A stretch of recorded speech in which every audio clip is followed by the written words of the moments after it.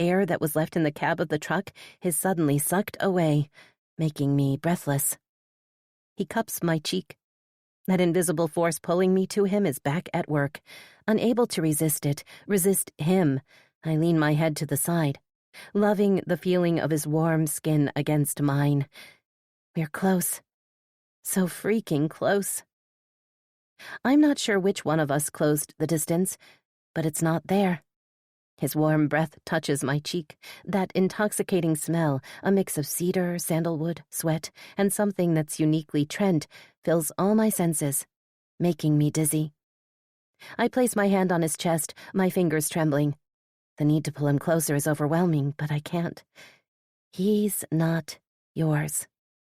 I close my eyes. My throat bobs as I take a deep breath, but even that doesn't help. I can't do this, I stutter, barely pushing the words out. Why? He can't be serious. Why? With every ounce of power I possess, I push him away. Why? I repeat. This time, my voice is firmer. You're hers. His irises widened, as if I had just slapped him. Shit, Ashley. Trent pulls back and runs his hands through his hair in frustration. Just then, his phone starts to vibrate. We both turn to look at it. At the picture of the smiling girl we were just talking about showing up on the screen. Damn it. I can't keep doing this, Trent. It's not right toward her or toward me. My voice wobbles there at the end. Tears fill my eyelids, burning, but I blink them away. I'm not going to cry. Not now. Not in front of him. Grace, he tries again, but I'm already pulling away. Blindly, I reach for the door handle. Why doesn't this damn door want to open? I can't be your friend. I shake my head, my fingers finally wrapping around the handle and pushing open the door. I can't keep watching you with her. It's killing me. I'm sorry. I never meant to. I'm sorry, too. Sinking my teeth into my lower lip to prevent myself from crying, I rush out of the car. I'm moving so fast I almost trip and fall face first, but somehow manage to find my balance in the last second. With my head bowed down, I hurry up the steps and inside, not slowing even when there's a door between us. Not enough. I take 2 steps at a time, passing an odd person here or there on my way to the room. Not enough. Thump, thump. Not enough. Thump, thump. Not enough. Thump, thump. My fingers are shaky as I push open the door of our suite. It swings open and bangs against the wall on the other side. Jade looks up from her laptop, her irises wide. What the? She sits upright. Grace? There's a frown between her brows as her eyes land on me. I'm still standing in the doorway, my breathing ragged. It's like, now that I'm finally here, I don't know what to do, where to go. Jade puts the laptop on the coffee table and comes toward me. Hey, what's going on? She brushes my wild locks out of my face. Why are you crying? Am I? Absent-mindedly, I raise my hand and brush the back of it over my cheek. And sure enough, my hand comes up wet. A bitter and maybe slightly lunatic chuckle escapes me. So much for not crying. What happened? Did somebody hurt you? I shake my head no. He didn't hurt me, not in the way she thinks anyway. He kissed me. Whispering the words out loud shatters something inside me. My knees buckle, giving out on me, and it's only thanks to Jade I don't crash down. Who? Shit. She wraps her arms around me and gently helps me to the floor. I pull my legs close to my chest as a sob rips out of my lungs. Grace, Jade says gently, brushing my hair away. Talk to me. May. I bite my lip, stopping myself on time. Trent. He tried to kiss me. My heart squeezes at the memory. I raise my hand and cover my mouth before another sob can come out. But it's useless. I can still feel his warm breath touching my lips, the way his mouth brushed against mine ever so slightly, like the feel of butterfly wings. Oh, Grace. Jade wraps her arms around me in a tight hug. I burrow my head into my best friend's neck and let my walls down. Tears fall down my cheeks, and I'm pretty sure I'm leaving a snotty mess on her shirt, but she doesn't say a word. She just holds me. You can tell me I told you so, I stutter, wiping my nose with the back of my hand. Jade leans her chin on top of my head. I never wanted to do that. I want you to be happy. I can't keep on doing this, Jade. It's killing me. He's killing me. 2 years ago, Mason broke my heart, but now Trent's stomping all over the pieces that were left in Mason's wake, and I shake my head, feeling more tears pooling. I can't be his friend. I can't keep on watching him with her. I just can't. Then don't. But don't. Jade pushes me back just enough so she can see my face. Her fingers dig into my shoulders, and she gives me a little shake. You promised to help him until midterms. You did your part of the bargain. Tomorrow you have your last midterm. Pack your bags and go home early. Home. But what about you? I'll go with Yasmin and Nixon. Jade shrugs like it's not a big deal. Go home early, Grace. Put as much distance as you can between the two of you. I don't want to see you hurt. Grace. A tear rolls down my cheek. I think it might be too late for that. Chapter 26. Trent. Oh, you finally decided to show up. Mateo turns in his chair at the sound of the door opening, an annoyed scowl between his brows. I'm not in the mood, Mateo, I mutter, rubbing my hand over my face. My head feels like a ticking time bomb ready to explode. My best friend either doesn't see it or he simply doesn't care. Knowing him, it's the latter.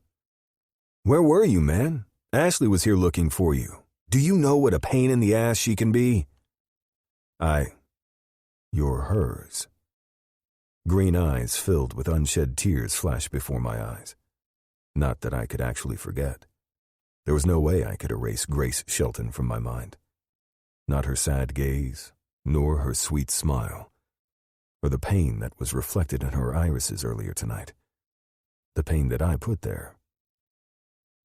I can't keep doing this, Trent.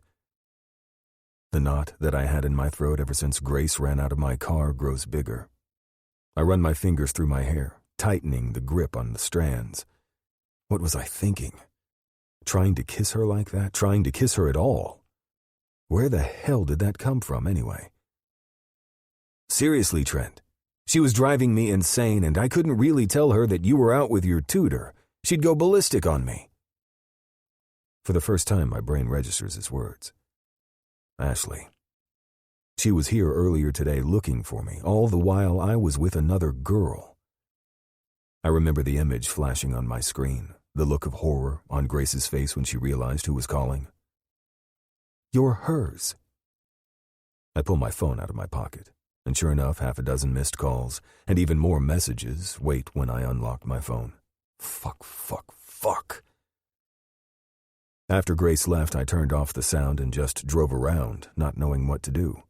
I didn't want to go back to my dorm, and what I wanted to do, go to Grace and find a way to fix this mess that we've created, I couldn't do.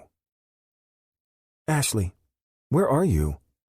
Ashley, dumb question, probably studying. Ashley, I tried stopping by your dorm, but you weren't there.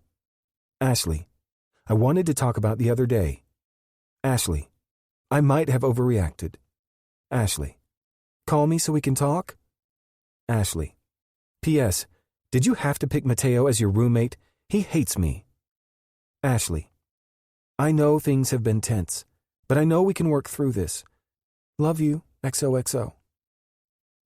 Her last words are like a slap in my face, as if I didn't feel guilty enough as it is already. She wanted to talk and work through our shit, and what was I doing at the same time? Trying to kiss my tutor. Fucking hell!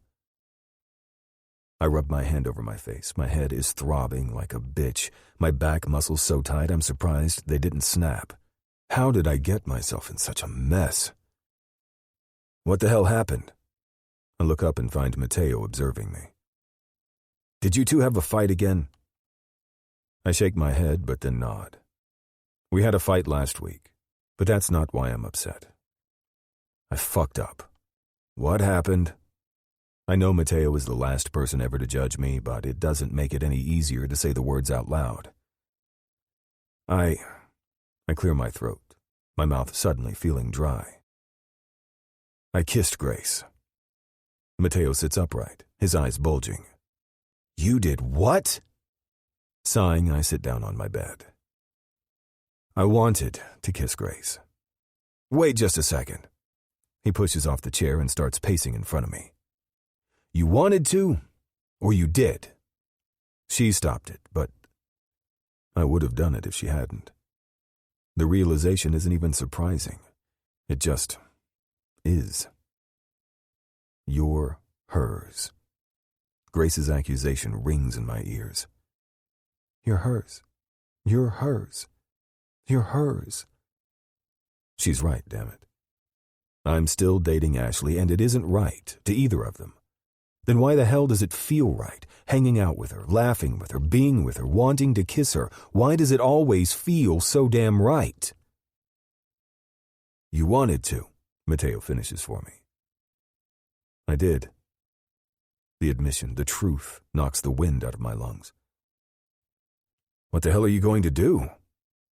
I run my fingers through my hair. I have no idea. Well, you better figure it out, and fast. As if I didn't know that. I throw myself on the bed, the bright lights blinding me temporarily. A sharp pain spreads behind my temples, nausea rising from the pit of my stomach, but I push it back. Lifting the phone, I bring it to eye level. Ashley's messages are still there, taunting me. But instead of answering her, I swipe them away and open a new one, typing in the message. 7 letters. But I worry it might not be nearly enough. I'm sorry. You didn't get back to me last night, Ashley pouts, her hand wrapping tightly around my arm. She found me at the gym a while ago. Since I couldn't sleep, I decided to get up and blow off some steam as soon as it opened. I hoped it would help me clear my head, but the only thing I achieved was to tire myself out, and now I have to go back to studying before my exam tomorrow. Fucking great. Sorry, I was studying. It wasn't a complete lie. I tried, but after a good 20 minutes of just staring at the screen, I gave up. I couldn't get Grace out of my head. Then I'd remembered Ashley, and I entered this never-ending circle of guilt and regret I couldn't seem to get out of. I didn't know what to do about any of this. I like Grace, I really do. I like who I am when we're together, but Ashley and me, we go way back. And she's been with me through all the shit that went down, and I loved her. Don't I? I loved her. Loved. Not love. Ashley tugs me to a stop and turns me toward her. I wanted to talk about the other day. When things went down, I was... She stops for a moment, as if weighing her words carefully. I might have overreacted. Ash. She presses her fingers against my mouth. No, listen to me. I know how important this is to you. And I should have been more understanding. It's just this semester anyway, right? Until midterms, I say on autopilot. What? Until midterms. Grace can't do it afterward. By the smile that forms on Ashley's face, you'd think I just told her she won $1 million. See? Now things will go back to normal and everything is going to be just like it's supposed to. She presses a kiss against my mouth. Are we still driving to the city on Wednesday? City? The change of subject gives me whiplash. Fuck, Thanksgiving. I rub the back of my neck.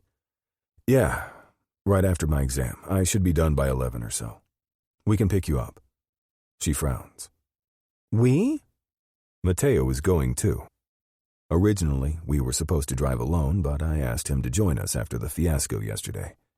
I couldn't imagine going alone with Ashley. Not when I still didn't know what the hell I should do about all of this. The problem was somebody was bound to get hurt, no matter what or who I chose. I close my eyes as the pain spreads through my skull. Lifting my hand, I rub the side of my head, but it's useless. Grace's tear-stained face flashes before my eyes, not that it's ever far from my mind. Somebody already got hurt. Ow. Blinking my eyes open, I see disappointment flash across Ashley's face, so I look away. A few people are passing by, but the campus is relatively quiet. No sense in him driving all on his own when we're going in the same direction, I shrug. God, can I be more of a dick? Besides, it'll just be a few days. Yeah, sure. Ash tries to force out a smile, but it's strained. You're messing it all up. Don't I fucking know it. Want to grab breakfast? There's a hopeful look on her face, and once again I'm going to crash it down. Actually, I think I'll just grab something to go before heading to the library. And the award for the biggest asshole to his girlfriend goes to... yeah, that would be me. Fine. Ashley sighs and lifts on the tip of her toes. Anticipating the move, I turn my head slightly to the side so her lips brush against the corner of my mouth. She jabs her finger into my chest.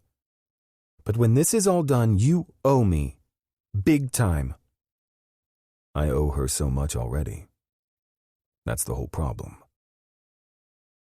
Later that day, after I somehow managed to concentrate enough to get a couple of hours of studying behind me, I'm back at the coffee shop for more fuel. 2 girls and a guy are standing in front of me, but the whole place isn't as busy as it usually is. I guess some people may have already left for home for Thanksgiving if they were lucky enough to finish with their midterms early. I pull out my phone, but apart from some stupid meme one of my teammates sent to the group message, there's nothing else. No response from Grace, not that I'm surprised. I can't be your friend. Her words seemed decisive, final. A shiver of unease runs down my spine. This can't be how it ends. I need to see her. I need to make sure she's okay. I need to apologize for yesterday. I need to make her understand that... What do I need to make her understand? That this isn't me, that I usually don't have a tendency to sneak around with other girls behind my girlfriend's back, kiss them when she's not looking? As if she'd listen to my bullshit. Only it's not bullshit. Grace, she's different. It's probably the stupidest idea I've ever had, but I have to do it. When it's my turn, I end up getting 2 coffees, and before I know it, I'm on my way to Grace's dorm. I just want to make sure she's okay. That's it. I'm just nearing the steps when the door swings open and a dark-haired girl comes out. She's talking on the phone, but when she lifts her gaze, her blue eyes narrow at me. She stops in her tracks and glares at me. What the hell are you doing here? What? Shit. Grace's friend. What's her name again? Julie? Jude? No, that's not it. Jade. I'll call you later, Jade mutters into the phone before hanging up and marching toward me. She grabs my hand and pulls me back down the stairs, only turning to face me once we're safely on the ground. I asked, what the hell do you think you're doing here? Don't you think you've done enough damage as it is? She lets go of my hand unceremoniously, glaring at me with that furious, icy gaze. I have to talk to her, please. I tried texting her, but she didn't get back to me. I'm worried. Isn't that answer enough? Jade interrupts. She doesn't want to talk to you. Hell, she doesn't want to do anything with you, so fuck off. She accentuates the last 3 words with a decisive jab to my chest. I take a step back. I need to apologize to her. You can apologize by leaving her in peace. She crosses her arms over her chest. Besides, she's not here. Not here. My heart starts to speed up and my lungs squeeze, making it hard to breathe. She left? How? Why? Where did she go? I wheeze out, panic coursing through my body at the idea that Grace might be gone. Jade rolls her eyes. She went home, not that it's any of your damn business. Home. I pinch the bridge of my nose, forcing myself to take a shaky breath in. She just went home. She'll be back. This isn't the end. I mean it. Jade jabs me in the chest, snapping me out of my thoughts. Grace has suffered enough. Let her go. I don't need Jade to tell me that. I know it. I've seen it on her face, witnessed the sadness in her eyes too many times to count. What's your story? What happened to you, Grace? We're just friends. And friends kiss other friends? She lifts her eyebrow in challenge. Especially if that friend has a girlfriend? She shakes her head. Let her go before you destroy what little's left of her heart. With another shake of her head, Jade walks around me, leaving me standing out there on the sidewalk, her words still ringing in my head. Chapter 27. Grace. I pull into the driveway of the place I've called home since I was 12 years old. Killing the engine, I lean back in my seat, feeling for the first time in days like I can breathe. I'm home. The peace settles over me, and I can feel the corner of my mouth lift in a small smile. I still remember the first time I arrived. The 2-story house seemed huge to a girl who grew up in a pantry-turned-makeshift bedroom in a tiny apartment in Queens. A mansion, but now it's just home. In recent years, JD and Sienna added more rooms to accommodate their growing family. Sienna has also done some redecorating to make the place look homier, instead of the dark bachelor pad it used to be. But through it all, the heart of the house has stayed the same. It's the same house where I learned what family means, what love is, the place where I got my first period. It's the house from which I went on my first date and daydreamed about forever. The home in which I danced and laughed and cried. The front door opens just as I get out of the car. "Grace?" I look up to find Sienna standing on the front porch, the surprise evident on her face. "See." Shutting the door, I run toward her, throw my arms around her neck, and pull her in a tight hug. For a moment, she seems stunned, but she collects herself quickly, returning my embrace.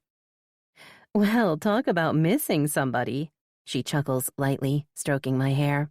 "Already sick of living alone?" I inhale deeply, letting her familiar scent fill my nostrils. God, I missed her so much. No, but it's good to be home. Sienna pulls back, her hands resting on my shoulders as she takes me in. "What did you do to your hair?" I take a strand and twist it between my fingers. "Had Jade cut it? You like?" Sienna observes me for a moment longer. "It suits you." "Thank you." When I was growing up, Sienna was my role model. She wasn't just beautiful, but also caring, successful, funny, and hardworking. She was everything I wanted to be, and then some. And having her approval, even if it's for a silly thing like a new haircut or shirt, meant the world to me. It still does. "Did I get something wrong? I thought you were coming down tomorrow." I shrug, trying to act nonchalant. I was supposed to wait for Yasmin, Nixon, and Jade, but changed my mind at the last minute. That's an abbreviated version, not the complete truth, but also not quite a lie. It's not like I can exactly tell her everything that's been going on in the last few weeks. Sienna raises her brow but doesn't comment further. I wonder if she can see right through me. Knowing her, most likely. Still, she doesn't press. She never does. "Well, I'm glad to see you home." Sienna gives me another tight squeeze. "Come on, I'm sure the guys—" "Hey, did I hear a cut?" JD stops in his tracks when he sees me. "Grace, weren't you supposed to come tomorrow?" I guess that's the question of the day. I give Sienna a knowing look before shifting my attention to my brother. "Next time, I'll make sure to come exactly on the day I said I would," I tease. "I don't want to mess with your schedule." "I'll give you—" JD crosses a distance between us, and before I know it, his arms are around me, and he's lifting me in the air. "JD," I protest, and wrap my arms around his broad shoulders, holding on for dear life, my legs dangling in the air. "Put me down." "Nonsense. "You're going to hurt yourself." Who do you think you're talking to, an old man?" I run my fingers through his short hair. I do see some grays here. "Smart-ass." JD puts me back down. "You can come whenever the hell you want. This place will always be your home." My throat tightens from the onslaught of emotions. Before JD, I'd never had a home, not in the real sense of the word. When I was younger, I used to worry I was only an obligation for my half-brother. At one point, I even ran away. But he and Sienna found me and brought me back home. I clear my throat, trying to compose myself before I burst into tears. "You didn't turn my room into storage yet?" "Ha ha ha, funny." JD throws his hand over my shoulder. "It's good to have you home, kiddo." "It's good to be back." I lean into his side, letting him ruffle my hair. As if I'm 12 all over again. If only things were that simple. Shaking my head, I look around the foyer. Where are the boys? In the playroom, watching cartoons. Sienna rolls her eyes and bellows, "Boys! And Grace is here." "AC, come." Ren tugs at my hand. I look down at him, his hopeful green eyes staring right at me. "Play." At only 2 years old, he's the real daredevil of the bunch. I ruffle his locks playfully. With those bright eyes and dark hair, he'll be a real heartbreaker one day. Probably a ladies' man, too, if he's anything like my brother. "In a minute, bud. I have to clean the table first." He blinks, those long lashes making his eyes stand out even more. "Please." See what I mean? A troublemaker, that one. Go with Nikki and Violet. I'll be there soon. Ren pouts unhappily. Crossing his arms over his chest, he stomps his feet. He looks exactly like Sienna when she's pissed off at somebody. Well, not somebody, JD in particular. Come, Ren. Violet wraps her fingers around Ren's. Instantly, he turns around to her and lets Violet pull him away toward the playroom. Chuckling, I get up and start clearing off the table. The guys left a little while ago to the living room to watch the football game. JD and William might both be retired, but they are far from done with the sport. Annabelle, William's wife, joins me in the dining room and starts piling plates. Stubborn woman. You should let me do that. I met Annabelle around the same time I first met Sienna.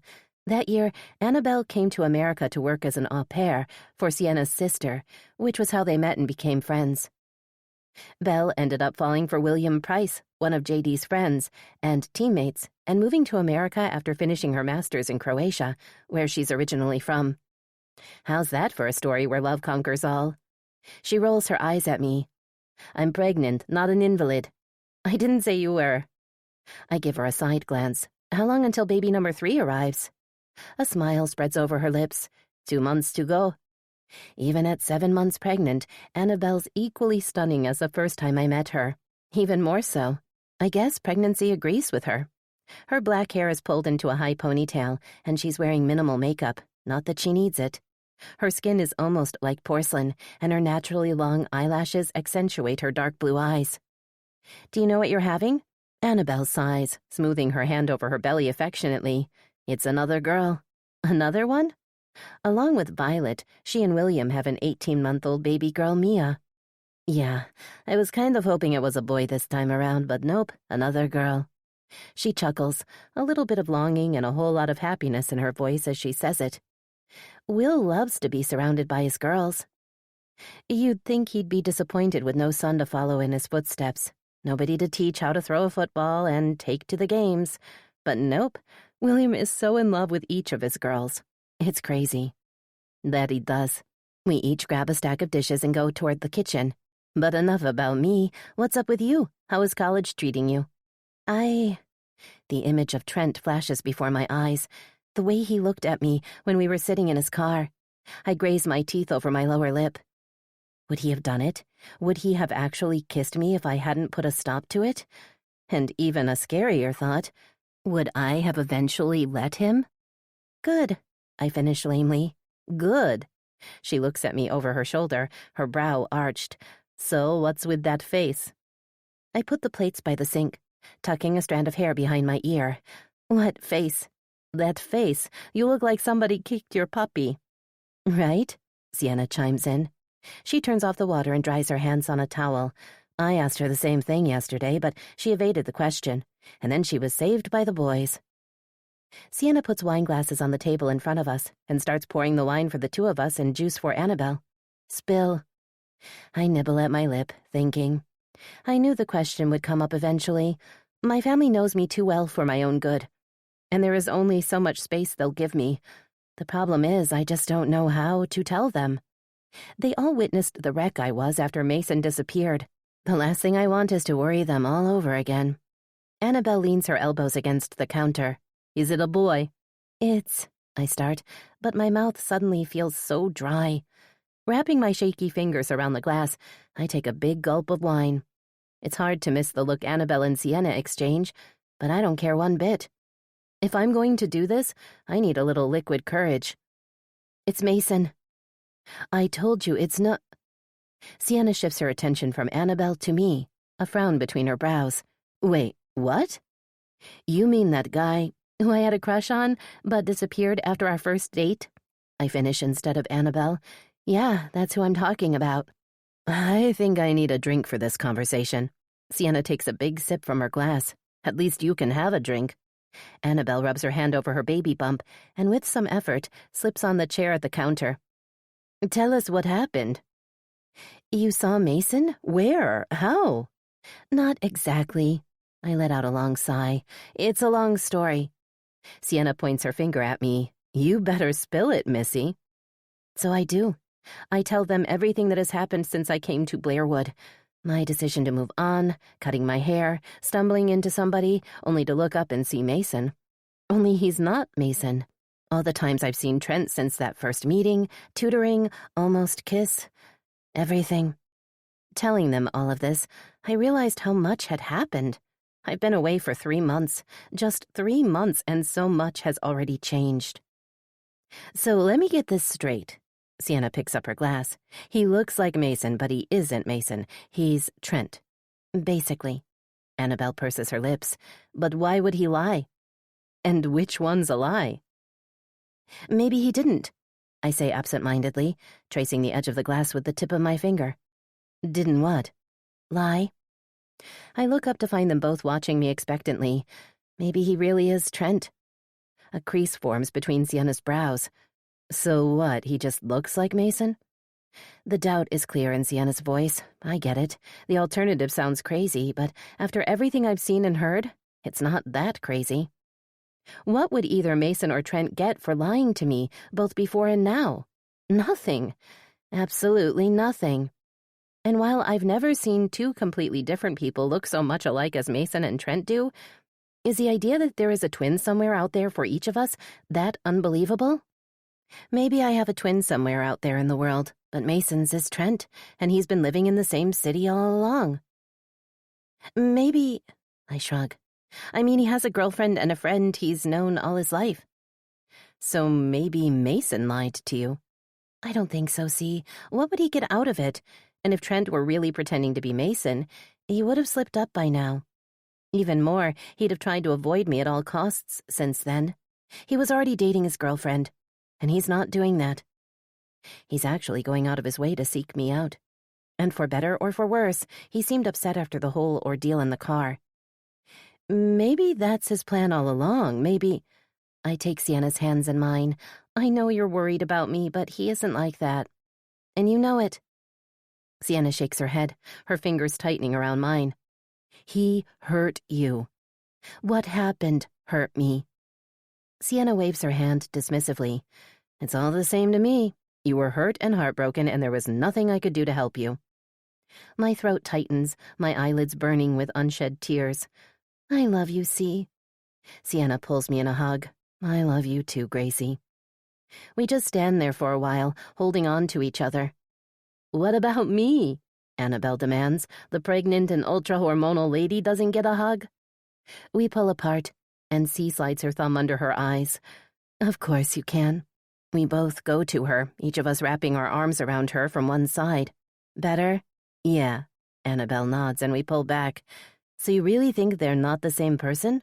I shake my head no. I'm not going to lie. Seeing Trent, it brings back memories. But when that initial shock is gone, I can see the differences between them. What are you going to do about it? Sienna asks. You said it yourself. He has a girlfriend. The guilt over what has happened slams into me. The bile rises in my throat, leaving a bitter taste in my mouth. I never thought I'd be one of those girls, no matter how unintentionally, but here we are. What I should have done from the very start, stay clear of Trent Remington. My words echo in the room, making it all seem somehow final. It is final. I can't keep doing this to myself. It's not fair. I might have loved Mason when I was 16, but he's gone, and I can't keep hoping he'll reappear. I can't keep hoping Trent will remember something that has never happened. It's time to move on. It has been for a while now. Who's Trent Remington? My heart stops at the sound of my brother's voice.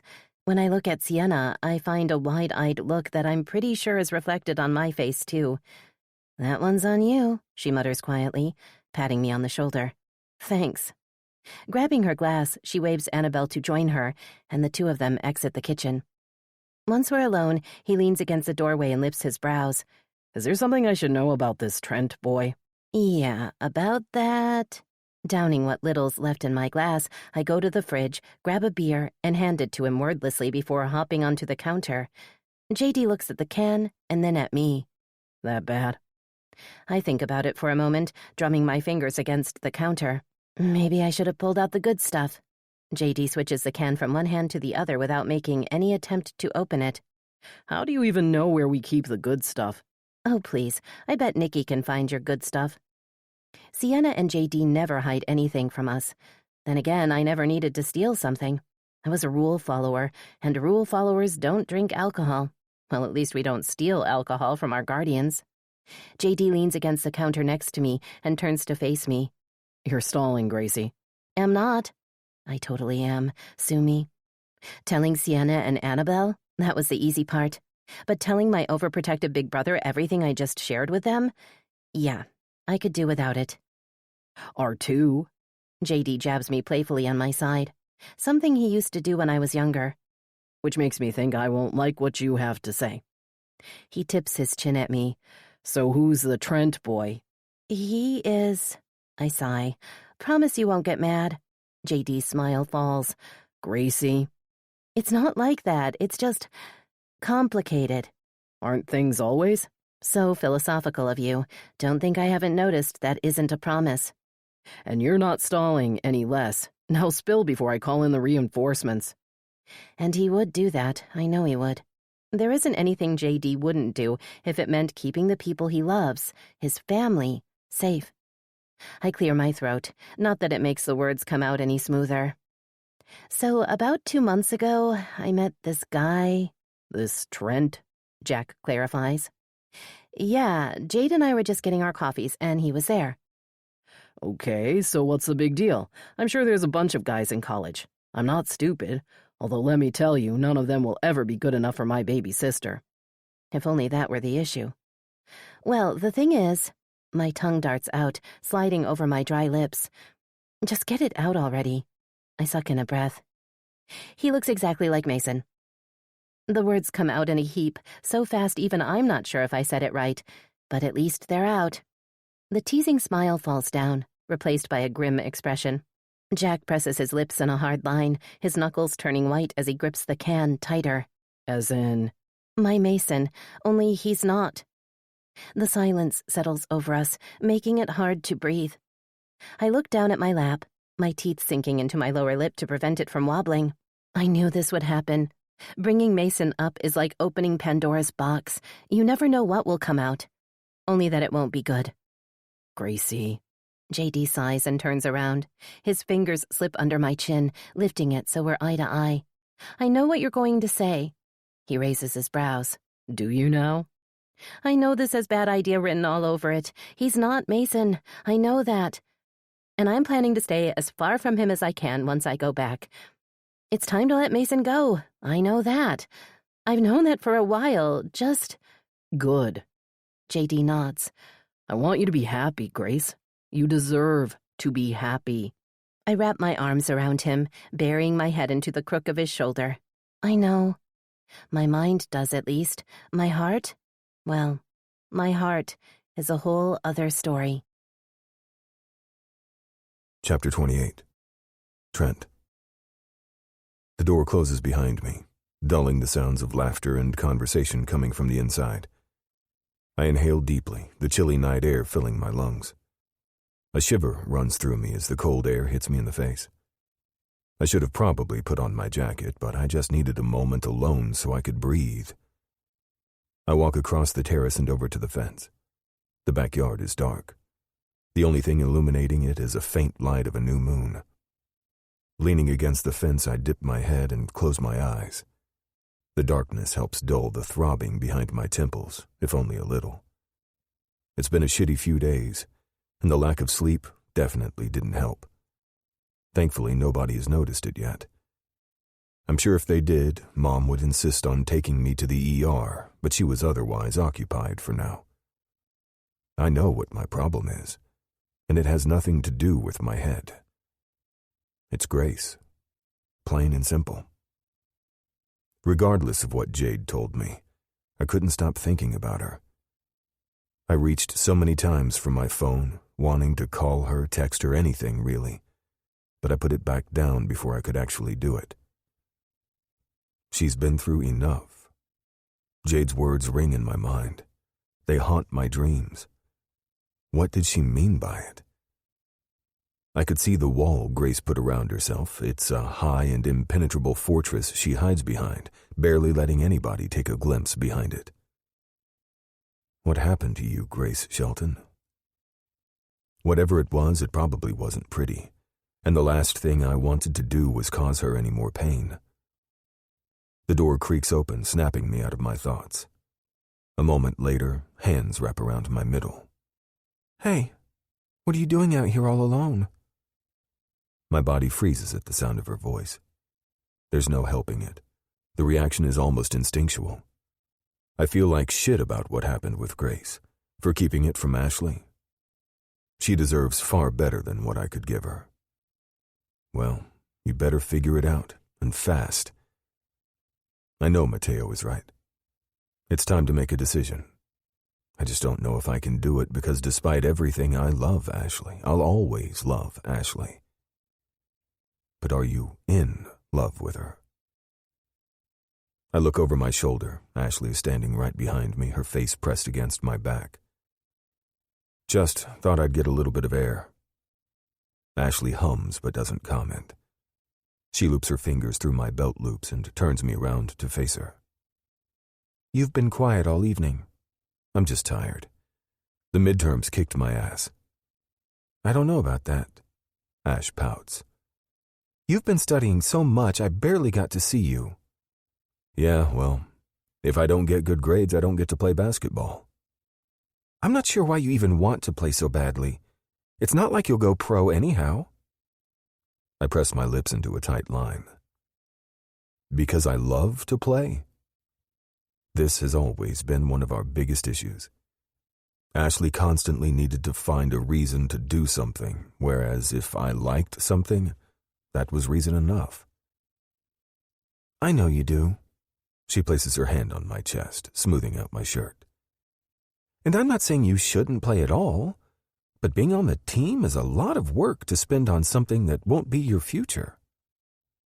I place my hand over hers. "Well, I'm not afraid of a lot of work, Ash." "I'm not saying you are, I'm just—" I walk around her, running my fingers through my hair. "Just what?" I ask, my voice rising as my frustration with her grows. "Just what, Ashley?" When I turn around to face her, her eyes are wide, lips parted as she just stares at me. Fuck. "Ash," I sigh, rubbing my hand over my face. The door squeaks open again. Neither of us moves for a moment. It's like we're stuck in time. "Is everything okay?" Mom asks. The corners of Ashley's lips raise as she turns to face my mother, smoothing her hands over her skirt. "Perfect." Nothing is fucking perfect. But then again, what's another lie? "Do you really have to leave already?" I look up to find my mom standing in the doorway of my room, her arms wrapped around her middle. "I'm afraid so. Coach wants us back early so we can practice for our upcoming game." Mom presses her lips together but thankfully says nothing. I was expecting more of a resistance, but so far she hasn't said a word about me playing ball. Zipping my duffel bag, I throw it over my shoulder and go to her. "Nothing's going to happen to me. Doesn't mean I won't worry." I wrap my arms around her shoulders and together we walk down the hallway. "Maybe you guys should come to a game, so you can see for yourself that it's not as dangerous as you make it out to be." "Maybe," she says slowly. It's not an agreement, but it's also not a flat-out no, an answer I'm sure she'd have given only 6 months ago, so I count it as a start. "Think about it. I could get you guys tickets." "Fine." She gives me a warning look that clearly says she's had enough.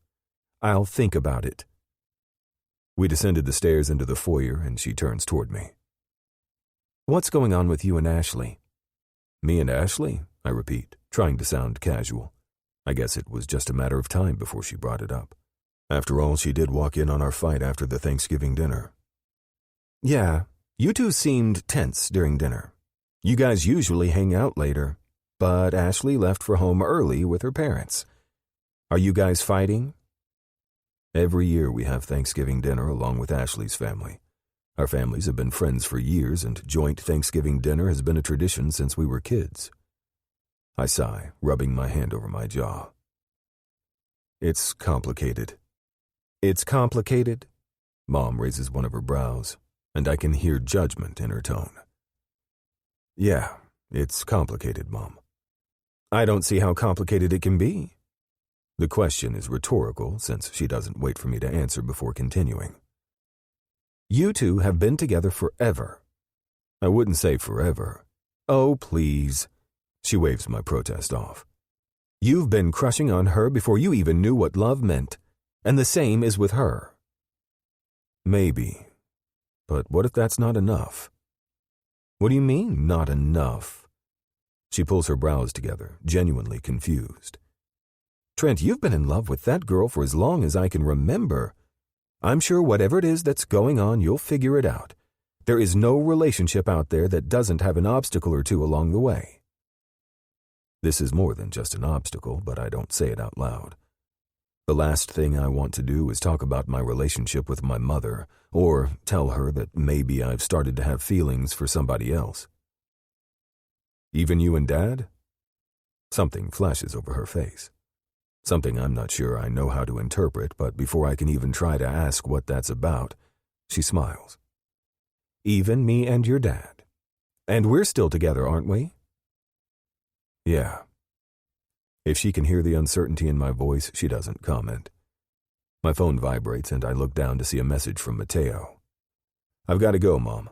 Mateo and Ashley are waiting for me. Okay. I lean down and she brushes her lips against my cheek. Drive safe, okay? And don't worry, whatever it is with Ashley, I'm sure you two will figure it out. Well, that makes one of us.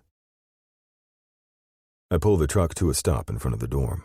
Mateo sighs loudly, the leather creaking as he shifts his weight. I guess I'll see you later. Our gazes meet in the rearview mirror and I give him a short nod. Mateo shakes his head but doesn't comment further as he opens the door and gets out.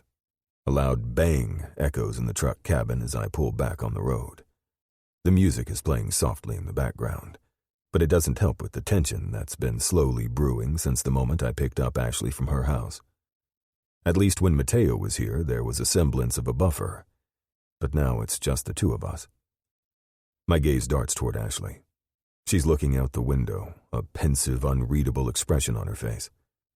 She has barely said a word this whole time.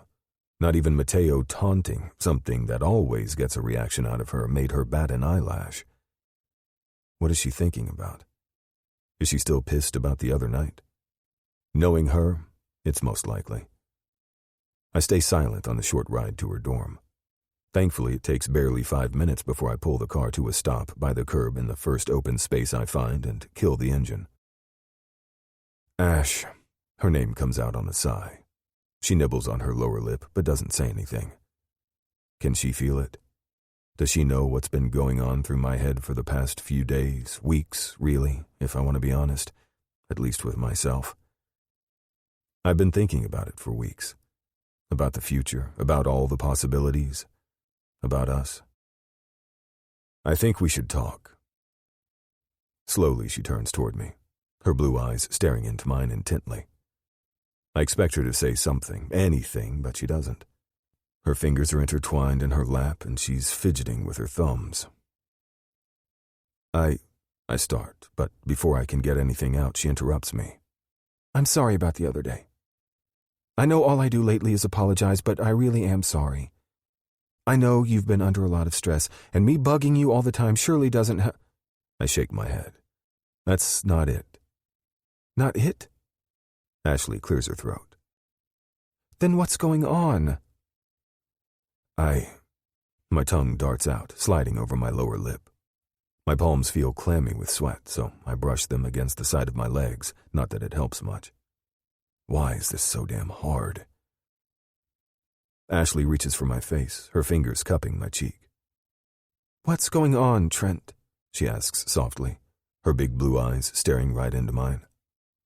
I close my eyes, a completely cowardly thing to do, but if I don't, I'll never say the words out loud. Not if she keeps looking at me like she does. With love and patience, like we can figure this shit out if we try hard enough. If only it were that easy. I think we should break up.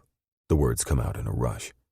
A part of me feels terrible for blurting it out like that. The other part, a much bigger part, is relieved. There. I finally said it. The words that have been going through my subconscious for weeks are now out in the open, and there is no going back. There's a beat of silence, a complete stillness. Then, all of a sudden, Ashley pulls back as if I burned her. Her mouth parts in surprise. What? She crosses her hands over her middle, her eyes wide. I think we should break up. This time when I say it, my voice is steadier, more determined. This is the right call, I know it. Deep down, I've known it for a while. Ash just stares at me for a moment. You're serious? Yeah. You're actually serious? She shakes her head, dumbfounded. Why? I sigh. Is this about her? She asks before I can even finish.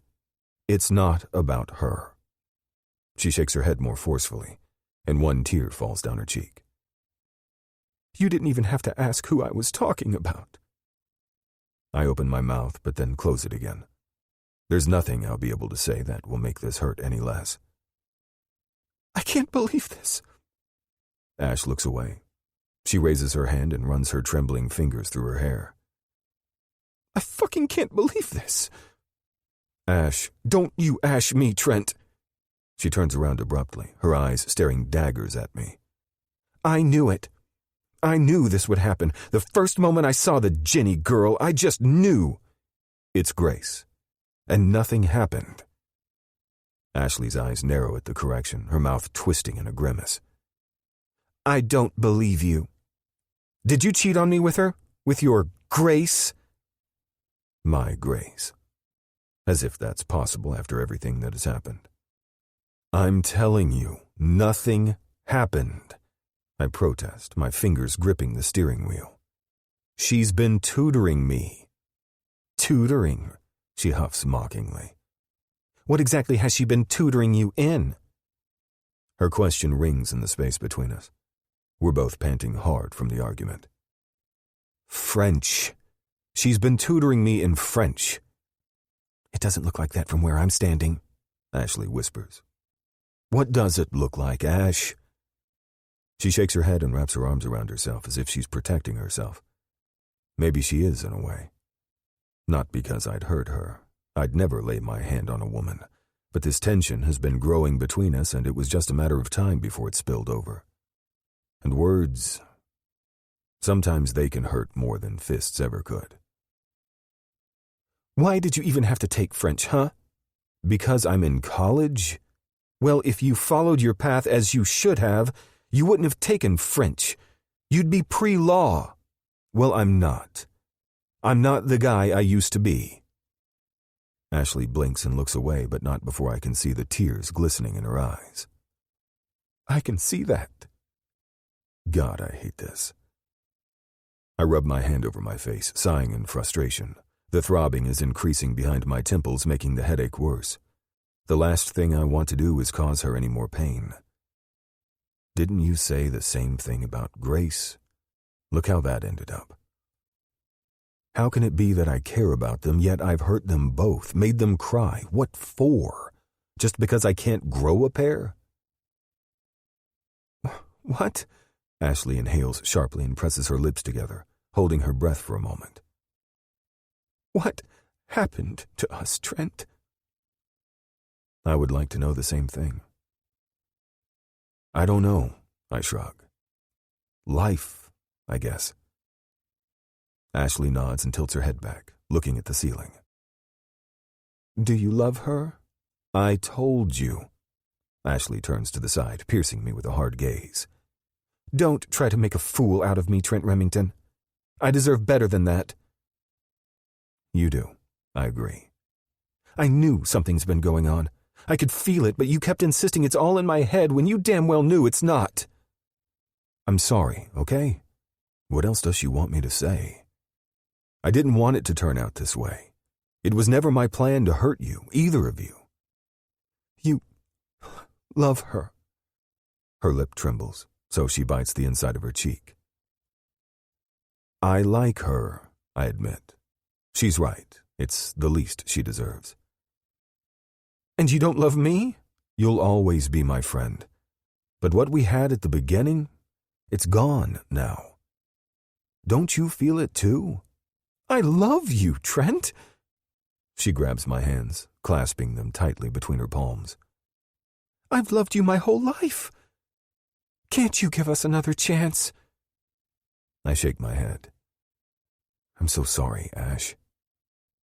Ashley shoves my hands away. Her throat bobs as she swallows. Well, screw you and your I'm sorries, Trent. She pushes the door open and gets out, going for the trunk and pulling her suitcase before I can even get out. Then she marches into the dorm without another glance at me. I watch her until she's safely inside because no matter what she might think, I still care about her. I might not love her, not the way she wants me to, but I care. She's been more than just my girlfriend. She's been my friend. This is for the best. I run my hand over my face, pushing my hair out of the way. She'll see it too. Eventually. I lean my head back. What now? Chapter 29. Grace. You're back, Jade yells and throws herself at me while I'm still standing in the doorway of our room. Yeah? I chuckle and pat her on the back. What's with the unusually warm welcome? My question earns me a slap on the arm. Bitch, I always give you a warm welcome. Let me rephrase. What's with all the theatrics? Jade rolls her eyes and plops back down on the couch. It's so boring here when there's nobody around. This has me laughing out loud. Yasmin and Nixon are here, I point out. I pull my suitcase inside and close the door before joining her. Jade gives me a dull look. Yeah, right. I've had enough of them 10 minutes into our drive to the city. They're so sweet I'm surprised I didn't get a cavity yet. I told you, you should have come to my place and let them return on their own. Well, I figured you'd want to spend some alone time with your family. I missed them, that's true, and it was good being back home. I remember my conversation with Sienna and JD, for the most part anyway. I could have used a saving. Before she can question it, I smile, changing the subject. What about you? Did you have fun? It was... Jade's gaze grows distant as she trails off. Different. The last word is barely a whisper. I place my hand over hers and give her a supporting squeeze. This is the first big holiday since her mom died last spring of cancer, and I can't imagine how hard it must have been for both her and Nixon. Jade blinks and turns to me. Not bad or anything, Jade hurries to explain. Yasmin's mom is amazing. She prepared all these traditional Mexican dishes, and we stuffed ourselves with food. Even Coach drove down to the city for Thanksgiving dinner. My brows raise. How did that go? Yasmin reconnected with her dad, who's also the football coach here at Blairwood, only last year. But they've come far since then, if Coach is joining them for family dinner. Okay, I guess. Jade sighs. Nixon tries to avoid spending too much time with him outside of the field while still being there for Yasmin when she needs him. Understandable, all things considered. Yasmin really lucked out when it comes to Nixon. The guy's smitten with her and would do anything just to make her happy. Can't be easy dating Coach's daughter. No, I guess not. They actually get along well, but I think he doesn't want his teammates to think he has special treatment or anything like that. Especially not with him wanting to enter the draft after senior year. Jade's phone beeps and she takes it from the coffee table, checking the message. Are you hungry? I could eat. Great. Jade types out a quick reply and jumps to her feet, shoving her phone into her back pocket. Ray is done with her ice time and wants to meet at Moore's. My shoulders tense at the mention of the bar. I don't know about that, Jade. Why? What's wrong with Moore's? It's just... I swallow the lump in my throat. He goes there. I don't have to explain to which he I'm referring to. Jade frowns instantly. So does like 80% of the people here. I know, it's silly. It's not like I can avoid him forever, but... I shrug helplessly. I'm not sure I can face him. Not yet, anyway. Jade just watches me for a moment before she sighs. Fine. We'll stay here then. No. I shake my head. Just because I choose to stay locked and hidden doesn't mean she has to do the same. You go. Meet with Ray like you had planned. I'll stay here. I don't want to leave you alone. You're not leaving me alone.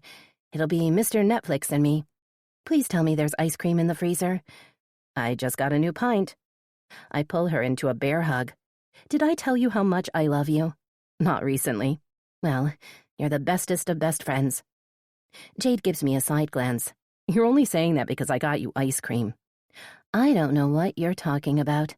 I laugh and feel my chest relax a little. I had fun while I was home.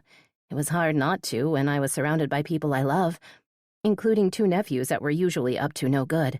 But with every mile closer to Blairwood, the grip around my chest was back, strong and unyielding. I'm not sure what'll happen next, and the unknown is killing me. But I'll put it off for as long as possible, because I'm uncertain I'll be able to resist Trent when I see him. Jade gets up, and I give her a playful slap on the ass. Go, have fun. Maybe call that boy toy of yours. Jade groans as she goes into her room, pulling her shirt over her head. Don't even remind me. What happened? I shift on the couch, so I'm looking at her and pulling my legs up. Jade goes straight to her closet and grabs the first shirt she sees to put on. Can you believe he got offended because I didn't want to go home with him for Thanksgiving? Like, dude, we fucked a few times. I'm not meeting your parents. Well, when you put it like that. Sliding the shirt in place, another black one, this one with a deeper V and straps covering her chest, she loosens the hair tie. A mass of dark curls falls down her back. Jade runs her hand through it, her eyes fixed on her reflection in the mirror as she pulls out a tube of dark pink lipstick. Honestly, it's better that I found out about it early on. I thought he was okay with the casual thing, and he didn't seem so needy at first. Anyhow, Jade turns around. You sure I can't pressure you to come? Another day, I promise. Far, far in the future. I'll hold you to it. She grabs her jacket and a small bag from the chair. Don't get too wild while we're out. Do I ever? You have your moments. She winks at me. I'll see you later. Later. As soon as the door closes behind her, the resounding silence falls over the room. I grab the remote control peeking from under one of the pillows and turn on the TV, going straight for Netflix. Being in a quiet room feels weird after days of constant noise and chatter, and I can't be in silence because if I am, my brain will start working overtime, pondering about things it has no right to think about. I scroll through my options, and after some back and forth, finally settle on Gilmore Girls. I always say I'll pick up something new, but somehow end up on reruns of old favorites instead. As the intro starts to roll, I get up and go to the freezer. Just as I'm about to open it, there's a soft knock. Shaking my head, I go for the door. What did you forget? The words die on my lips as I come face to face with the last person I expected to find. So much for going out of my way to avoid the temptation, when the temptation has come knocking right on my door. Grace. Trent sways on his feet, his hands grabbing the doorway to keep himself steady. At least I'm not the only one surprised here. My fingers tighten around the doorknob. There is a lump in my throat, but I push the words out. What are you doing here? Trent looks over my shoulder and then back at me. Can we talk? He's dressed in a pair of dark jeans and a BWU hoodie, the sleeves pushed all the way to his elbows, showing off his muscular forearms. Seeing him up close like this is like a punch to my gut. How many more? How many more times can I be punched before I can't stand up? How much more hurt do I have to endure before life or destiny, or whoever the hell is responsible for all of this, realizes that I'm broken beyond repair? With no more pieces of myself left to give. They're gone. Like grains of sand slipping through fingers out into the wind. I don't think that's the best idea. I start to close the door, but he slips his foot between the door jamb. Grace, please. Long fingers curl around the hardwood as he tries to push them open. His face is pressed against the wood, just next to mine. I just need a few minutes, that's all. I close my eyes and shake my head, pushing harder. I need him to leave. Now. I already told you I can't keep... I broke up with her. My breath hitches as I stop in my tracks. The light dances in front of my eyes. My heart is beating as if I had just run a marathon. He what? Before I can realize what's happening, the door is shoved open. Losing balance, I stumble back. Trent swears loudly, his fingers wrapping around my forearm and pulling me closer. My chest bumps against his, kicking the air out of my lungs. His other hand goes to the small of my back, holding me steady. I broke up with Ashley. Trent pants. We're standing so close, our chests brushing together. I can feel the warmth of his skin, the fast rise and fall of his chest, and the rapid beat behind it. What? I try to push him away, but he isn't letting me. Instead, his grip on me tightens, holding me in place. Why? I shake my head. You shouldn't have done that. I didn't ask you. No, you didn't ask me, but I should have. I should have broken up with her weeks ago, months even. Because you were right. It wasn't fair, to you or to her, or to me. I broke up with her because I'm not in love with her anymore. I love her. A part of me will always love her, but I'm not in love with her anymore. My eyes fall shut, and I can feel tears gather behind my eyelids. This can't be happening. Trent pulls me upright, his hands wrapping around me. I press my forehead against his chest, letting out a shaky breath. This isn't real. But it is, Trent counters, making me realize I said the words out loud. His fingers brush against my cheek, pushing a strand of my hair out of my face. He tips my head back, those brown eyes looking at me intently as his finger slides under my eyes, wiping the tears away. He's holding me hostage with no way to escape. Soft tingles run under my skin at the gentle touch, making me quiver. I don't think I have been in love with her for a very long time. And you're in love with me? My question comes out harsher than intended, but I have to protect myself. I have to protect my heart. I don't know. His thumb swipes just under the curve of my lower lip. What I know is that I can't stop thinking about you. I can't stop wanting to be with you. What I know is that there isn't another person who makes me feel more complete than when I'm with you, Grace. You can tell me 1,000 times that this is wrong, but why does it feel so damn right? It had been from that very first moment we met. Trent. I place my hand on his pec. His chest is rising and falling rapidly, like he couldn't get enough air and had to blurt the words out while he still had a chance. He feels hot under my palm, warm, steady, alive. Please tell me I'm not alone in this, Grace.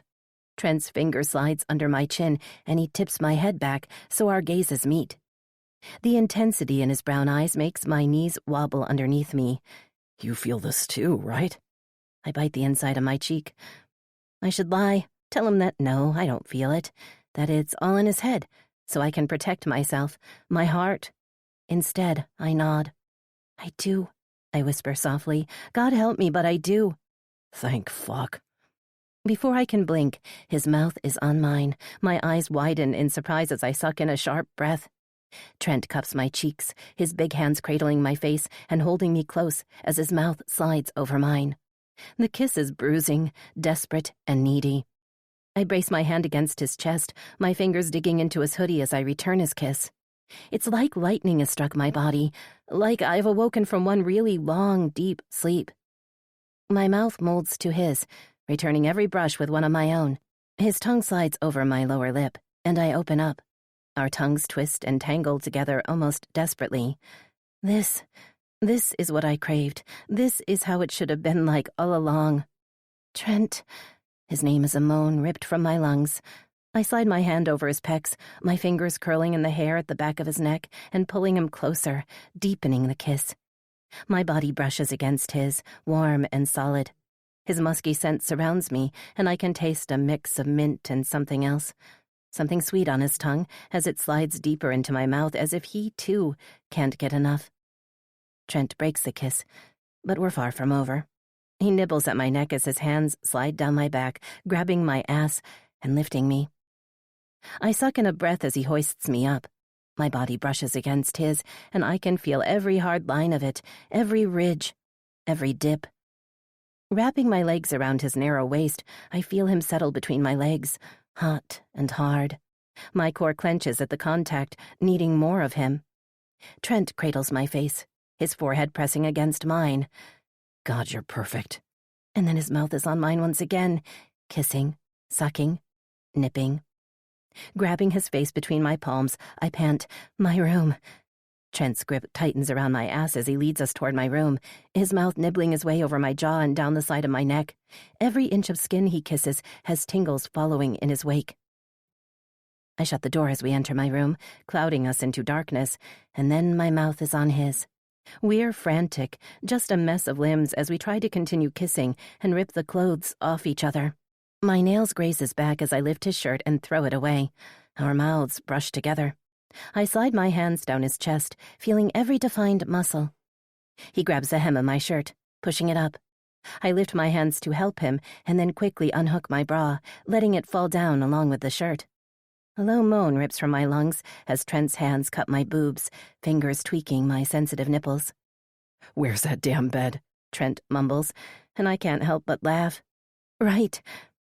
He walks me backward and curses when he hits his legs into the frame, both of us falling back. I brace my hand against the wall, my breathing rugged. "Are you okay?" I go for my nightstand and turn on the lamp. Soft light illuminates the room, blinding me temporarily. I blink a few times, and when my vision clears, I see Trent rubbing his nape. "Are you hurt?" Pushing his hand away, I try to feel the back of his head. No lump. Trent blinks a few times, those dark eyes focusing on me. They darken as he takes in my face, and then slowly works his way down my neck, my chest. He slides his hands up my sides and cups my boobs. "Perfect." His voice is low and rough, just like the tips of his fingers. They rub over my nipple, making the tips even harder.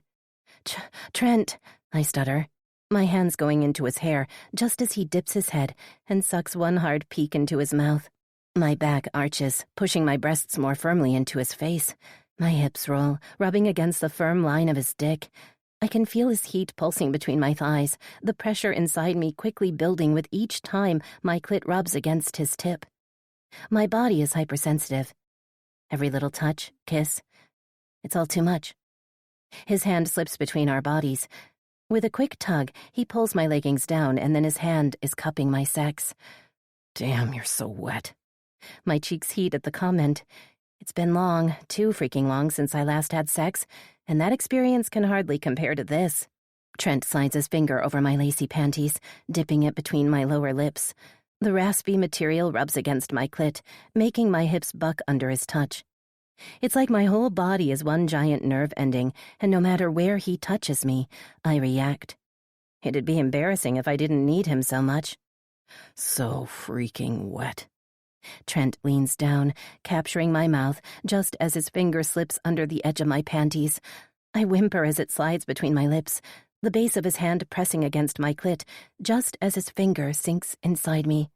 That's all it takes. My back arches off the mattress, pulling him deeper as I clench around his finger. I plunge my tongue into his mouth, kissing him harder as the wave of pleasure hits me like a tsunami. Trent. Holy shit. I watch Grace as she finally lets go. The arc of her back, the curve of her stomach. Those perky nipples are being pushed higher in the air as the release rocks through her. Her body slowly relaxes as she comes off the high. Those red curls spread over the white pillow as she blinks her eyes open. Those emerald irises finding my face. Red colors her cheeks. Sorry, I didn't. I press my mouth against hers, stopping any possible protest. Nothing to be sorry about. Not a damn thing. She nods, her hand touching my chest, and slides down to the edge of my sweats. She holds my gaze with her intense green eyes. I gulp down as she pushes my pants down, my cock springing free from its confines. Her fingers wrap around my throbbing dick and give it a few slow pumps. Fuck, I hiss, pressing my forehead against hers. Soft fingers sneak around my neck, curling around it and holding me in place. I need you inside me, she breathes, her lips brushing against mine. I can feel her warm breath teasing my skin before she connects our mouths together. We stare at one another as our kiss grows faster, needier. Her pupils are dilated, the usually bright green darker, muskier. God, she's gorgeous. Her pale skin is pink all over, her cheeks, her neck, her tits. Everywhere I touch, that pretty pink spreads. Condom. Fuck, we need a condom. Why didn't I think about this sooner? But before I can even try to remember if I have one on me, Grace pulls open the drawer of the nightstand and silently hands me an unopened box. Taking it from her hands, I rip the box open and grab one square package, tearing it open. Grace watches me as I carefully put the condom on before I settle between her legs. She spreads them wider, a silent invitation, those hungry eyes drinking me in. Her fingers wrap around my length, and she pulls me closer to her. The tip of my cock rubs against her opening, making us both groan. I slide my hands over the outside of her thighs. They're smooth under my touch and seem to go on for miles. You sure about this, Legs? Her teeth sink into her lower lip and she nods. She raises her legs, wrapping them around my waist and pulling me closer. I brace my hands next to her head and lean down. Grace pulls me into a slow kiss as I enter her in one long thrust. Shit. I close my eyes as my dick slowly slides between her tight walls that hold on to me like a vice grip. She's tight. So fucking tight it seems impossible. I pull back a little before sinking back inside, deeper this time. Grace lets out a breath as I repeat the motion. She lifts her hips, meeting me thrust for thrust. The steady rhythm is quickly turning frantic. Grace. Fuck. Her hands tighten around me, nails digging into my back. I'm so close. I slide my hand between our bodies, wrapping it around her tit and pinch her nipple. I need you to come for me, I grunt, changing my angle so that I brush against her clit with every thrust. Her pussy tightens around me, nails digging so deep I'm sure I'll have marks. Grace, I growl, burrowing my head in the crook of her neck. Her sweet scent surrounds me as I push inside harder and deeper again and again. Pressing my lips against her neck, I feel the rapid beat of her heart. It matches the way her pussy pulses around me, and I'm not sure I'll be able to take it much longer. I graze my teeth over the soft flesh. Her pussy grips around me firmly.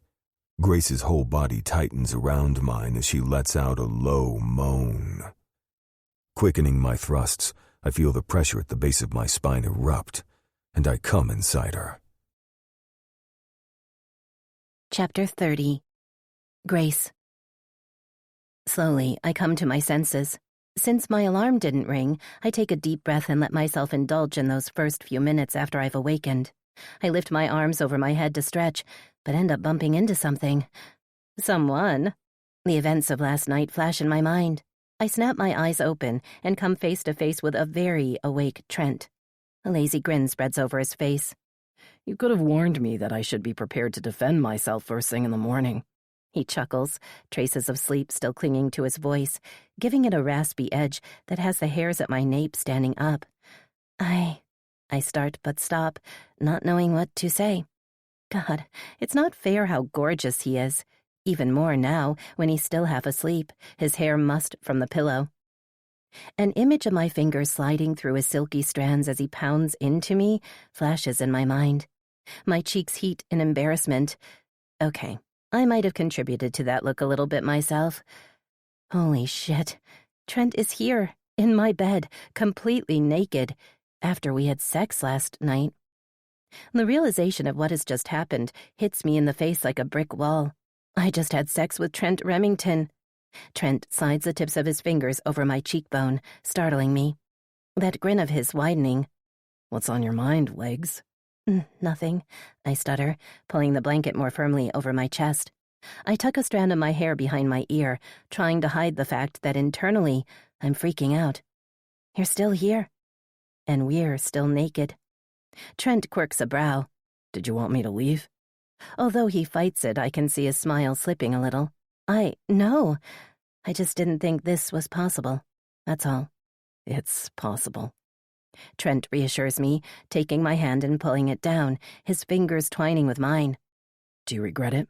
No. It might not have been the wisest decision I've ever made, but I can't bring myself to regret it. But I think a better question is, do you regret it? You're the one who just got out of a relationship. The words sound bitter to my own ears, but I need to know what this is. I need to know what's the best way to protect my heart in case all this comes crashing down. Is this something more, or am I just a rebound to him? Maybe after a few days he'll realize he made a mistake, and he'll get back with his girlfriend. She's his ex-girlfriend. I'm not going to change my mind if that's what you're worried about. I look away. I'm not. Fuck. Trent slips his finger under my chin and turns me to look at him. Listen to me, Grace. I'm not going to change my mind. It probably doesn't sound like much since we've done all of this upside down, but I'm serious. I like you. I really like you. I know I should have probably waited. Hell, I didn't even realize where I was going until I was here, at your doorstep. And even when I knocked, I hadn't expected you to open that door. But when you did, I should have talked to you, explained everything, maybe kissed you, and then walked away with a promise of taking you out on a date. But I just made an even bigger mess. I want to make this work, Legs. Legs. The nickname falls off his lips easily, like he's said it 100 times before. This is such a bad idea. I want this to work too. I'm just scared. Scared of what? Of you. Of all the feelings that come awake every time you're near. All the memories being with you will bring. What will happen when you find out about my past, about Mason? The list is endless. Being hurt again? Trent just looks at me for a moment. Will you ever tell me who hurt you?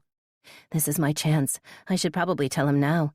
About Mason, about everything that has happened, about the similarities between the two of them. I open my mouth, but no words come out. Trent shakes his head and presses his mouth against my cheek. One day. One day, I agree. What time is it anyway? The last time I checked, it was 7:30. His arms tighten around me.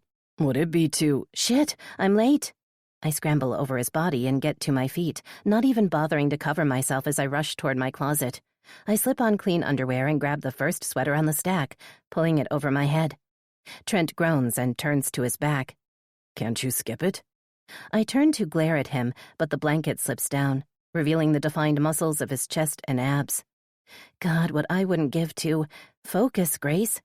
No, and you better get dressed too, because we're leaving in 2. I crouch down, grab his sweats, and throw them at him. He catches them just before they hit him in the face. Kicking me out, Legs. I grab a pair of jeans and pull them on too, slipping into my boots as I button my pants. You could stay. Jade doesn't have class until later. Shit, Jade's here. I think I can live without that. The bed squeaks as he gets to his feet. I quickly turn my back to him.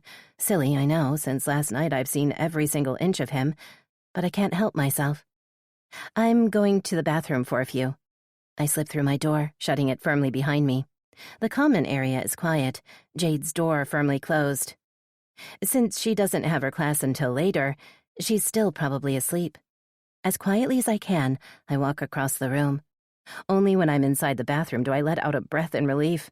I'm not even sure why I'm so nervous. It's not like I did anything wrong. Trent broke up with Ashley. It's over between them. I walk to the mirror and splash some water on my face before looking up and facing my reflection. My curls are wild, and I'm not sure even a brush will be able to help with that. A blush covers my cheekbones and neck, and there's a spark in my eyes that wasn't there before. Shaking my head, I quickly run a brush through my hair and tie it in a low ponytail so it doesn't look like a rat's nest. I brush my teeth and do my business before returning to my room, where Trent is waiting for me, completely dressed. What a shame. He looks up when the door opens and smiles at me. Come on, I'll drive you to your class. Thanks. I'll still be late, but maybe if I'm lucky I'll get to sneak through the back door. I grab my jacket and backpack and look around. Where's your jacket? In my car. He shrugs. I told you, I didn't really plan to stay for long. I nod and throw my backpack over my shoulder. Okay, let's go. The common area is as quiet as it was. I let out a sigh of relief as I go toward the door. Just as I'm pulling the front door open, there's a loud squeak. Damn it. Grace? Trent and I turn around and find a sleepy Jade standing in the doorway. She takes us in and blinks, a confused frown between her brows. Morning, I squeak as Jade looks from me to Trent and back. We were just leaving. What's going on here? She glares at Trent. What is he doing here? I'll explain later. I turn the doorknob and push the door open. I'm already late for class. No, Jade starts to protest, but I'm already shoving Trent out. Later, I promise. I throw over my shoulder as I exit the room. You've got some explaining to do. She yells so loud we can hear her through the closed door. Damn. Trent shakes his head as we descend the stairs. That girl's scary. You haven't seen anything. Trent. You didn't have to drive me, Grace protests once again as I navigate the truck across campus. It's just a few minutes before 8, so she'll be late, but not that much. I don't mind. My class isn't until later anyway. I give her a side glance. Is it always so hard for you to accept other people's help? I guess so. I've been left to fend for myself from an early age, so I don't like depending on other people. I open my mouth to ask her what she meant by that, but the building comes into view, stopping me. Grace unbuckles her seatbelt before I pull the car to a stop. She turns toward me and smiles. Thanks for the ride. I really appreciate it. She pushes the door open and slides out. Grace, I call out. She looks over her shoulder. I wrap my fingers around her wrist and pull her back inside, pressing my mouth against hers. Talk later? Grace sinks her teeth into her lower lip and nods. It's cute seeing her so dumbfounded. With a wave, she closes the door and walks toward the building. I sit in the car and watch. A few times, she looks over her shoulder as if she wants to reassure herself I'm still there. So I wait until she's inside before I drive off. It takes some time to find a parking spot close to my dorm, but I do it. Grabbing my things, I walk inside and up to my room. Walk of shame? Seriously, dude? Mateo asks as soon as I enter our room. I thought you and Ashley were fighting. We were. We are. I rub my hand over my face. We broke up last night. His brows shoot up. No shit? It was time. Glad you finally realized it. So what then? Where were you last night? Please tell me you didn't give her a goodbye fuck. A goodbye fuck? Fuck no, what the hell, dude? Do people seriously do that? Because that's fucked up. Then what were you doing? I know you weren't at Moore's with the rest of the team because you haven't checked your phone since you left me at the dorm. I left it in my car. I let my duffel bag drop on the floor and fish my phone out of my pocket. Sure enough, a dozen messages light up my screen. I went to Grace's place. Already jumping on to the next girl? I'm not jumping on anybody. Isn't he right, though? I might not have gone to Grace's place with the intention of us having sex, but it happened. I just wanted to apologize, that's it. But... Mateo waves his hand as if to prompt me. Things went in another direction. Which reminds me, ignoring all the messages, I pull out the one with Grace. Me. You know how I said we did it all backward? Me. Go out with me on a date, Legs. I wait for a heartbeat, although I know she's in class and won't answer me. That girl really has you wrapped around her finger, doesn't she? I look up to find my best friend watching me carefully. You have no idea. Chapter 31. Grace. Yo, Red. I turn around at the sound of the familiar nickname, and sure enough, Spencer's walking a few feet behind me with a couple of guys. Wait up. I do as he asks, but he just keeps on chatting with them, so I turn on the balls of my feet. I was already late for one class today, and I'm not planning to be late for another one. Where's the rush? Spencer asks as he catches up to me. We climb the steps and enter the business building. Some of us don't like to be late to class, you know. Are we back to that again? He groans. And here I thought we were over it. Not in the least. Are you going to be late for your own wedding? Since I'm not planning to marry, I don't think so. He taps at his chin. Funeral, on the other hand. I shake my head. You have one really twisted sense of humor. You know that? I'm just being realistic, that's all. I look over my shoulders. At least you admit your faults. I guess there's that. Facing forward, I take in the auditorium, looking for Marcus. But before I can spot my friend, I see her. Ashley is sitting in her usual spot in the middle row, talking to a friend of hers. As soon as she sees me, she stops and glares at me. Her friend notices her distraction, so she turns toward me too. Great. Exactly what I needed. A matching death stare. He broke up with her. She's entitled to be angry. But no matter how many times I repeat those exact same words, I'm not going to feel any less guilty.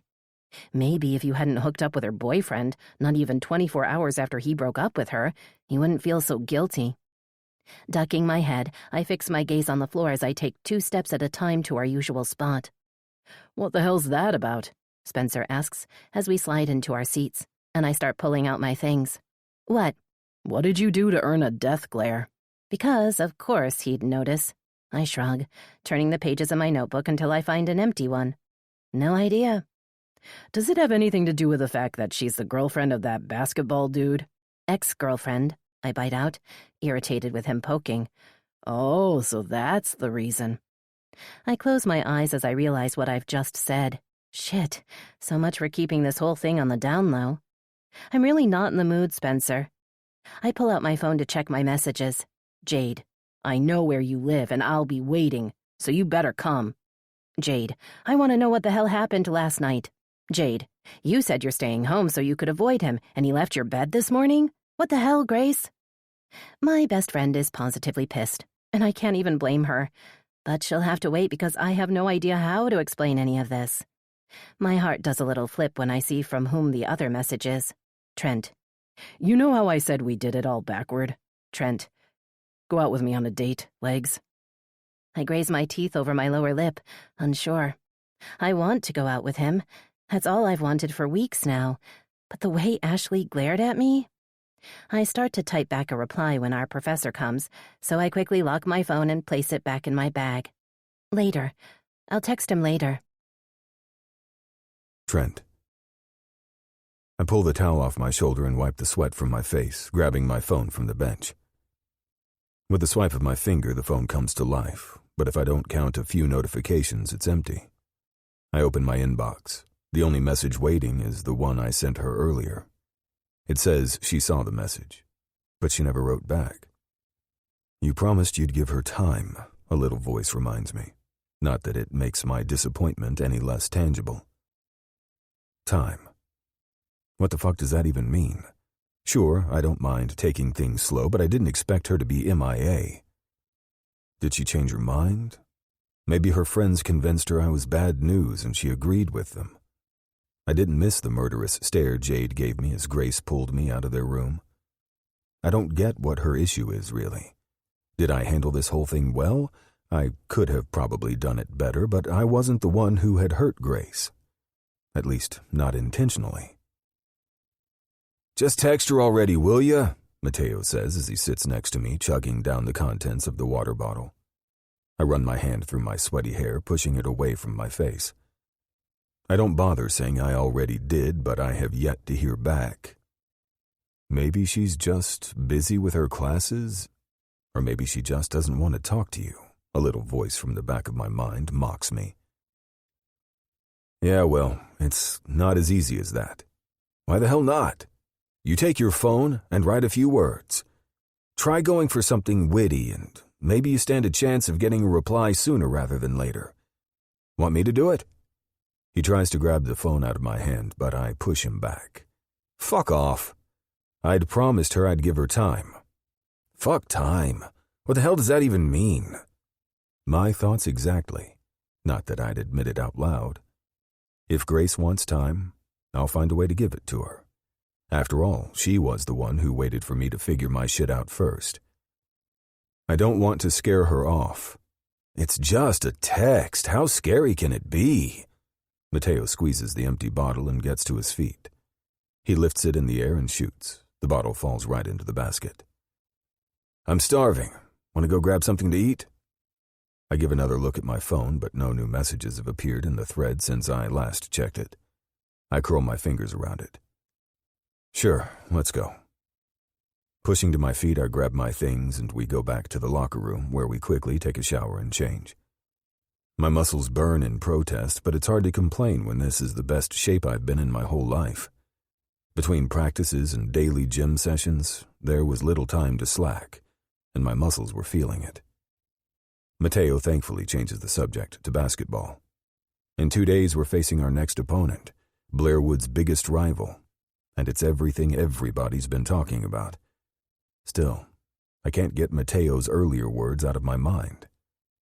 Maybe I should just grow a pair and text her again, in case she forgot. The cafeteria is packed, not strange since it's the middle of the day.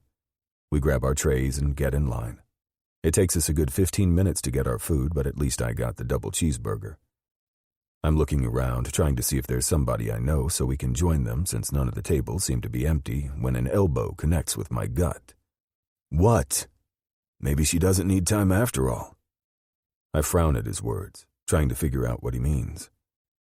That's when I see her. Grace is sitting a few tables down with her friends, that guy she's tutoring beside her. She shakes her head at something he said, but that doesn't stop a smile from forming on her face. My stomach twists as I watch her laugh at whatever he said. Bile rises in my throat, leaving a bitter taste in my mouth. I don't know if I've ever seen her so happy when she's with me. Come on. I think I saw one of the... Mateo starts, but I'm already walking in the other direction, toward Grace. Grace. So you and basketball dude? Spencer asks as we take a seat in the cafeteria. He's been quiet so far, but I guess it was too much to expect him to leave the subject alone. I turn toward him, only to find him eyeing me carefully. Don't look at me like that. His brows shoot up, his face impassive. Like what? Like you're judging me, I whisper softly, the words I know people around me will think when they find out. He left his girlfriend and now he's with her. Was there something going on between the two of them before? Is she the reason why they broke up? I'm not judging you. I remember Jade's reaction and her earlier messages. Seems like everybody is. Screw everybody. Spencer throws his arm over my shoulder and pulls me into his side. The only thing I care about is that you're happy. But if he acts like a douche and you need somebody to kick his ass, you let me know. A small smile tips the corners of my mouth. Thanks, Spencer. Hey, what our friend... Grace?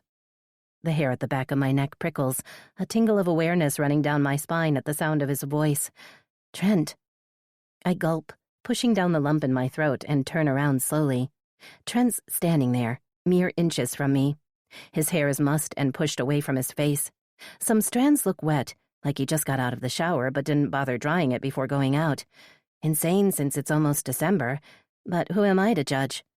Hey, what are you doing here? The chair scrapes behind me, and I can feel Spencer move closer. That man, he seriously has to find a girl that will deserve his kindness, while at the same time being able to deal with his inner child. Trent's gaze shifts to look behind me, and a frown appears between his brows. Just grabbing lunch. He shifts his attention to me. I actually wanted to talk to you for a moment. Okay, I say slowly, my palms growing sweaty. Trent shifts his weight from one leg to the other. What are you doing tonight? The message. I haven't answered the freaking message. Probably just staying home with the girls? How about I pick you up at 6? Against my better judgment, my heart speeds up as his words sink in. Is this what I think it is? I tuck a strand of my hair behind my ear. Okay. His brows rise. He seems genuinely surprised by my answer. Okay? Yeah. Okay. He nods, his teeth grazing over his lips. It's a date, then. A date. With Trent. A date, I agree, my voice shaky. With another nod, he takes a step back, a smile slowly forming on his mouth. I guess I'll see you later, Legs. Later. Mateo elbows him, and Trent shifts his attention to his friend. He mutters something, but I can't hear what exactly. Trent turns around, and together the two of them walk away, joining a table of guys on the other side of the room. It's actually happening. I'm going on a date with Trent. Sighing, I close the door and turn around, only to stop in my tracks. You're home. Jade looks up from her laptop, her serious eyes meeting mine. There is a faint clicking noise as she saves whatever she's been working on and puts the laptop to the side. Didn't I say I would be? I drop my backpack by the door and take off my jacket before joining her on the couch. Are you still mad at me? Jade sighs. I've never been mad at you. I tilt my head back and look at the ceiling. I don't know about that. You seemed pretty pissed this morning, and the messages didn't help. That's because I was thrown off guard by the whole thing. I'm worried about you, Grace. You say one thing, but then you go and do the complete opposite. I just don't want to see you get hurt. It's not what you think. I tilt my head over the edge of the couch and look at the ceiling before confessing. Trent broke up with her. He what? Jade shifts in her seat, so she's facing me. That's why he came last night, to tell me he broke up with her. To tell me he hasn't been in love with her for a while now. Holy shit. Her brows are so far up her forehead they practically touch her hair. He actually did it. I shrug, not wanting to make a bigger deal out of this than it has to be. So what happened? Taking a deep breath, I tell her everything that has happened since she left.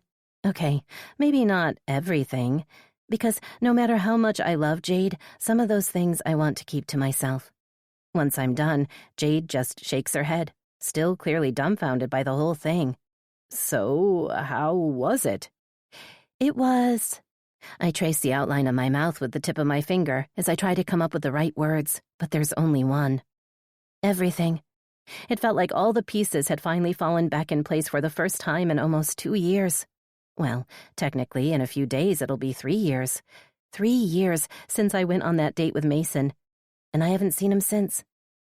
There's a long pause in which Jade just watches me, her light eyes, more gray than blue, fixing on me intently, the color of the sky before a storm. Say it, I urge, wanting to get this over with. I have a feeling I'm not going to like whatever she has to say, so might as well get it all over with sooner rather than later. Are you sure this is for the best? You said it yourself. Being with him feels like everything. But maybe it's not him.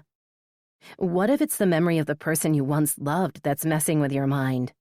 He's not Mason. I know that. Then why do you... Because I like him. I interrupt her before she can even finish. It's not just about the way he looks, Jade. It's more than that.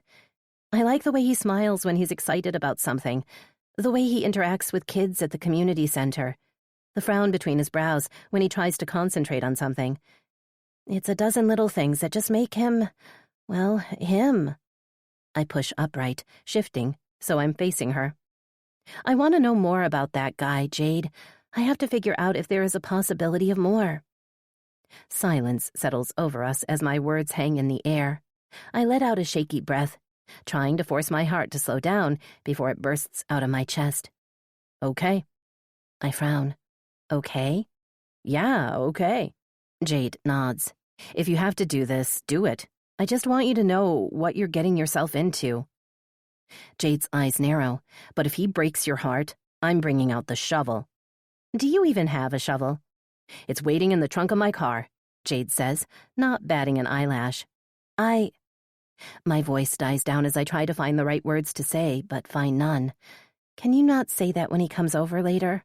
Jade's brows rise. He's coming over? I check my watch, and my heart skips a beat. In an hour. This is really happening. He asked me out on a date. Why the hell are you sitting here chatting? Jade gets to her feet and pulls me up. She turns me around and gives me a hard push in the back toward the bathroom. Go. I'll find something for you to wear. I look over my shoulder at my best friend. We might not agree on everything, but I know she'll always put my best interests first. I love you, Jade. She rolls her eyes. I love you too. Now off you go. Chapter 32. Trent. Boston? Grace looks at me and then back out the window, taking in the city as I drive us through the busy streets. I give her a quick glance just to see her turn toward me, her eyes big with excitement. She's happy as a kid on Christmas Day. We're going to Boston? Grace asked me where we were going when I picked her up, but I wanted to keep it a secret to see the look on her face when we got there. So far, it was totally worth it. Technically, we're already in Boston, but yes. I thought you said this was fine. Grace smooths her hand over the hem of her dress nervously. Pulling the car to a stop at the red light, I turn toward her and take her in. She's wearing a black dress with red roses on it. Her hair is falling down in soft waves around her face. Her lashes are darker and longer somehow, making her green eyes seem even bigger. And then there are her lips. I couldn't take my eyes off of them from the moment I saw her. They're dark red, and it takes all I have in me not to lean down and kiss her. A loud honk snaps me out of my thoughts, making me realize the light has turned green without me noticing. You're perfect, I say, returning my attention to the road and stepping on the gas before we piss off somebody even more. We drive for an additional 20 minutes until I find a parking spot. We'll have to walk from here, I say, killing the engine. That's fine.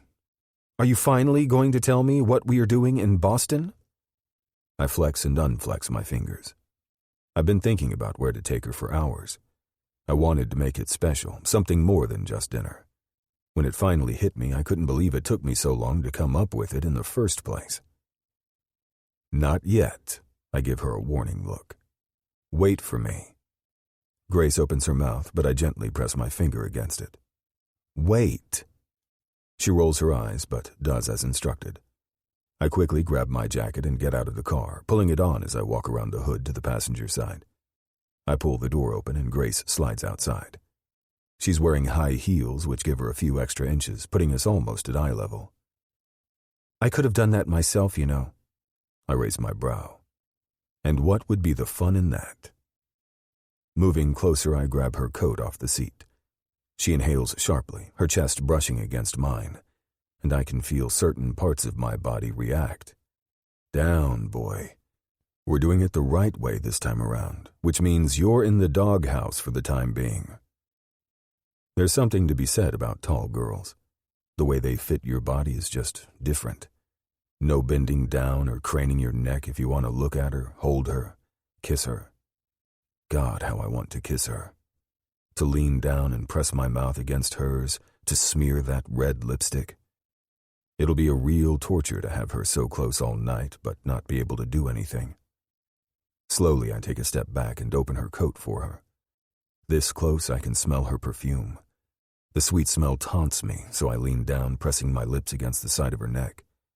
A shiver runs through her at the touch, goosebumps rising on her skin. Ready? I ask, my voice coming out hoarse. Grace turns to face me. I let my hands slip down and take one of hers in mine.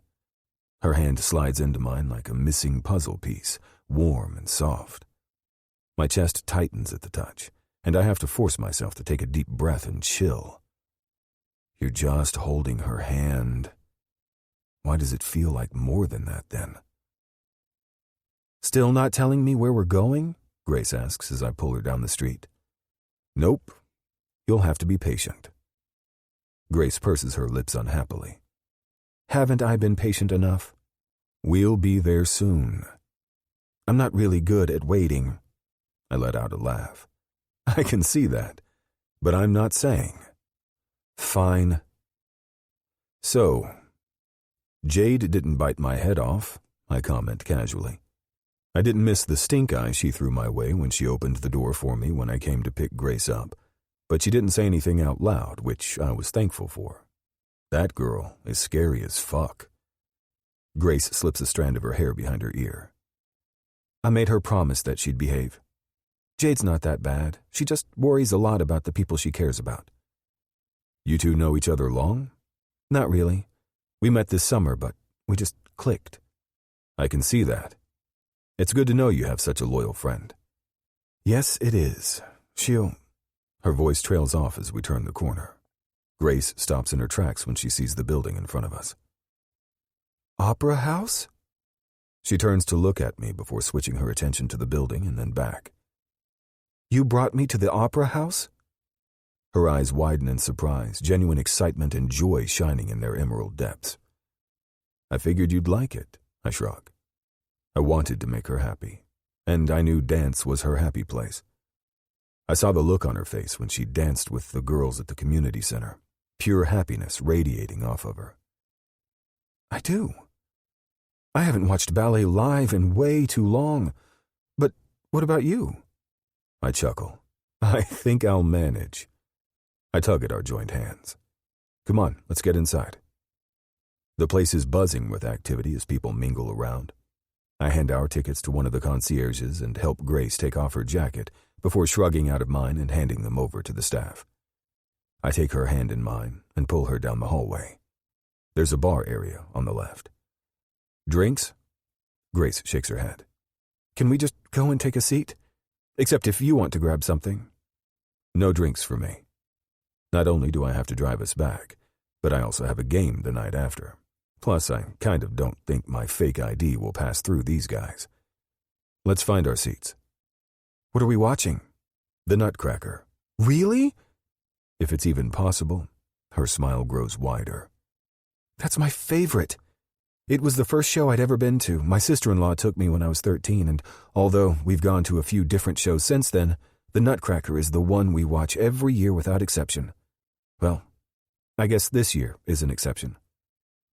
You close with your sister-in-law? I ask, realizing this is the first time Grace ever talked about her family so openly. Yeah, she and my brother raised me. Maybe I'll get us the tickets to go and see a show between Christmas and New Year's once I'm back in the city for winter break. I check our tickets as we get into the hall and lead Grace to our seats. Any plans you have for the holidays? Just spending time with my family? Grace takes her seat and I join her. Maybe you could spend some time with me too. The question was intended as a joke, but as soon as the words were out, I realized I'd actually like that. I'd like to see who Grace was before she moved to Blairwood. What did she like to do? What were her favorite things about the city we both grew up in? There were so many things, so many possibilities. Grace bites the inside of her cheek. Maybe I could. Grace. So we're here? Trent says, killing the engine. We're here, I agree, shifting in my seat, so I'm turned toward him. Lights and shadows play on Trent's face. A light stubble covers his jaw, giving him an edge I'm not used to seeing on him. Tired? A little. Thank you for taking me to the ballet. Did you have fun? I chuckle. You know I did. The better question is, did you have fun? I loved watching ballet. The whole show I'd been oohing and eyeing at the performance, and I'm pretty sure Trent thinks I'm crazy. I did. Really? I ask, slightly skeptical. I could feel his attention on the side of my face throughout the performance, but I was so immersed in the story, I didn't want to move my eyes from the stage. I found my entertainment, but the performance wasn't bad either. He shakes his head. I still can't believe all the moves those dancers have. They put a lot of work into what they do. You can't join a company if you're not an amazing dancer with a great work ethic. Trent places his hand over mine, our fingers intertwining. Did you ever want to be a dancer? Not really. Dancing is fun for me. I enjoy it, and I love teaching it to kids. Is that what you want to do? For fun? Sure. But I'm really hoping to join my brother's nonprofit once I'm done with college. Trent just stares at me, his thumb tracing circles over my palm. Always trying to help others. I don't know about that. I look out the window, feeling slightly uncomfortable under his scrutinizing stare.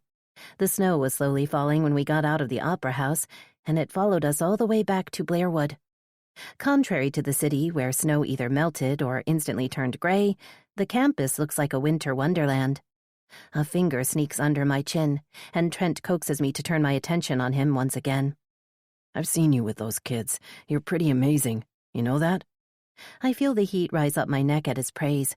The way he says it, you'd think I'm doing something noble, when in reality, they're helping me. I just love doing it. I shrug. Trent's serious eyes search my face. He doesn't say anything, just watches me, taking in every detail of my face. What does he see when he looks at me like that? My teeth sink into my lower lip. Trent's eyes fall down, zeroing in on my mouth. His irises grow darker, more intense, and a shiver runs through me. Grace, Trent rasps. His fingers slide to my cheek, spreading over it. The calloused tips send tingles running through my body. Did I tell you how beautiful you look tonight? I close my eyes, letting his husky voice settle over me. You might have mentioned it. His finger slides under my mouth, making my lips part. You're so damn beautiful. Trent, I whisper, blinking my eyes open. We're sitting so close to one another, as close as two people can get in a confined space of a truck. His gaze shifts from my mouth to my eyes and back. I want to kiss you, legs. God, I want to kiss him too.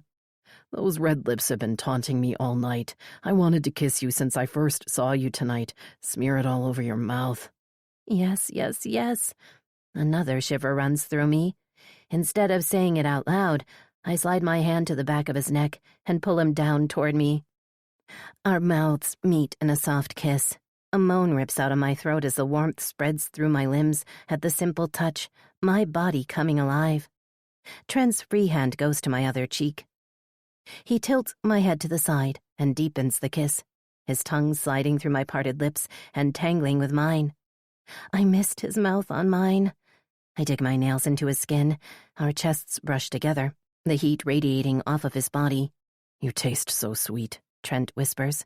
His mouth traces kisses down my chin and neck, each peck leaving tingles in its wake. His hot breath tickles my skin, making it pebble. Trent, I run my fingers through his hair, letting the soft strands slip between my fingers. I need more. Trent pulls back, his heated eyes meeting mine. Thankfully, he doesn't need more encouragement because the next thing I know, he's pushing his seat back. "Come here." Nibbling at my lower lip, I do as he says, maneuvering to the driver's side. The space is so small, I trip over the middle and fall right into his lap. Trent's arms wrap around me instantly, pulling me close to his chest. His hand soothes up and down my back. "You okay?" "Yeah." "Good." He grins, and then he's kissing me again. I straddle his hips, trying to find a more comfortable position. My legs fall on his sides, and my knee connects with the door handle that I'm pretty sure will leave a bruise. The skirt of my dress has risen up my thighs, pooling around my waist. If the situation was different, I might have cared, but all I'm interested in is that his mouth is on mine. He kisses me with abandon, but he's not the only one. I meet every hard, demanding swipe of his mouth with one of my own. I suck at his lower lip, grazing my teeth against the soft flesh. My hips move on their own accord, rubbing against the bulge in his pants, a really big, really hard bulge. It nestles between my thighs perfectly, each move of my hips sending out little shock waves through my body. It feels so good. He feels so good. How is that even possible? Trent runs his hands down my sides, his fingers digging into my hips. To stop me or help me move? I'm not sure either of us knows. A low growl comes from Trent, making his chest rumble. "We should slow down," he pants against my neck.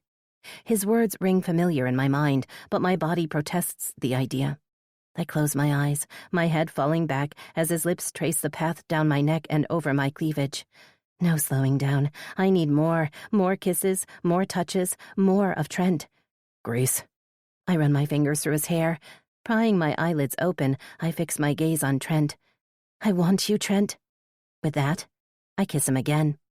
My mouth captures his in a long kiss. We're like two starved teenagers, unable to keep our hands from one another. Trent's hands slide down my thighs and then up. Only the thin barrier of my stockings separated his skin from mine.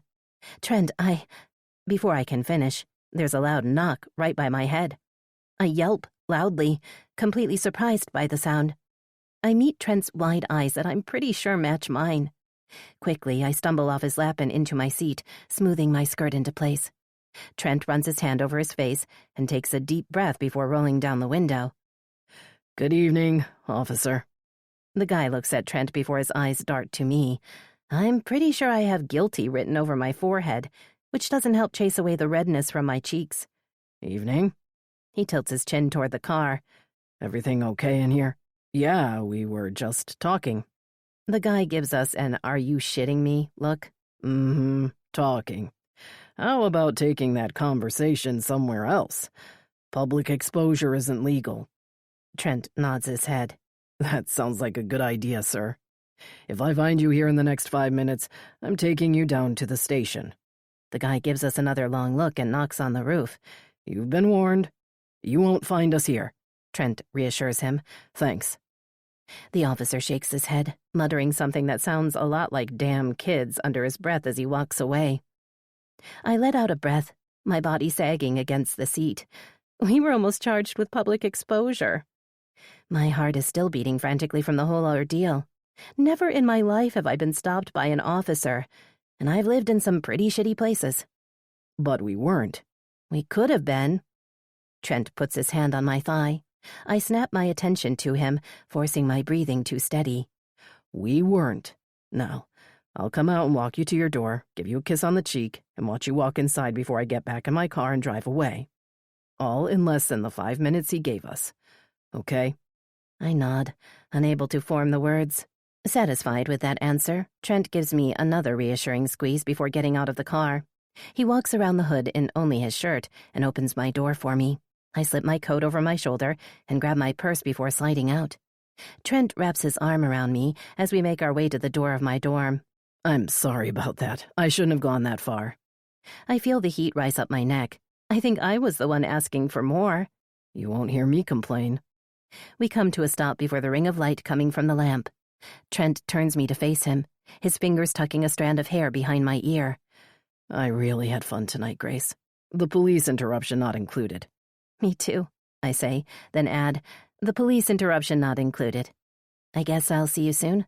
Yeah, I need to head back. Get some sleep before tomorrow's game. Are you playing here? Yeah, it's a home game. Why? Do you want to come? Trent asks, almost hesitantly. I chuckle nervously. I mean, do you want me there? Before he can answer, I continue in a hurry. I know some people don't like their friends and family to come because of the attention or whatnot. Yeah, Trent says quickly, stopping me from my blab fest. I mean, if you can, I'd like to have you there. Ash never... His voice trails off, as if he just realized who he was talking about, with whom he's talking.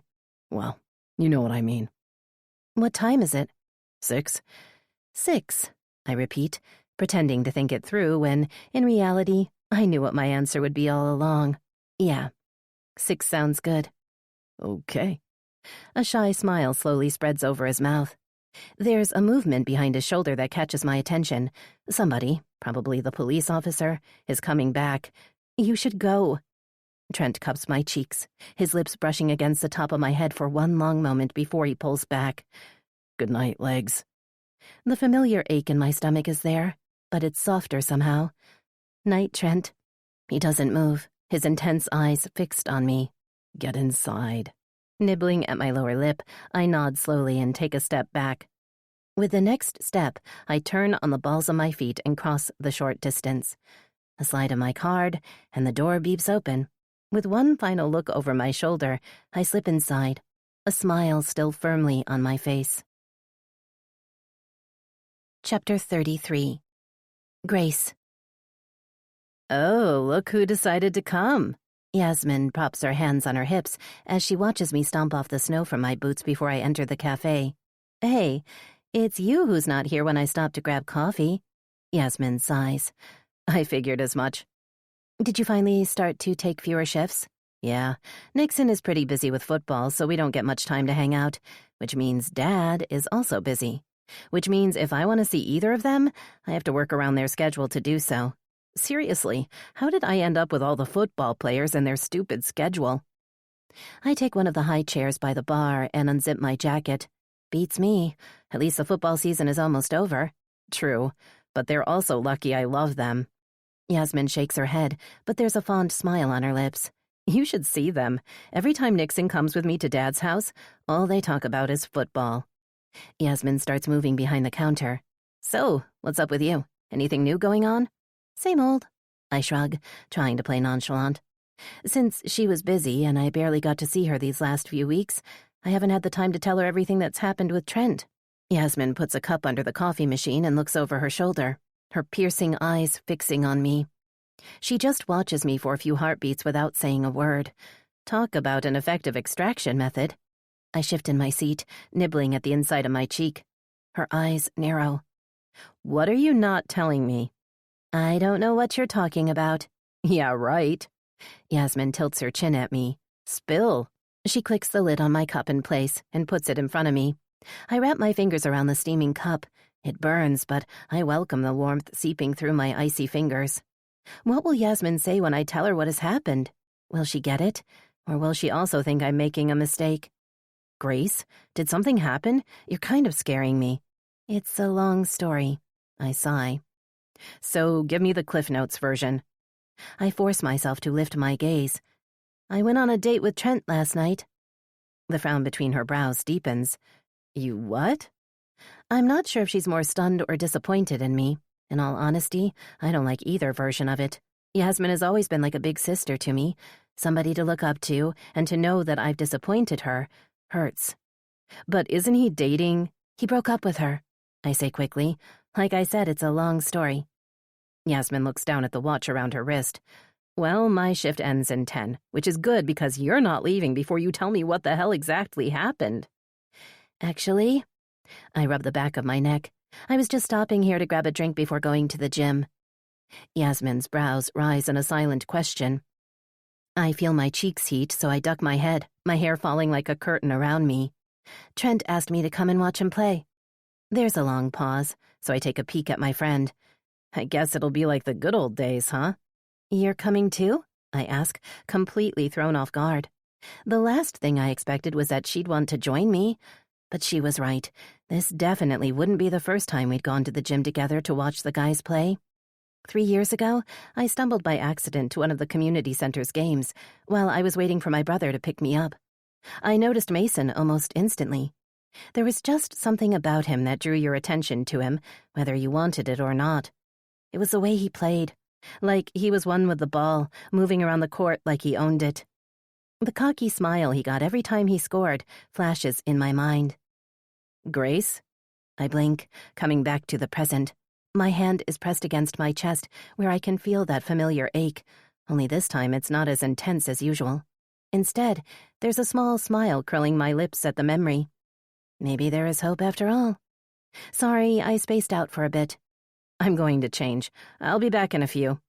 Only then do I notice that her coworker has slipped behind the counter when I was lost in my thoughts. You don't have to go with me. Ha, no way is that happening. You're telling me all the dirty details. Yasmin points her fingers at her eyes and then at me, walking backward. Don't try to slip away. I'm watching, and if you do, I'll hunt you down. I roll my eyes at her. I'm not going anywhere. Yas laughs. I see that Jade has had an influence over you. Maybe, I huff, pulling out my phone. Now go before I change my mind. Fine. I watch Yasmin move to the staff room in the back, and only when she's gone do I turn my attention to the phone. There's a message from Trent from about an hour ago. My heart does a little flip as I open it. Trent. Just heading in to prep before the game. Trent. There are 2 tickets waiting for you in the ticket box, but don't stress if you can't make it. My fingers tighten around the device. I don't bother replying since I know he probably won't see the message anyway. Instead, I locked my phone and put it back in my pocket. When I lift my gaze to see if Yaz is back, the bell on the door rings, drawing my attention. Blue eyes meet mine from across the room. Seriously? This is what, a 3rd time this week? She stops in her tracks, her eyes narrowing at me across the room. Her friend bumps into her and looks up to see what distracted Ashley. And then they're both scowling at me. You didn't do anything wrong, a little voice reminds me. Then why does it feel as if I had? Ready? I turn around in my chair to find Yasmin standing behind me, her eyes fixed at the door. Yeah, let's go. Jumping off the chair, I grab my things. Ashley and her friend have moved to the counter, so I do my best to avoid their gazes as we walk outside into a chilly December evening. Was that? Yep, I say quickly, before she can even finish her question. I do not need a reminder of who Ashley is. I'm quite capable of reminding myself of it too many times to count. Yasmin shakes her head. What the hell happened? Well, I take a deep breath, bracing myself before I let it all out. All the times I've run into Trent, the study sessions, the connection I felt toward him, no matter how hard I tried to resist it, the kiss, the fight, making up, the date, everything. Seriously, how did I miss all of this? Yasmin asks a little while later as we slip into our seats, courtesy of Trent. The gym is almost completely full, something I hadn't expected since Blairwood is mostly known for its football and hockey teams. Between people chatting and the loud music playing, the place is vibrating, and I have to shout so Yasmin can hear me over all the noise. A lot has happened in a short amount of time. I shrug, taking my seat. Talk about an understatement of the year. I know, but still, I've been a shitty friend. You have a life, I correct. No need to apologize for that. How do you feel about all of this? I mean, with Trent looking like Mason? She lets her voice trail off. I'm not going to lie. It's been hard at the beginning. Hell, sometimes it still is. Trent just looks so much like Mason. It's surreal. Yaz gives me a worried glance, so I hurry up to reassure her. I know he isn't Mason, but it definitely messed with my head. Their resemblance is just so uncanny. But I got to know him in the past few weeks, Yaz. I really got to know him, even when... I suck in a shaky breath, needing a moment to compose myself. Even when he was with her, it was impossible to resist him. Hard to walk away. I know that feeling well. Is it messed up? Yeah, but he isn't Mason. He can't be because it just wouldn't make sense. I hope you're right. I hope that too. Do you plan to tell him? Yaz asks gently. About Mason, I mean. I shrug.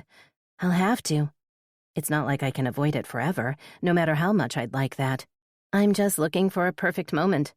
Before Yaz can say anything else, the music shifts to the Blairwood's fight song, and my attention turns to the court, just in time to catch the players run out.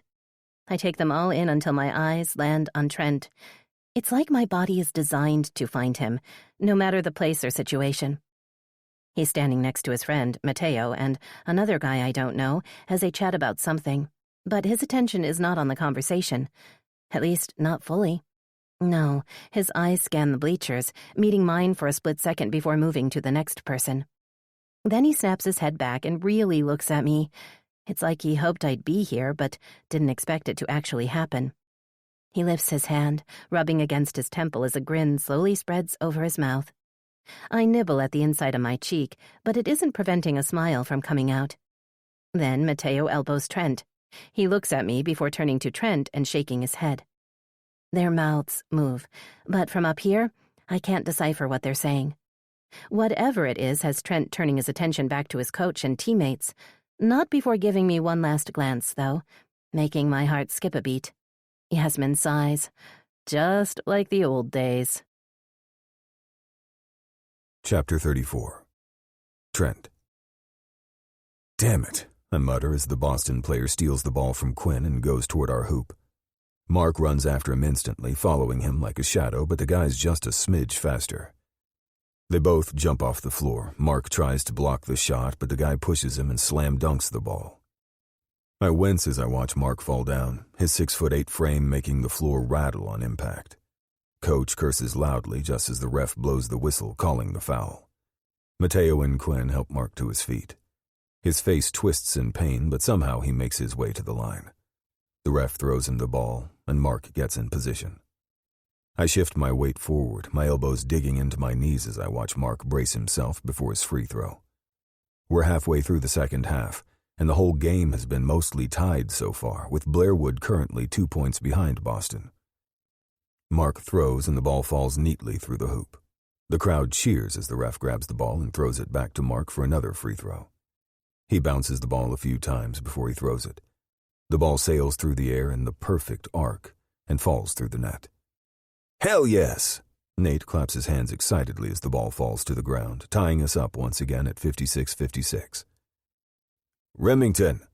I shift my attention to the coach at the sound of my name, my feet bouncing with suppressed energy. You're up! Yes, coach.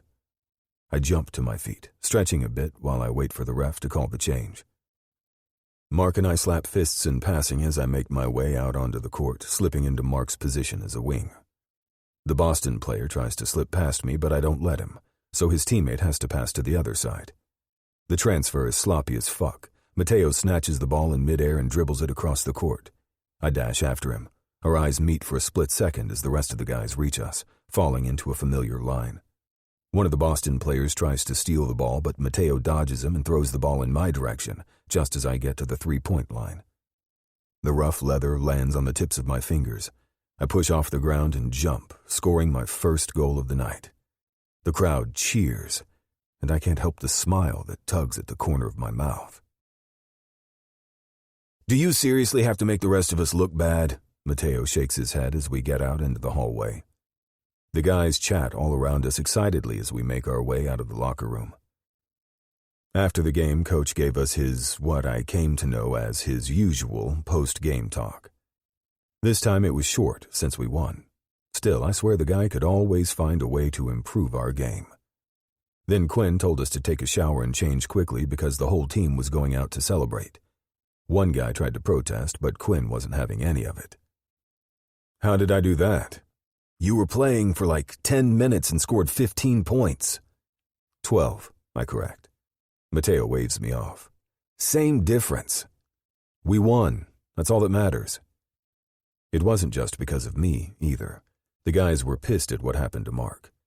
Thankfully, he didn't break anything, but his side was pretty banged up from the fall, and he'll probably have to sit out the next game. That was the final push we needed. We owned that court for the last 10 minutes of the game and ended up winning 80-62. True, but I bet the coach puts you as the starter for the next game. Excitement buzzes under my skin at the prospect of that. I wouldn't protest more playing time. Rationally, I know that some of the guys have been on the team for way longer than I have. Hell, most of them got a scholarship to play ball while I just walked in hoping they'd let me try out. Just the fact that I scored a place on the team at all, when I barely got to play at all through high school, is a miracle. But I couldn't deny that now that I've gotten to play, I want more. I'm playing the best game of my life, and I could only hope that Coach will notice it too. I guess we'll see. I grab the door before it slams shut, burrowing my neck deeper into my jacket. Some fans, mostly girls really, are waiting outside. They're already chatting with the players, waiting for autographs, and to see if one of them will ask them to join us for the night. Trent! I look up at the sound of my name to see two girls waving at me. But it's not them that grab my attention. It's the girl that's standing behind, away from everybody else, her hair glimmering under the streetlight. My chest tightens, a rush of air coming out of my lungs. There's a light flicker at the back of my mind, a recognition that I'm not sure where to place, so I push it back. Grace? I step toward her, but the two girls zero in on me. That was an amazing game, Trent. I give them a passing look and a small smile. Thanks, the team really appreciates your support. Now if you'll excuse me. I duck between the two to join Grace. What are you doing here? Last night she said she would come, but seeing her out there in the stands wasn't any less surprising, maybe because I've never had that before. Never had anybody care enough to show up to watch me play. Basketball was always something I had to keep quiet about if I wanted to play, and Ashley had never shown interest in coming to my games before, so I didn't bother asking her to come now. I figure I'd wait to congratulate you in person. Grace shrugs and pulls her hands out of her pockets. Oh yeah? The corner of my mouth lifts in a smile. Did you have fun? It was an amazing game, Before she could finish, I wrap my arms around her and pull her in for a hug, lifting her off the ground. Trent! Grace half yells, half laughs, wrapping her arms around my neck. What are you doing? Put me down! It's silly, I know it, but I can't help myself. It was good to look out in the stands and know there's somebody out there who's excited to watch you play. But to find her waiting for me after the game? I can't even put it into words. Somebody whistles and I can hear the guys snicker behind my back. Even so, I hold on for a while longer, loving the feel of Grace's body pressed against mine. I'm just glad you got here, I whisper, my throat tightening a little. I'm grateful nobody can see my face because I'm sure I'd get a ton of shit for it otherwise. Taking a deep breath, I put Grace down. She tilts her head back, her fingers cupping my cheek and pushing a strand of my hair back. Of course. I had fun. I haven't been to a basketball game in... Remington, you coming or what? Quinn yells, interrupting whatever Grace wanted to say. Damn it. Not yet. But maybe if he's extra nice... Nate wiggles his brows suggestively, and the guys burst into laughter. What are they, 10? I turn around and glare at the group. I'll show you nice, assholes. Sighing, I grab Grace's hand in mine. Come on, let's go. Go where? Even as she asks that, she starts walking. Guys want to celebrate the win. There's some kind of party or something. Oh, I can go home. I stop and turn toward her. Or you could come with me. Grace looks toward the guys. Her teeth graze over her lower lip as she thinks it through. Won't they mind? Like, is it a guy thing? Nah, I'm pretty sure they'll find entertainment quickly enough, and then we can get out of there without them bitching about it. What do you say? I hold in a breath as I wait for her to answer, my heart racing with every second that passes by without her answer. I want her to say yes, but if she doesn't want to hang out with the guys, I'll take her home and join them later. It shouldn't be a big deal. I rub my sweaty palm against the side of my leg. Then why does it feel like it is? After what feels like forever, Grace nods. Sure. Okay. Let's do this. So, Grace, how do you know this guy? Quinn sits down on the couch next to us, taking the little space that was left and making me press closer to Grace. Cheers and boos ring inside the room, and when I look up, I find Mateo downing a cup of beer, a smug smile on the face of the blonde across from him. Such a sucker. I shift in my seat, putting my arm around Grace's shoulder. Grace tucks a strand of her hair behind her ear, her nervous tell. We met on campus. She's wearing another one of those off-the-shoulder sweaters that constantly slips down, so I slide my finger over the patch of revealed skin. Her soft skin pebbles under my touch as a shiver runs through her body. She's been helping me with French. French kissing? Nate wiggles his brows suggestively, and a few others snicker. Seriously, these guys act like kids most of the time. You'd think they never kissed a girl in their lives. I kick him in the shin. With my French class, you dumbass. Bummer. French kissing is way more fun. What do you even know about French kissing, Williams? Mateo asks as he joins the group, the blonde under his arm. I guess there is something to his tactic after all. I know how sweet your mom tastes. Is that good enough? Nate taunts right back. Sighing, I turn my attention down to Grace. Ignore them. Nobody taught them how to act in company. She stares for a moment longer at the guys before tilting her head back to face me. You guys seem like a lively bunch. They like to poke to see how far they can push before somebody snaps. Reminds me of my brother and his friends. I guess it's a guy thing. To act like idiots? I chuckle. Probably. Grace laughs, and my eyes fall down to her soft mouth, my throat going dry. After all the talk about kissing, I couldn't stop thinking about kissing her. Remember the gentle moan that came from deep in her throat when my mouth was on hers. The feeling of her body pressed against mine in the small confines of my car. Her warm breath. Her warm So you're like his tutor? Fucking Quinn. Grace and I pull apart. I haven't even realized we've been moving closer to one another. So close that our lips are practically brushing together. She's his girlfriend, you idiot, Mateo chimes in, always helpful. Or at least he's trying to get her to commit. Green eyes go wide at the words, like a deer caught in headlights. Seriously, is it too late to get new friends? Fuck off, you assholes. Don't you have better things to do?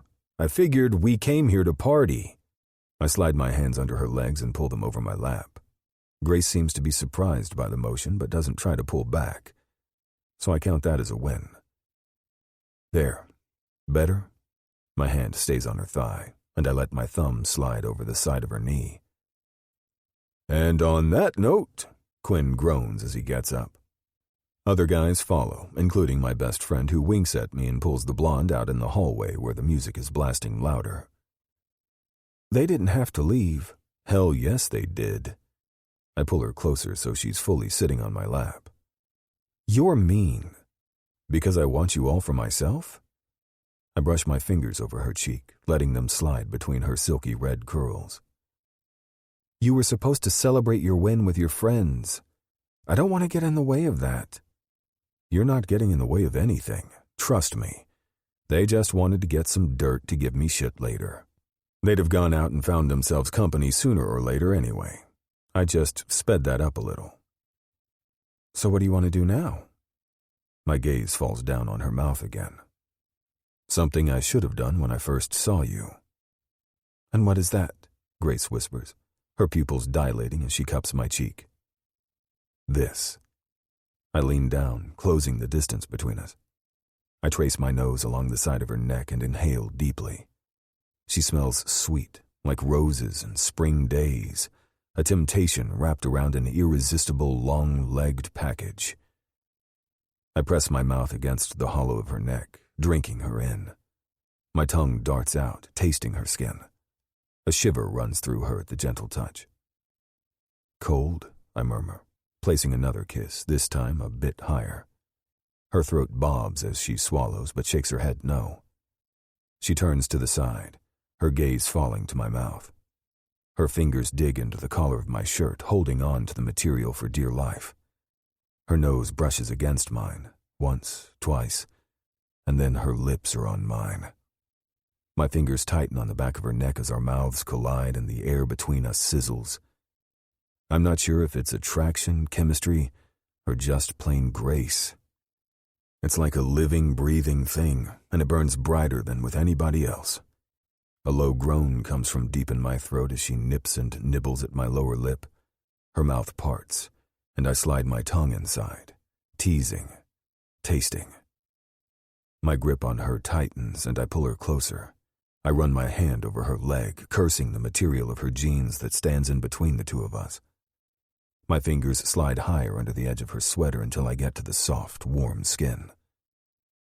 A wolf whistle snaps me out of it, reminding me that we're not alone. Seriously, how do we always get ourselves in these kinds of situations? First my car and now a party? We need a room with a locked door and a bed. No distractions allowed. Reluctantly, I break the kiss. My forehead touches her as I try to calm my ragged breathing. Let's get out of here. Grace slowly blinks her eyes open. Her pupils are dilated, cheeks pink. She slides her tongue over her lower lip. It's all plump and tender from our kisses. Let's go. I get up, Grace tucked in my arms. Trent, she laughs, wrapping her arms around my neck. Yeah? What are you doing? You can't carry me. You want to bet on it? Well, it would be an easy win. I lift my brow. Is that a challenge, Legs? Because I don't mind carrying you all the way across campus. It's not a challenge. Besides, I can walk. You sure? Positive. Sighing, I put her down on 2 feet. Cupping her face, I press my mouth against hers in a hard kiss that leaves us both breathless. Breaking the kiss, I take a step back, letting my hands fall by my sides. Come on. Interlocking our fingers, I pull her toward the door. The hard bass assaults my senses as we walk down the hallway. I hear my name called a few times, but I don't bother to stop. We're getting out of here, stat. Damn it! I turn around, looking for the source of the familiar voice, and find my teammates standing next to the keg in the kitchen. Mateo grins widely. You better pay up, McLannister. Fuck you, rookie. Still, he pulls out his wallet and places a 10 on Mateo's extended palm. I had more faith in you, Remington. Shaking my head, I continue walking. Did they? I don't even want to know. Chapter 35. Grace. Can you slow down? I try to hold in my laughter as Trent pulls me up the stairs. It's late and the hallways are empty. The last thing I want is to cause a commotion or wake somebody up with my giggling. I'm not even drunk to have it as an excuse. Well, not drunk on alcohol, at least. Drunk on Trent? That's a completely different story. Yasmin was right. Seeing him play was exactly like the good old days, only better, because I got to wait for him after the game. It was everything a 16-year-old me could have ever wanted. I'm not slowing down now that I'm so close to the finish line. The finish line? Trent looks over his shoulder at me, his brown eyes filled with intensity and an unspoken promise that makes my stomach clench with anticipation. You and me behind a closed door. My throat bobs. What about your roommate? Mateo won't be coming home tonight. There is certainty in his voice that I don't bother to question. We come to a stop before a door, and Trent fiddles with the lock, cursing silently when it doesn't want to budge. After a few more attempts, there's a soft click when the lock gives in, and before I know it, I'm pulled into the dark room. The door falls shut with a loud bang. In a blink of an eye, my back is pressed against it, and his mouth is on mine. I wrap my arms around his neck, my fingers digging into his hair as I deepen the kiss. Trent groans, moving closer. Our bodies are pressed tightly against each other. He's everything I can feel, everything I can smell, everything that is. And I can't get enough of him. He nestles between my legs, hard and hot. I hook one leg behind his knee, and his hands slide under my thighs, helping hoist me up. Air is kicked from my lungs as my back meets the wall. Breaking the kiss, I pull his shirt over his head, and then do the same with mine. My chest is rising and falling rapidly in a frantic tempo. With each hard inhale, my already sensitive nipples brush against the lace of my bra, turning into hard peaks. So fucking sexy, Trent whispers as he drinks me in, his voice hoarse. He slides his finger over the delicate lace, tracing the outline of the bra until he finds the clasp at the front. His eyes hold mine as he undoes it, and I let it slide down my shoulders and onto the floor. And so fucking mine. He cups my breast, lifting it slightly, and dips his head, pulling one erect nipple into his mouth. God! It's like a zap of electricity went right from my nipple and into my core. I tighten my hold on him, my thumb grazing over the scar just above his collarbone. Scar? Just then, Trent flicks his tongue over the sensitive flesh. My back arches as he switches between sucking and licking until I can't take it anymore. You're going to make me come, I protest, my head falling back against the wall. My nipple pops out of his mouth, and he looks up at me. His hair is messy from my fingers, his dark with desire eyes holding mine. I thought that was the point. Only if you're inside me. If it's possible, his eyes gleam darker. Those rough palms tighten on my ass, and before I can blink, I'm bouncing on the bed. The small light flickers on, blinding me temporarily. I don't want to miss a thing. I lean against my elbows and take him in, pants off. The corner of his mouth lifts. As you wish. His fingers work on his jeans, undoing the button, and with one swift motion, he pushes both his pants and boxers to the floor, making his dick spring free. My throat goes dry as I watch him wrap his fingers around his shaft, slowly working his length. The way his forearm muscles flex with each stroke he makes. The light and shadow dance across his broad shoulders and well-defined muscles. My tongue darts out, sliding over my lower lip. Come here. Slowly, he moves toward me, one knee coming to rest on the mattress, and then the other. Leaning down, he kisses me deeply. Now you're the one who's overdressed. His mouth licks and nips its way down my body, tasting every inch of my skin until he's at my belly button. Those expert fingers have my jeans undone in no time, and he pulls them down my legs, throwing them on the floor. And then he's back between my legs.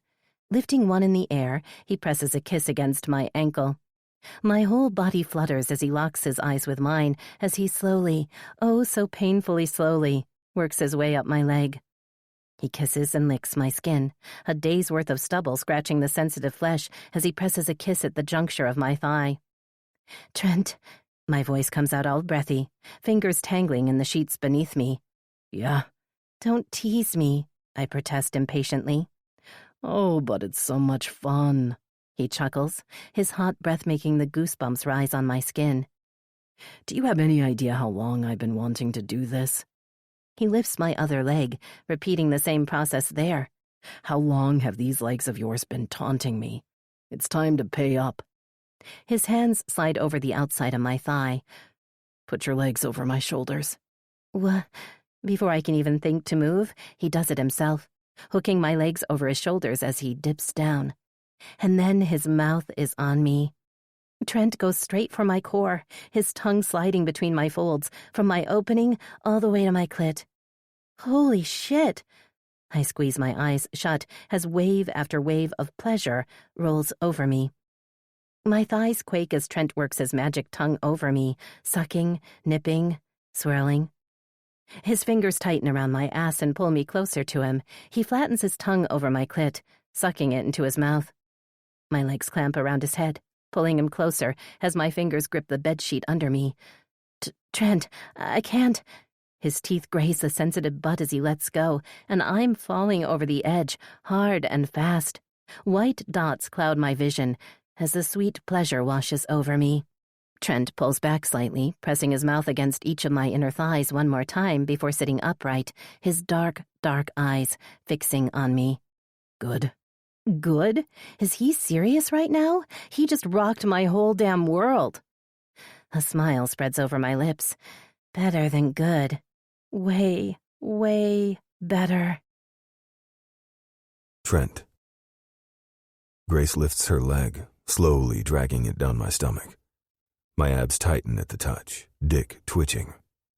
The way this girl affects me is surreal. Just one gaze, just one smile, just one touch, and I'm a goner for her.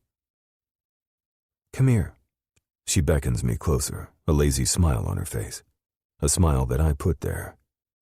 There's something satisfying in knowing that fact. The corner of my mouth lifts as I lean down. Grace reaches for me, her tits bouncing with the movement. Our chests brush together, her taut nipples rubbing against my pecs. I slide my hand at her nape and pull her in for a kiss. Her lips part, my tongue sliding inside her mouth and tangling with hers. A low moan comes from deep in her chest as our kiss grows stronger, hungrier.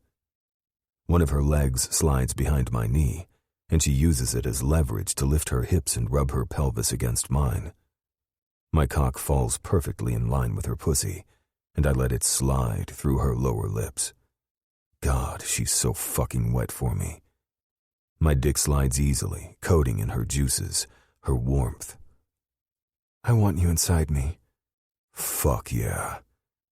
I pull open the drawer and fish out a condom. Grace takes it from my hand and gives me a little push. I let the gravity pull me on the mattress and watch her straddle me, one hand bracing against my chest as she finds the perfect spot. Her tits bounce as she wiggles, and I can't resist grabbing them. She's a perfect handful, her nipples a pretty pink color. I give them a squeeze, rubbing my fingers over the hard tips. You're distracting me, she protests, nuzzling her head in the crook of my neck. My teeth graze over the hollow before she kisses the spot. From what? From this. There is a husky note to her voice as she makes her way down. Her hands lead the path, followed by her mouth and tongue. She sucks on my nipple and then licks and nibbles her way down my abs. Shit, I hiss as those lean fingers of hers wrap around my base tightly, giving me a firm squeeze. I figured I'd get a little taste before having my wicked way with you. Her hand pumps my length in steady strokes. Each time she comes to the top, her finger slides over the sensitive head, smearing the pre-cum over the tip of my dick. Taste as you'd like. You won't hear me complain. The last word comes out as a stutter because her lips wrap around my dick, and she sucks it deep into her warm mouth. My hips jolt from the bed on their own accord, eyes falling closed as I let out a long hiss. It's like every nerve ending has awoken inside me. Forcing myself to open my eyes, I look down, only to find Grace watching me as she slowly sucks on me like a freaking lollipop. She pulls as much of my length inside her mouth as she can, and then slowly releases it, her tongue stroking the underside of my cock until just the tip is in her mouth. Her tongue flicks over my head, making a few lazy circles before she's working her way all the way down until the tip of my dick touches the back of her throat. My fingers tangle in her hair and I hold her, helping guide her movements. Legs, I call out, which earns me a little hum on her part. I can feel the vibrations go through me, making me groan. I hold her face and shake my head.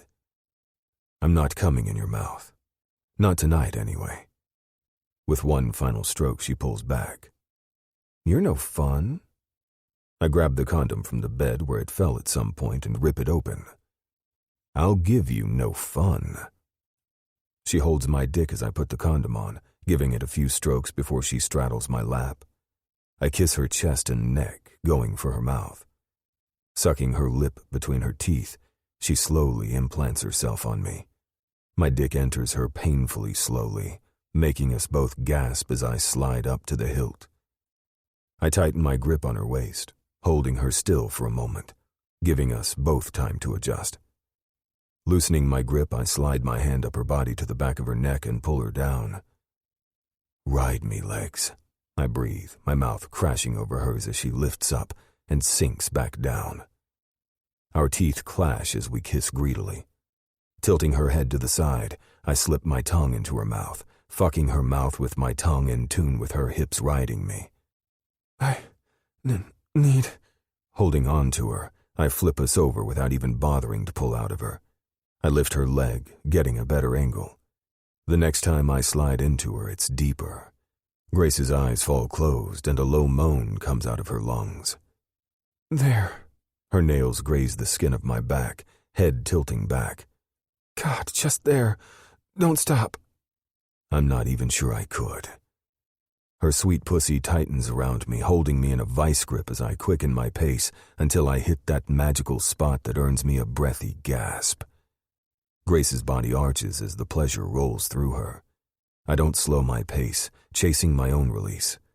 I hold her closer, clinging to her as I thrust deeper until the pleasure builds inside me and I explode inside her.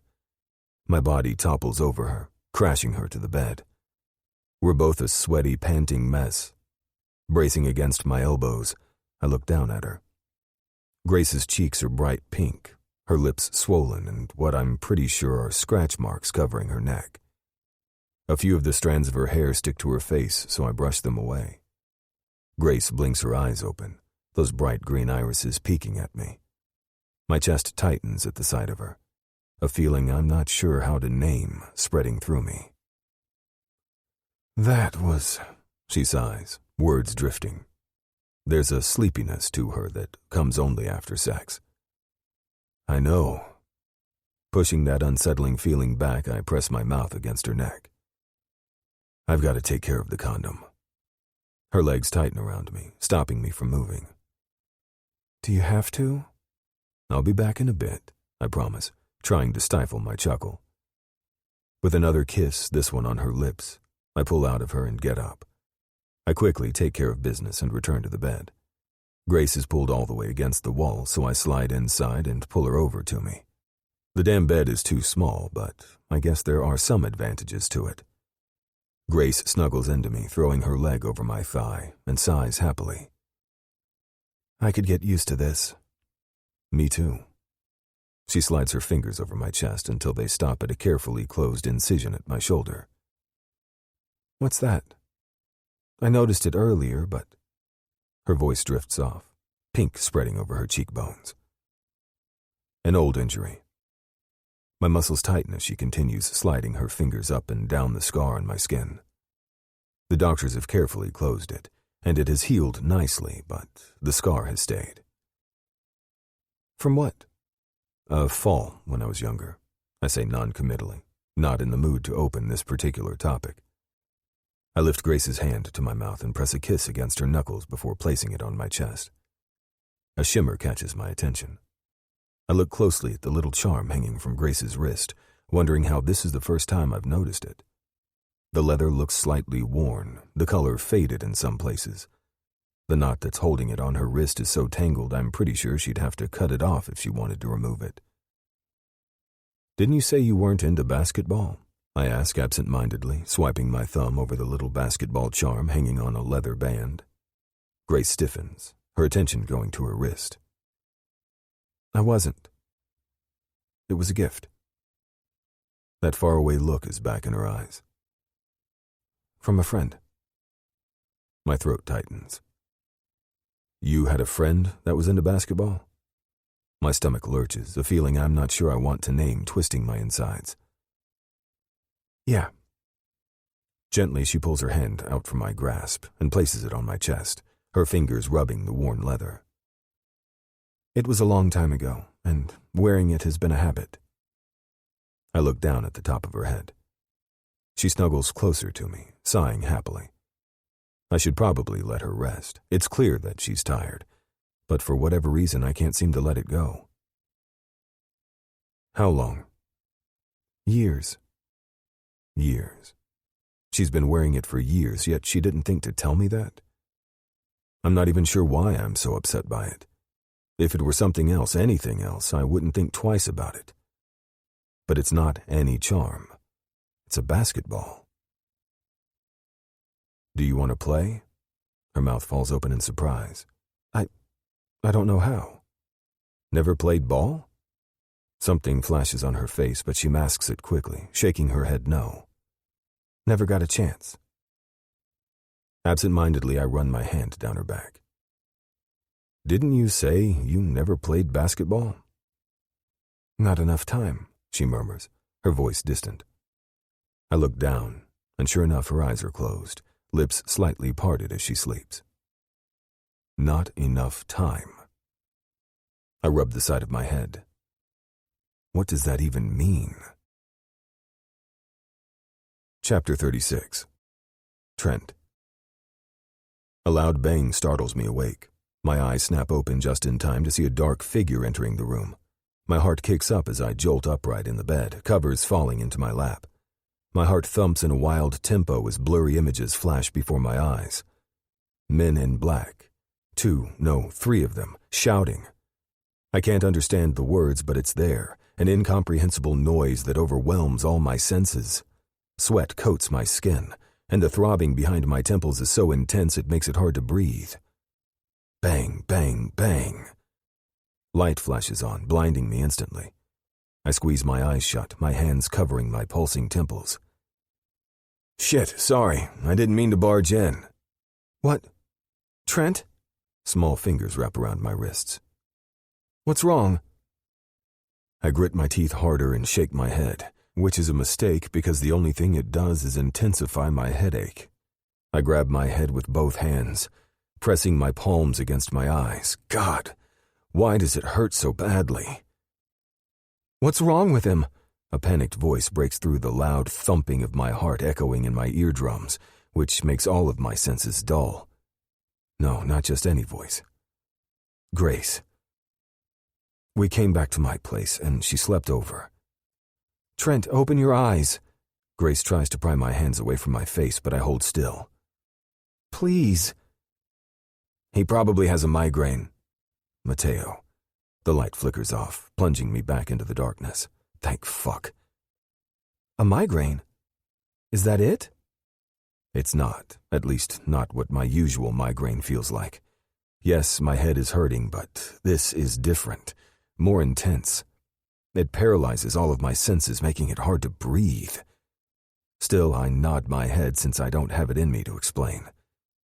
With my eyes still firmly shut to block everything out, I force myself to breathe, taking in one shaky breath after the other. Better? Grace whispers softly. I nod once. It's the best I can do. I can hear her sigh in relief. Her fingers gently push a strand of hair that got stuck to my sweaty face behind my ear. I'll get you a cold towel. Mateo opens and closes the door softly, leaving Grace and me alone once again. How about you lie down, huh? Yeah. My voice is hoarse, as if I've been yelling this whole time. I clear my throat as I slowly lay down. Sorry about this. Nothing to be sorry about. The mattress squeaks as Grace gets out of the bed and helps me lie down. There's light shuffling as if she's putting on clothes, her voice slightly distant. You scared me there for a second, that's all. I scared myself. I don't even remember falling asleep. One moment I was awake, the next I was dreaming, and then that muffled shouting rings in my mind once again. The loud bang, but it wasn't like somebody shut the door. It was something different and happened quickly. I've never experienced something like it. It almost seemed real, like it was happening right in front of my eyes. Sorry, I repeat. My body sags against the mattress as a wave of exhaustion hits me like a train wreck. The whole episode might be strange, but this part is painfully familiar. Does this happen often? The door slowly opens, a trace of light entering the room through the small gap. I frown as the pain in my temples intensifies. Not really, I lie. I know I should probably tell her about my migraines, but I can't bring myself to do it now after she's witnessed this. It's completely selfish. But Grace sees me just like any other guy. She's not looking at me warily like I might fall unconscious at any moment. She doesn't question my love of basketball and what risks there are if I continue playing. She's just there. To her, I'm a normal college guy with a love for the game, and I don't want that to change. Occasionally, Mateo corrects, walking closer to the bed. Nothing like this, though. Not that I know of. There is a trace of accusation in his voice, Like he thinks this isn't the first time, but I've been hiding it from him, which, granted, is technically possible. I've been trying to hide the number of headaches I've had since coming to Blairwood. I knew if I didn't play it off, I'd worry Mateo and Ashley, and I didn't even want to think what would happen if my parents got wind of it. Still, there's no way I'd be able to conceal an incident like this. It's like I just had the flu. My body feels exhausted and weak. Even if I wanted to get up, there's no way I could do it. Something cold touches my face. I suck in a breath, and then let it out slowly as the pain eases off only a little bit. "Better?" Grace asks, rearranging the cold towel on my face. "Yeah, this feels good." "What time is it, anyway?" 10, Mateo announces. "Shit." Grace jumps off the bed, and I can feel my stomach roll. I don't even want to imagine how I'd feel if I were standing. "What?" "I have a class I need to go to." There's a slight pause as if she's debating her options. I push the towel off my eyes and meet her gaze. It takes some adjustment since the room is dark, but I manage to find her worried face. "Go." There is no sense for both of us to miss our classes, especially not so close to the finals. Grace crouches by my side. "Will you be okay?" "I'll be fine. Go to your class." "You sure?" "I don't mind I shake my head and try to hold back my wince as the pain spreads through my head. "No, go to class."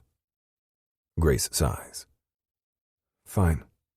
She brushes her mouth against the top of my head. "Try to rest, okay?"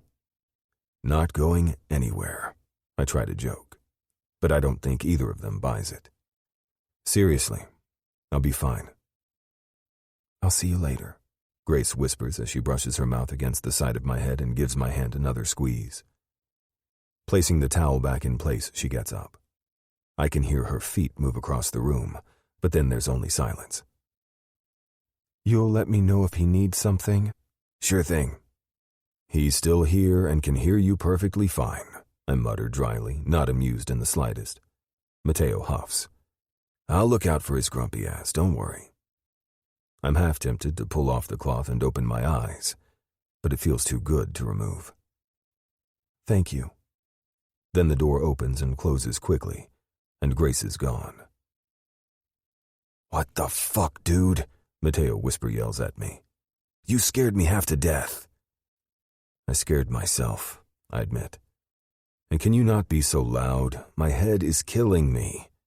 "Sorry." "Hand me the migraine pills?" I ask, hating that I'm so dependent on others, but I'm not quite confident I'd stay on my feet if I try to get upright. There's some shuffling as the drawer opens and closes. Mateo walks toward me, tapping my hand with a water bottle. Removing the towel, I push into a sitting position. My whole world spins on its axis. I close my eyes, pushing the nausea away before trying again. Mateo wordlessly hands me my pills. I open the bottle and get two, throwing them in my mouth and chugging down some water. Mateo crosses his arms over his chest, watching me until I'm done. "You're not lying when you say this is new?" "I'm not lying. This is new." His lips press in a grim line. "Maybe you should see a doc—" "No," I say harshly, and almost instantly regret it when pain stabs through my skull. "I'm fine. It's just a migraine." "Stubborn bastard," Mateo shakes his head. "You don't believe that shit any more than I do." No, I don't. But I don't want to go back to poking and probing either. So I think I'll keep this to myself. Grace. Gosh, how many times have you looked at that thing? I look up from my phone to find my two friends watching me expectantly. My cheeks flush as I turn my phone face down on the coffee table and clasp my hands together. Sorry, I'm out of it. A frown appears between Ray's brows. What's wrong? Did something happen? No. I shake my head, then think better of it. Well, in a way. Just thinking about Trent in those moments after I woke up has an icy shiver running down my spine. It was like he wasn't there at all. His eyes were wide open but unblinking. I've never seen anything like it, and it scared the crap out of me. Jade's eyes narrow. Did something happen with Trent? It's not what you mean. I run my hand through my hair. It's just, I'm worried about him.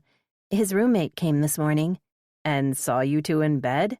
Jade waves a hand dismissively. Trust me, it's not a big deal. It happens more than you'd think. Yes, but that's not the issue either. The door banged against the wall, which woke us up, and Trent just jumped upright and froze. He said it was a migraine, but he looked really off. Jade crosses her legs, a container of Chinese in one hand, chopsticks in the other. Off how? I don't know. Like a nightmare, but not exactly. It was hard to explain it even to myself, and I was there to witness it.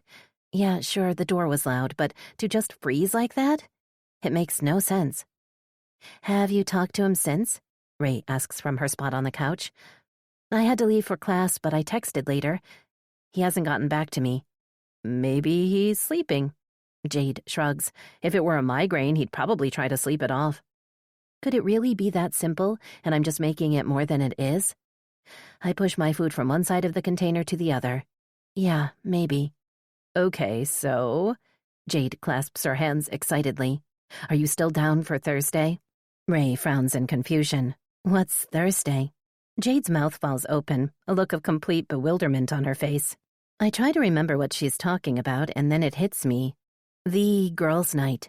Thank you, Jade huffs. I seriously can't believe you don't remember, Ray.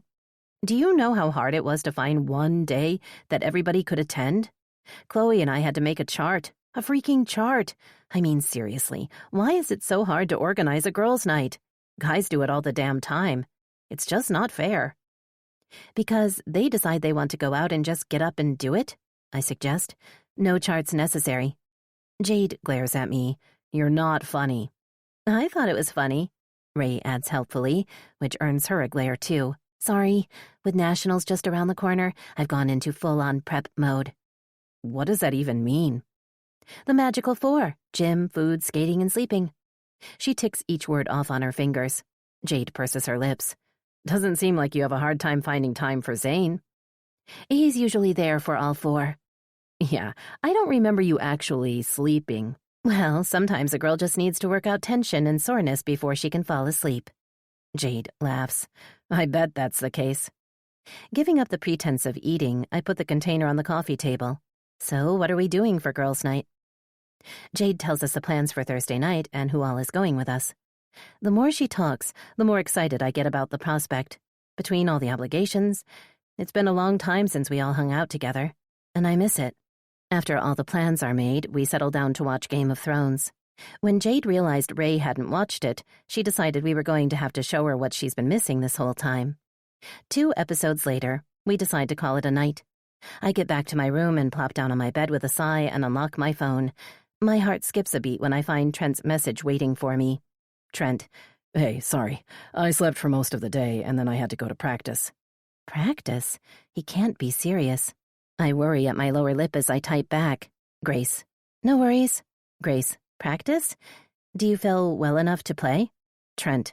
It's just a little headache. I'm used to it. Okay. I guess he can be serious. God, the stubbornness of men. Why do they always have to think they're invincible? And what does he mean he's used to it? This was the first time I've heard anything about him suffering from headaches, and I will be glad not to witness it anytime soon. Ever, even. The image of Mateo going out to get a wet towel pops into my mind. I might have frozen, but he knew exactly what to do. How often does he really have them? And what's the cause of it? So many questions swirl through my mind, but I don't have one answer. I've seen him rub his head occasionally in the past, but I never thought too much about it. Trent. Besides, I'm better now. Trent. What are you up to? Grace. Hanging with roomies. Grace. And what do you mean you're used to it? Grace. Do you get them often? Trent. Sometimes. Trent. Don't worry about it, seriously. Trent. I'll be better soon. Grace. I figured you are better since you went to practice. Trent. I am. Trent. We have a game in 2 days and I'm starting. Couldn't miss the practice. Stubborn, stubborn man. I start to type back, but he's faster. Trent. I guess I should try to get some rest. I have class in the morning and I can't risk missing it. I sigh. I guess he's right. Grace. Okay, get some rest. Trent. Talk soon? Grace. Sure, sleep well. Kiss. Trent. Sweet dreams, legs. Kiss, kiss. I roll to my back and stare at the ceiling, going over our conversation. There's a weight on my chest that wasn't there yesterday. Is he telling me the truth? Do I just worry too much? Or is there something he isn't saying? Chapter 37. Grace. You have to remember your conjugations, I say, turning the notebook Trent's way. I point to the part I'm referring to. Trent leans forward, his mouth moving as he reads his answers, a little furrow forming between his brows. But it's you. Yeah, but it's different for you, singular and plural. Tu aimes is singular, but vous aimez refers to plural. Also, be careful when you choose a grammatical genre. They usually always put a few words that are confusing, like un trampoline or un oasis. French sounds so much better when you speak it.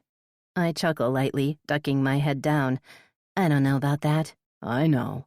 Trent grins, pushing a strand of hair behind my ear. Say something else. I pull my lower lip between my teeth and look around warily. We shouldn't be talking at all. We're in the library. The desk creaks as he leans his elbows on it and moves closer. His nose brushes against my ear. Nobody's here but us, he whispers, his warm breath tickling my skin. Tu es incorrigible. Tu vas nous attirer des ennuis, Monsieur Remington. Trent pulls back slightly, just enough so his dark eyes meet mine. See? Sexy as hell. I could listen to you all day long. Maybe if you were my teacher, I'd be better at this. I don't know about that. You're already doing pretty good for somebody who's been learning French for a few months. That's only because I have an excellent tutor. What did you say, anyway? I shake my head and lean back in my chair. You'll have to find that out on your own. You're not playing fair, Shelton. Tout est souta de l'amour et de la guerre. Trent's eyes narrow. What does that mean? Étoile de découvert. You're no fun, legs. I'm having fun just fine. Besides, didn't you want me to talk to you in French? I figured you're going to whisper sweet nothings in my ear. Tell me what you mean. I'm not teaching you dirty words. A wicked grin spreads over his face, golden dots twinkling in his brown irises in mischief. See? That would be fun. I'm sure I wouldn't have a problem figuring out the grammatical genre of the word fuck. He shakes his head. Why don't they teach us practical stuff like that? And fuck is a practical word? If I ever go to France, sure. I don't even know what to say to that. I grab my phone and check the time. Damn it. What? Trent's brows furrow. Is everything okay? Yeah. I give him an apologetic smile. But I've got to go.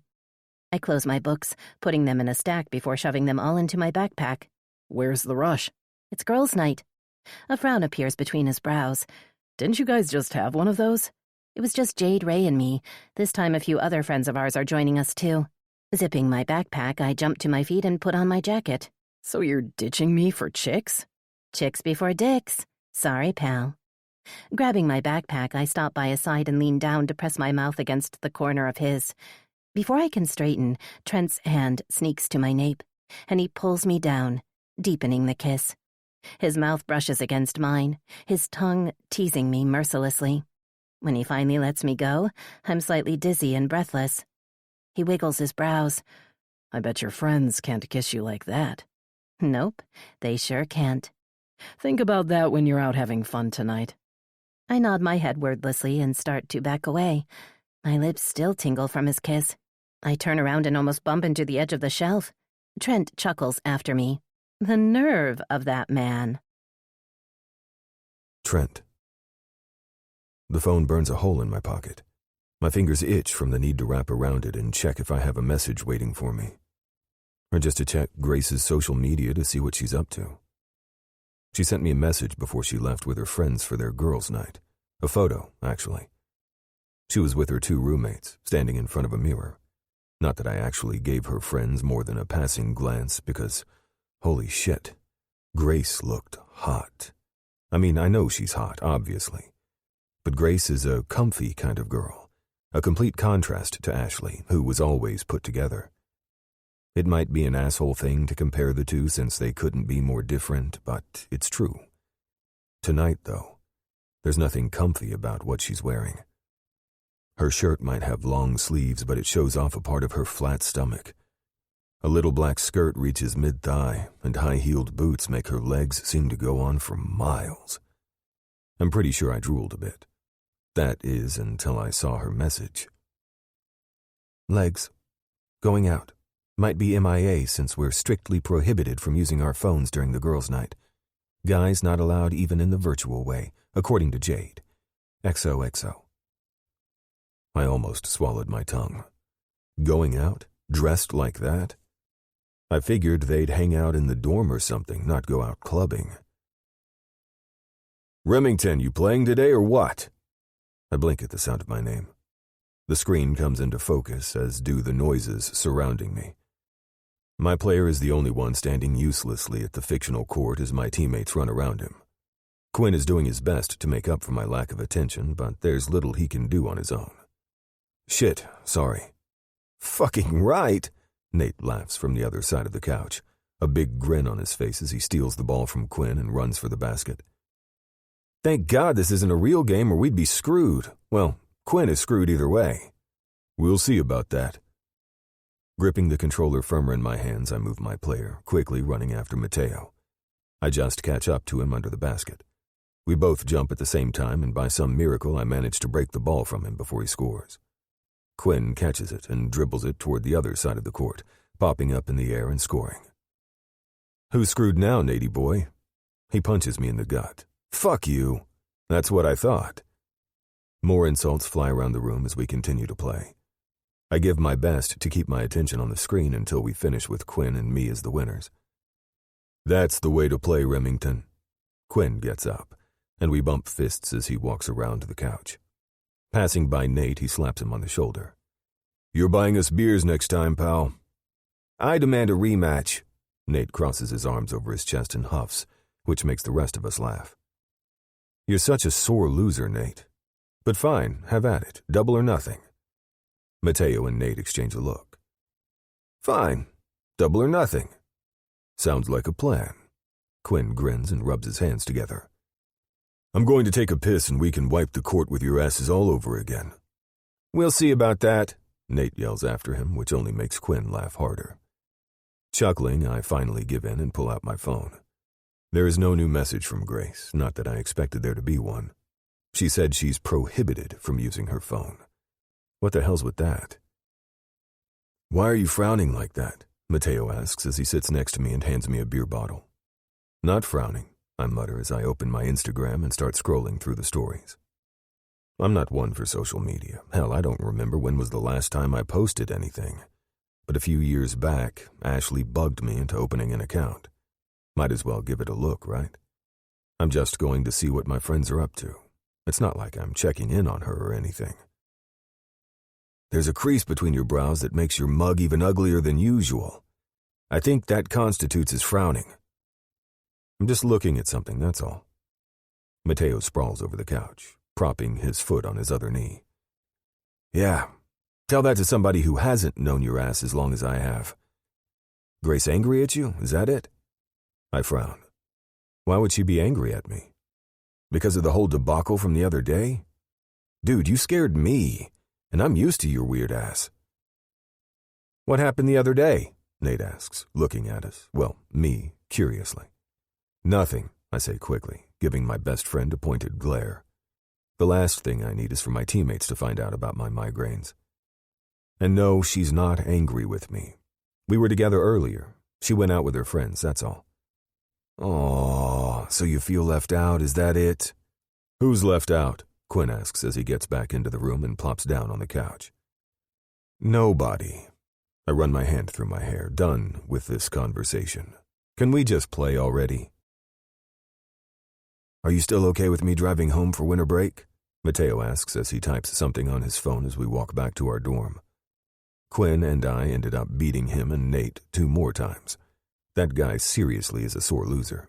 At least I won't have to worry about paying for drinks next time we go out. Yeah, sure.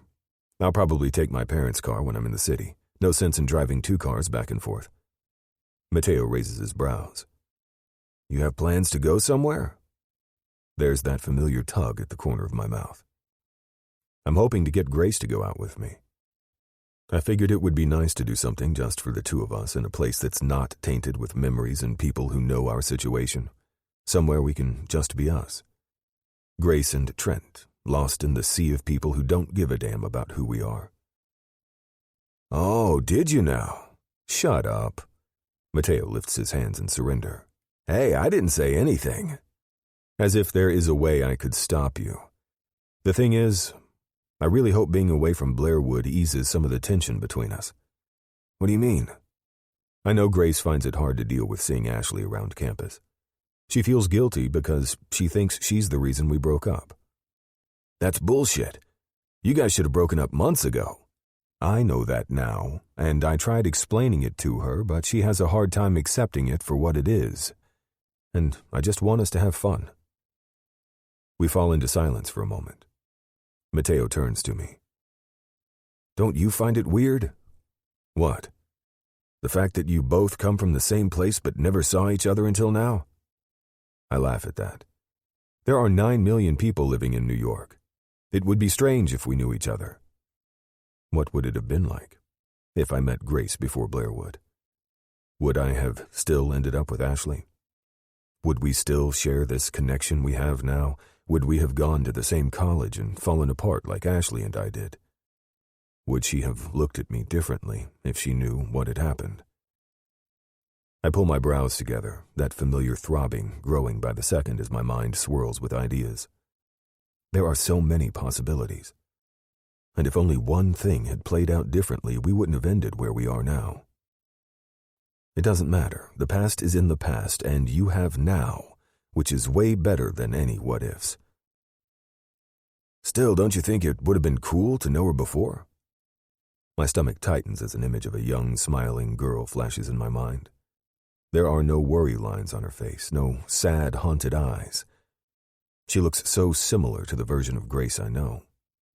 You'd think I did know her.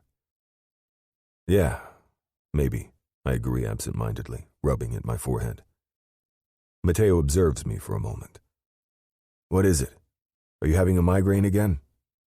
I force my hand to drop by my side. Nah, don't lie to me. I know you too well for that shit. Not this again, I groan. I'm fine, really. Mateo shakes his head. You weren't fine the other day.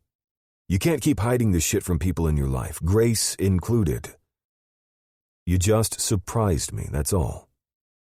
I tried to figure out what could have caused my reaction from the other day, but came up empty-handed. This wasn't the first time there was a sudden noise around me. It didn't make any sense. This wasn't the first time I surprised you and you know it, Mateo says as if he can read my mind. Did you talk to your doctor? I open my mouth, but before I can say anything, Mateo gives me a warning glare, the one that says he's over it and not to test him.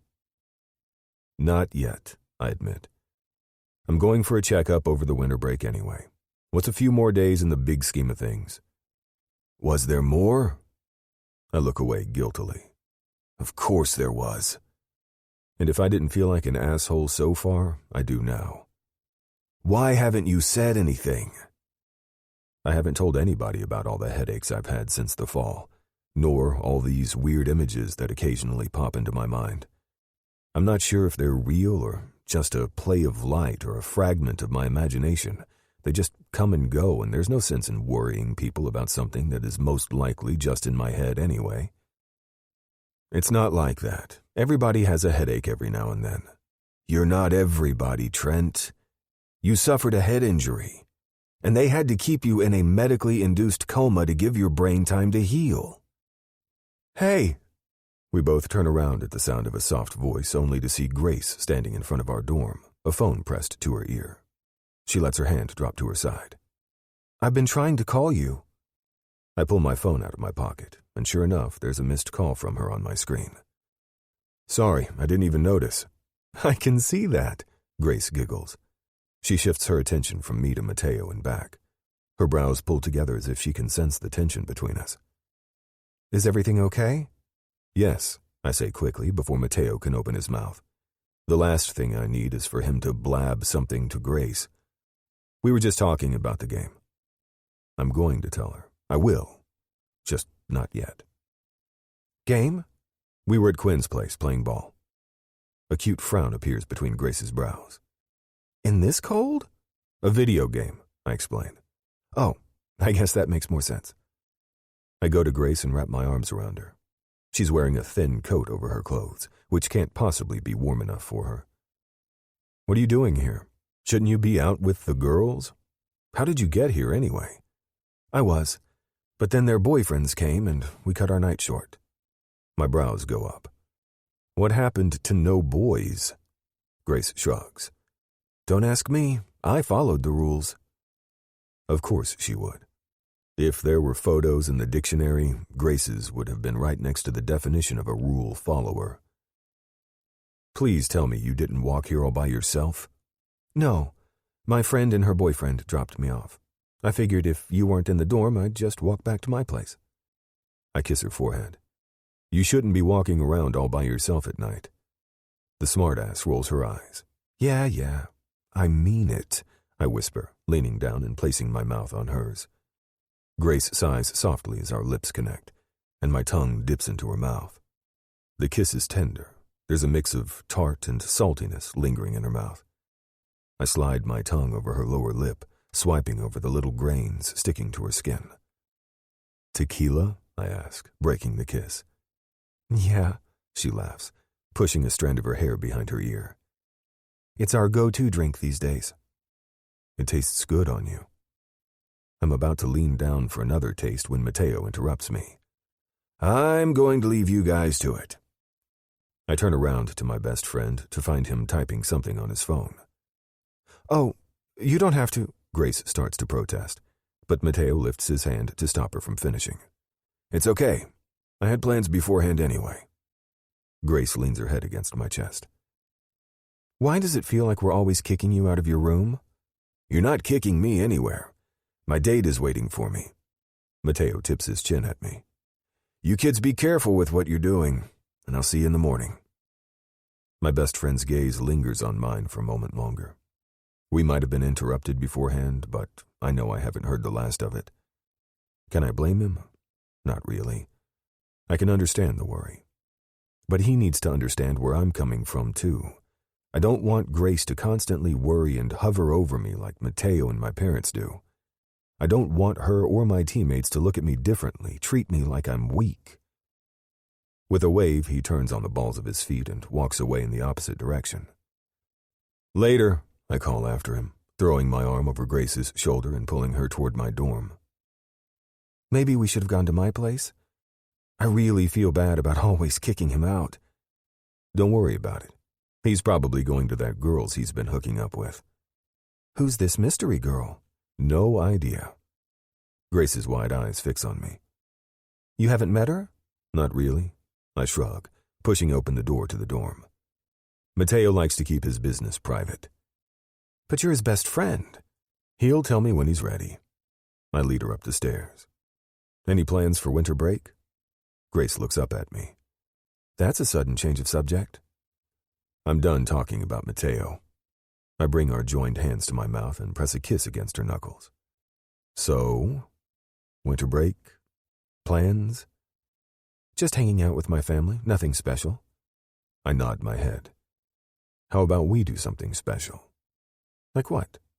Like a date. Grace turns around, her brows raised. A date?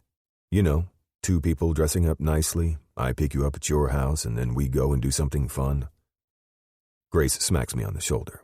I know what a date is. Good. Because if my memory serves me right, I already took you to one of those before. It would have been really weird if you didn't remember it. Color drains from Grace's face, her eyes going vacant for a moment. Grace? I ask tentatively, wondering if I said something wrong. She blinks and lets out a shaky breath. I remember everything about you. That's good to know. I cup her cheeks and brush my mouth against hers. Her whole body shudders at the light touch, and I revel in what just a single kiss can do to her. Anything special you have in mind? I grin widely as my hand sneaks behind her back. I unlock the door and push her inside. That's for me to know and you to find out. Chapter 38. Grace. Trent. So? Me. So? Trent. When will I be able to give you your Christmas present? Me. How about you tell me what my present is, and then I'll tell you. Trent. Nice try. Trent. But no. Me. You're no fun. Trent. You didn't say that the last time. My cheeks heat at the innuendo. Trent. So? Trent. Will you, Grace Shelton, let me take you out on a date? Me. I guess since our last date was a 9 out of 10, I might take a risk. Trent. Hell yeah. Trent. Wait, 9? Why was it 9? Me. I just like to leave that extra point for something off the charts amazing. Trent. Now you've activated my competitive side. I hope you're aware of that. Me. Did I? Trent. Sure did. I'm going to get that 10 no matter what. On that note. Trent. On a scale of 1 to 10, how much should I worry about meeting your brother?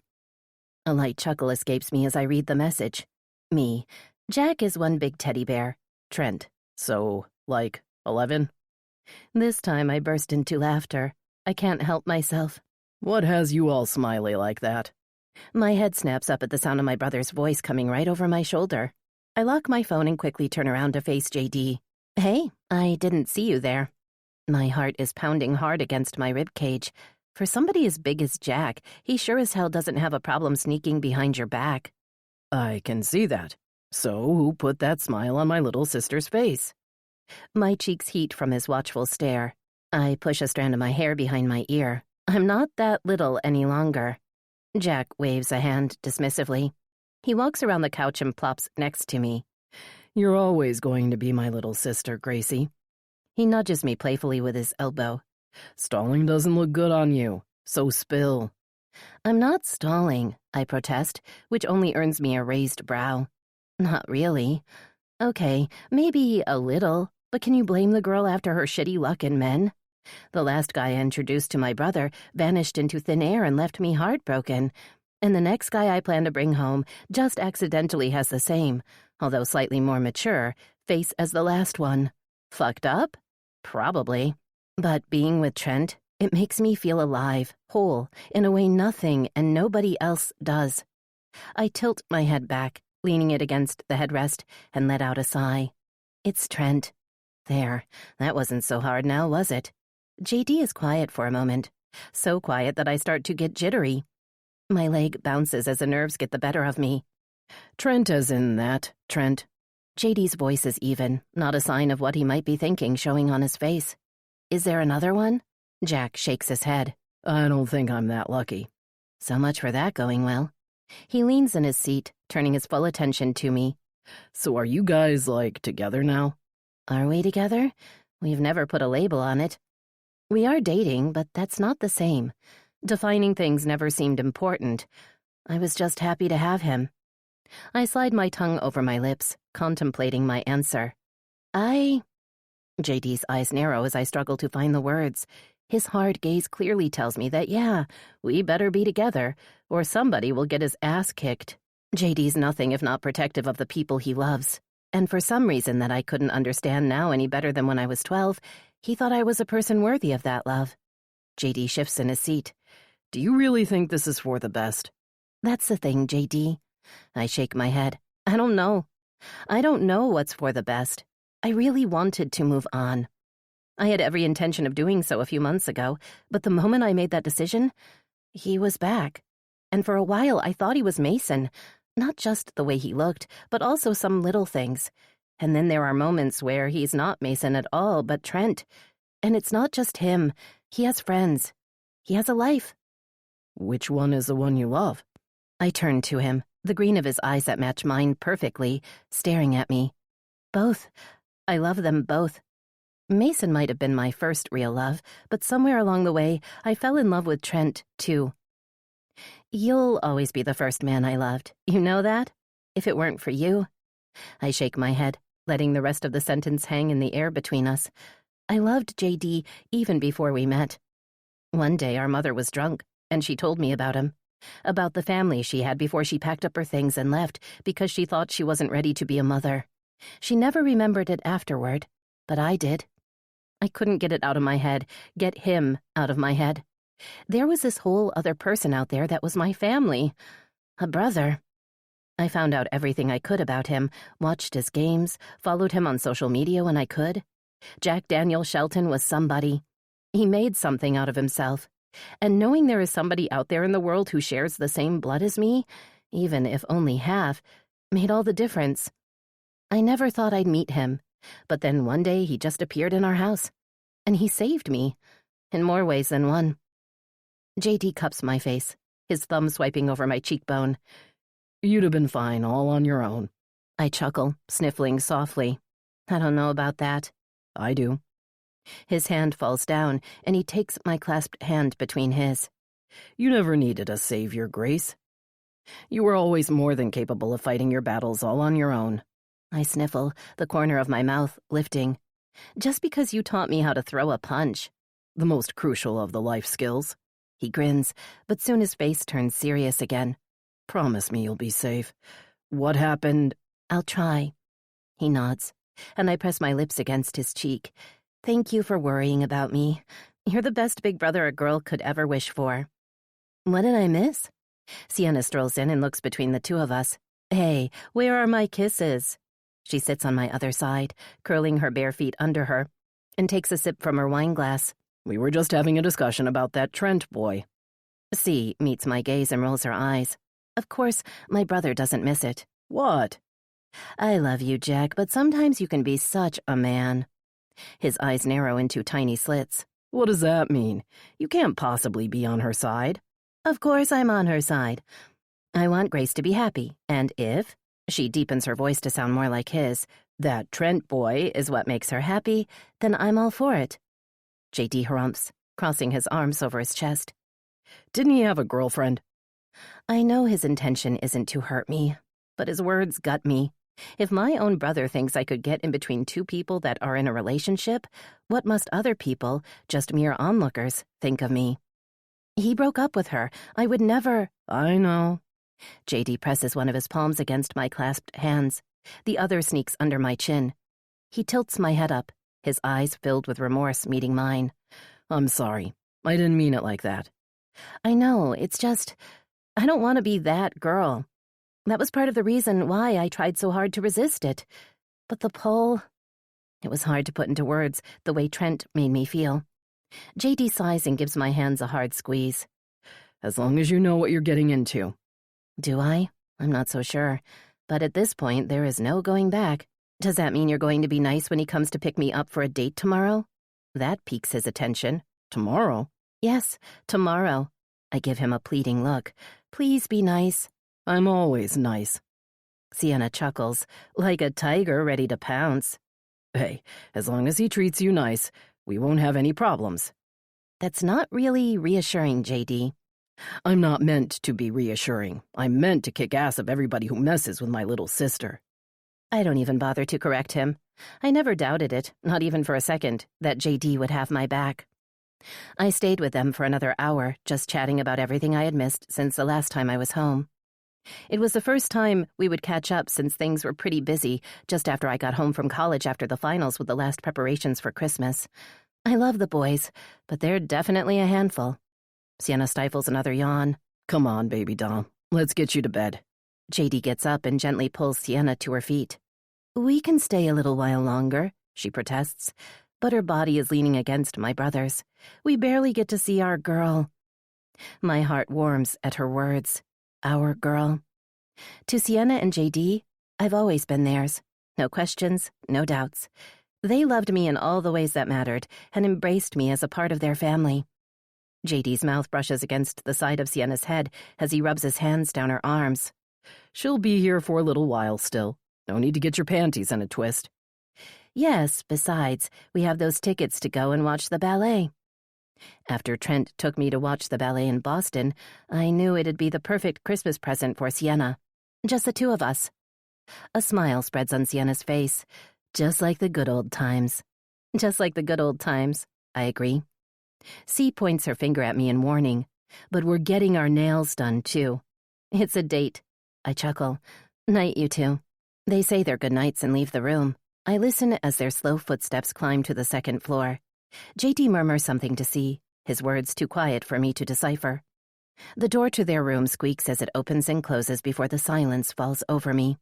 Sighing, I pull my legs on the couch and grab my phone from my lap where it fell earlier. The TV is buzzing softly in the background, but I ignore it as I read the messages. Trent. He is, isn't he? Trent. I knew it. Trent. Grace? Trent. Where did you disappear to? Trent. Question mark, question mark, question mark. Trent. Should I be worried? Trent. Don't tell me that your brother saw the messages and decided to lock you in your room. Trent. If you don't get back to me soon, I might call the cops to come and check on you. I laugh softly, my eyes falling down to the timestamp on the last message. It came less than 10 minutes ago, which means he's still awake. Me. You do realize you're dramatic, right? Trent. Maybe just a little. Me. More like a lot. Trent. Where did you disappear to? Me. I was talking to JD and Sienna. Trent. See? I wasn't being dramatic. I was being right. Me. And dramatic, too. Trent. So what did you talk about? Me. Just catching up. I nibble at my lower lip, thinking my next words through. Me. I might have mentioned our date. Trent. Did you? Trent. Should I consider wearing body armor? An image of Trent wearing one of those 16th century battle armors pops into my mind, making me chuckle. Me. Do you seriously think my brother is that scary? Trent. Tell that to somebody who hasn't seen his picture. Me. Where did you see his picture? Trent. I might have stalked him on your profile. Trent. Body armor doesn't sound like such a bad idea. Me. He's not that scary. Trent. We'll see about that tomorrow. Me. Fine. Where are we going anyway? Trent. Ha ha ha ha ha. Nice try. God, this man is infuriating. Me. I need to know how to dress. Trent. Dress warm. Me. Warm? That's all you've got for me? Trent. That's all you'll get. I'll see you tomorrow, legs. Me. If I don't change my mind. Poking tongue out emoji. Ha. I lock my phone, my fingers wrapping around the sleek device. Take that. Blood rushes through my veins, and I can feel it echo in my eardrums. The phone buzzes in my hand. Damn him, of course he wouldn't let me have the last word. I won't answer him. Easy, right? I won't answer him. I won't. Oh, screw it. Just a peek. Trent. Change your mind, and I'll have to come and get you myself. I'm not against throwing you over my shoulder. I bite the inside of my cheek, my finger itching with temptation. I don't want to cave in, but I also don't want him to have the last word. Petty? Maybe. Me. Neanderthal. Trent. Maybe. But you still like me. A small smile appears on my face. Love. It takes me a moment to register the word, but when I do, it's like I've been run over by a train. The feeling hits me out of nowhere, leaving me breathless. I'm in love with Trent Remington. The feeling is familiar yet foreign. I never imagined I'd fall in love with somebody, not after Mason, the boy who had stolen my heart and shares the same face with the only other man who managed to do the same. I run my hand over my face. What the hell should I do about this? I should tell him that's what I should do. My phone buzzes again, a message flashing on my screen. Trent. I'll see you tomorrow. Sweet dreams, legs. I'll have to tell him everything, not just how I feel about him, but about Mason too, who he was, what he meant to me. If I don't, how can I expect us to have any kind of future together? Chapter 39. Trent. I button the top 2 buttons of my dress shirt with my eyes fixed on my reflection in the mirror. My throat tightens, or maybe that's just the lump that's been growing bigger as the day passed, and my nerves started to get the better of me. It's just her brother, for fuck's sake. Her 6'5", 230 pounds of an ex-professional football player brother.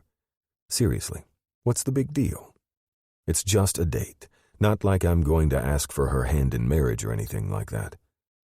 I tug at the collar, hoping by some miracle it won't choke me to death, but it's useless. Fuck it. I slip my finger between the buttons, but the little fuckers won't budge. Seriously, whose idea was it to make these things so tiny? Trent, Mom's head peeks through the crack in my door. Who are you talking to? Just cursing whoever invented this death trap, I mutter, still struggling to unhook the buttons. Mom shakes her head and pushes the door to enter. Let me. She swipes my hands away and slips the buttons from their confines. Better? Yeah, thanks. She smooths her hand over my chest, corrects my collar before taking a step back and giving me a once-over. You look awfully nice.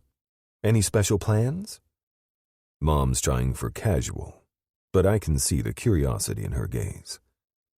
You make it sound like I'm wearing a suit or something. I laugh nervously. I don't even know why I'm making such a big deal out of this. Considering you're in sweats most of the time, this is an upgrade. She has me there, but I want to make a good impression on Grace's family since I know how important they are to her. A good impression on her, so sue me. So, where are you going so dressed up?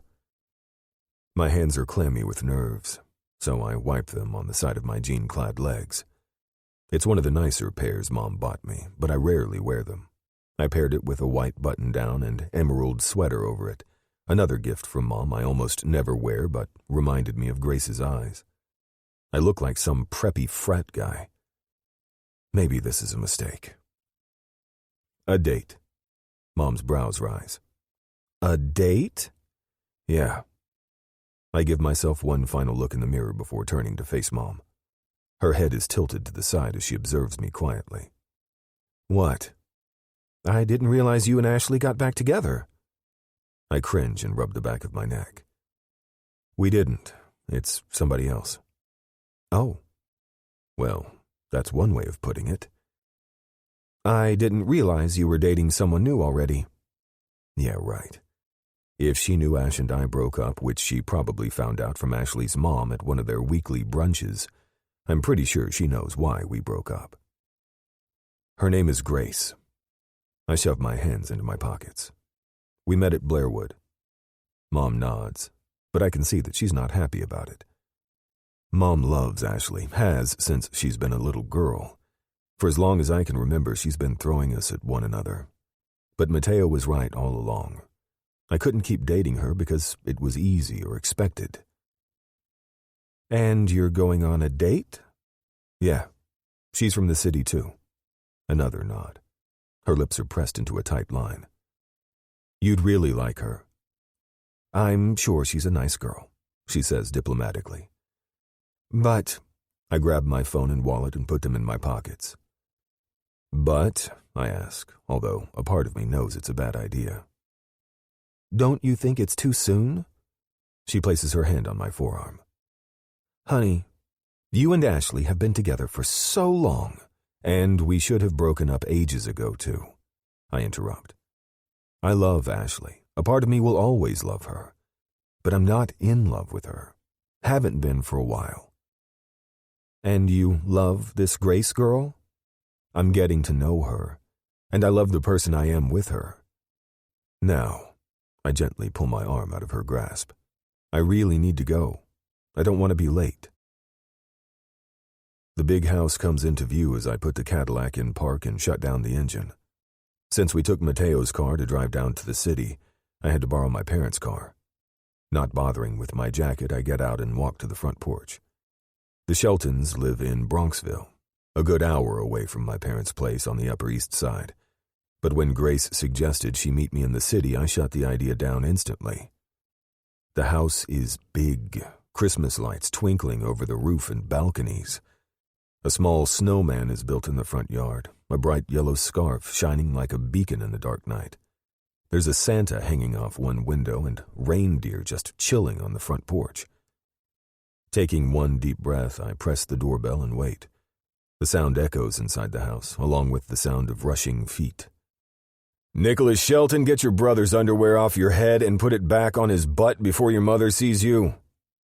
Choked laughter comes out of my lungs as the image pops into my mind. And I'm not the only one.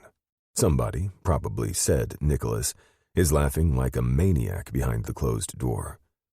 Before I get a chance to prepare, the footsteps draw closer. The key turns in the lock with a soft click, the door pulling open. "You won't be laughing when she puts her hands on you." The warning is clear in the guy's tone as he turns to face me. "What?" The words die on his lips, mouth hanging open. A familiar pair of emerald eyes stare at me for a moment, his face completely unreadable. Okay.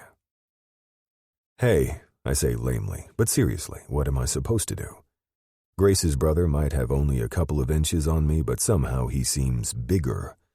Although he's been retired for a few years now, he obviously still keeps up with his workout regimen, because the guy doesn't seem to have an ounce of fat. His dark hair is peppered with some gray. There are a few wrinkles around his eyes and mouth, and they don't appear to be from smiling. "Trent, I presume?" he asks, assessing me from head to toe. His eyes narrow, the skin around his mouth drawing tight as he finishes his perusal. "Yes, sir. I'm here to pick up Grace." I offer him my hand. He just stares at it for what feels like forever before taking it into his and giving it a firm shake. "Jack Shelton. Trent Remington. So I've heard," he mutters. There's something about his tone I can't quite wrap my mind around, but before I can overthink it, Jack's gaze darts over my shoulder. "Planning to drive to the city?" "Yes, sir." Jack hums non-committally before those piercing eyes return to mine. "Any special plans for tonight?" "Just a date." When Jack lifts his brows and waits, I shift my weight from one foot to the other. "It's a surprise." "I don't like surprises." A shocker, not really. "Jack, did I hear the doorbell?" a woman shouts from somewhere in the house. The floorboards creak and she appears on the steps. "Grace," her voice trails off as she lifts her gaze and sees me. Her lips part slightly as she takes me in. "Oh, hi there." She descends the rest of the stairs and comes to stand by her husband. "I'm Sienna, Grace's sister-in-law." She smiles kindly and extends her hand toward me. "Trent, it's nice to meet you." Sienna Shelton is a gorgeous woman, tall and lean with shoulder-length brown hair and captivating light brown, almost amber eyes. She and Grace might not be blood relations, but there are some similarities between the two. The way Grace smiles, the way her body moves. It's all Sienna. "Why are you standing here? Come on in." She elbows her husband in the side. "I thought I heard the doorbell. Why didn't you let him in?" "He just got here," Jake grumbles but steps away. "Mm-hmm." Sienna glares at her husband pointedly. She's totally not buying it. And if I wasn't so nervous, I might find it in me to laugh. "Feel free to ignore his grumpy ass. Would you like something to drink? Grace will be down in a few minutes." "No, I'm fine, thank you." I follow Sienna down the hall until we get to the living room. I take in the space, hoping to get a glimpse into who Grace Shelton is and where she comes from. The place is bright and modern. The TV is playing in the living room, and I can still hear the kids' laughter coming from down the hall. A mix of art and family photos hang on the hallway wall. My eyes scan over them. Sienna, Jack, and Grace all dressed in Knights jerseys the year they won the Super Bowl. The three of them at Sienna and Jack's wedding. Sienna and Grace dancing. Birthdays, Christmases, births of kids. It's all documented there. I watch Grace grow in front of my eyes. Her smile is big and bright as her hair that makes her stand out. Then there's a photo when the light in her eyes is no longer there. I stop in front of it. It's a photo of that friend from Blairwood. Not her roommates, but the other one. They're probably in high school there, sitting on the front porch of the house, both of them smiling, but it's that sad smile that I'm all too familiar with. I continue walking, and every photo is the same after that. It's like a switch was flipped, and the light disappeared from her gaze. I lift my hand and rub the side of my head, easing the pressure building behind my temples. "What happened to you, Grace?" "Trent?"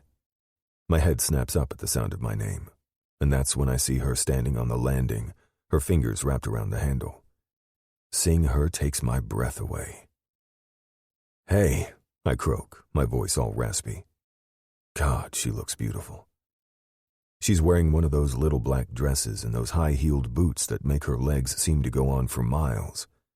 Her wavy hair is bouncing off her shoulders as she slowly comes down. She put on a bit of makeup because her lashes seem longer and darker, making the emerald of her irises shine even brighter. "Hi," she whispers softly, a small smile on her pink lips. "You look..." I shake my head and take her hand in mine.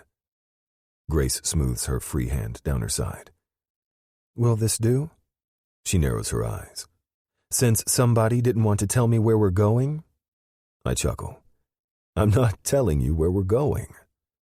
She jabs her finger playfully into my chest. "If I am cold, you'll have to keep me warm. You know that, right?" A wave of heat rushes through me, my body reacting to her touch, her words, just plain her. I move in closer, dropping my voice. "Then maybe you should go and change to something shorter." But apparently not quite enough because a throat clears behind us, reminding me we're not alone. Damn. Grace rolls her eyes and looks over my shoulder at her family.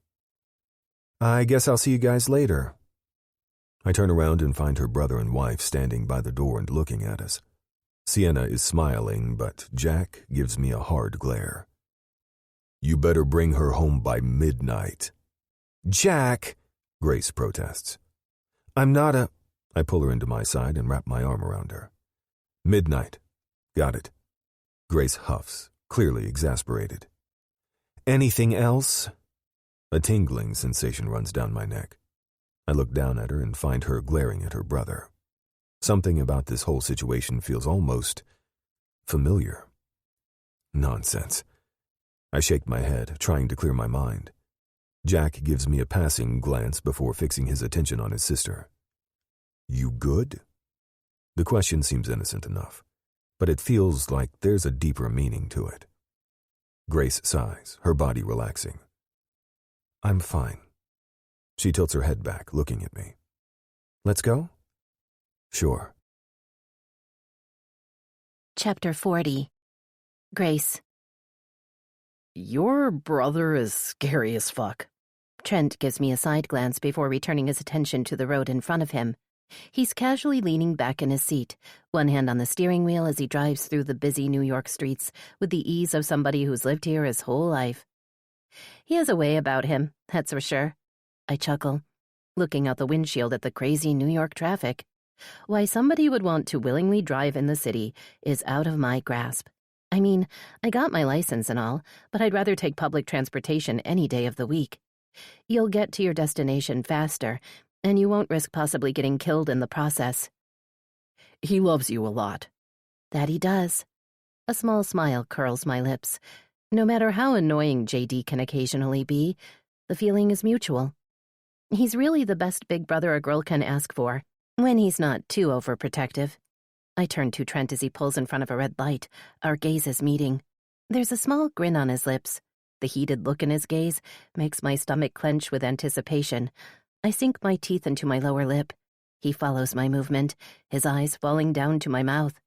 I let my lip pop, and he leans down, his mouth brushing against mine. A shiver runs its way down my spine. I love the way he kisses me, slow and thorough, his mouth molding to mine, tongue teasing its way between my lips. The way his fingers grip the side of my face as if he wants to hold on and never let go. Hey. Hey back, I whisper breathlessly. A horn blasts loudly, snapping us out of it. We both turn forward, and sure enough, the light is green. Trent continues driving, completely ignoring the pissed-off drivers behind him. Gotta love New York. I tuck a strand of my hair behind my ear. So, will you finally tell me where you're taking me? Trent grins as he takes a turn. He grabs my hand, twining our fingers, and puts them on his knee. You'll have to wait and see. I purse my lips. You're no fun. Maybe. I give him an annoyed stare, which only makes him laugh harder. I don't get what's up with all the secrecy. So, what did you end up doing for Christmas?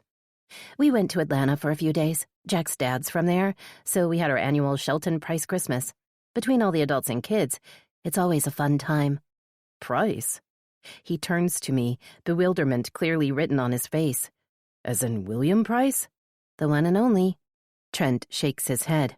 Damn, you're just casually hanging out with New York legends, huh? To me, they're just JD and Will.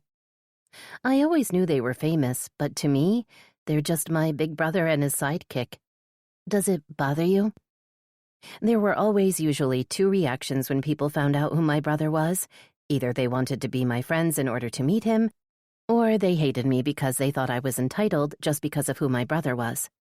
That was the main reason why I usually kept my mouth shut when it came to my brother. Bother? Trent gives me a quick glance. Why would it bother me? Do I find it amusing that you're so chill about it? Sure. But I couldn't care less about who your brother or his friends are. He's your brother. Who I, by the way, don't think likes me all that much. He's just overprotective. Doesn't make him less scary. His face is so serious I can't help but laugh. He's one big teddy bear, you'll see. What about you? Anything exciting happened during the holidays? We stayed home this year since Dad has some meetings he has to wrap up before the end of the year. He's been pressing me to come and join him to start learning the ropes. Is that the end goal? I frown. But isn't he a lawyer or something? Trent rarely talks about his parents, and only in passing. I guess it's normal. We've only started to get to know each other, and I'd lie if I said I didn't worry about meeting them. He dated Ashley for years. How was I supposed to compare to that? Trent shrugs. He wants it to be. But you don't, I finish, knowing damn well he doesn't. The only thing that could be connected to pre-law was his history class, but even then, no, he answers absent-mindedly as he enters the parking garage. Like I said, I'm still trying to figure it all out. The last few years have been hard. Hard? This is the first time he mentioned it. Granted, we don't talk much about our pasts, especially our high school years. I know he's been dating Ashley. You've come far in the story. Let this quiet melody carry you through a moment of peace. Thanks for being part of our audiobook family.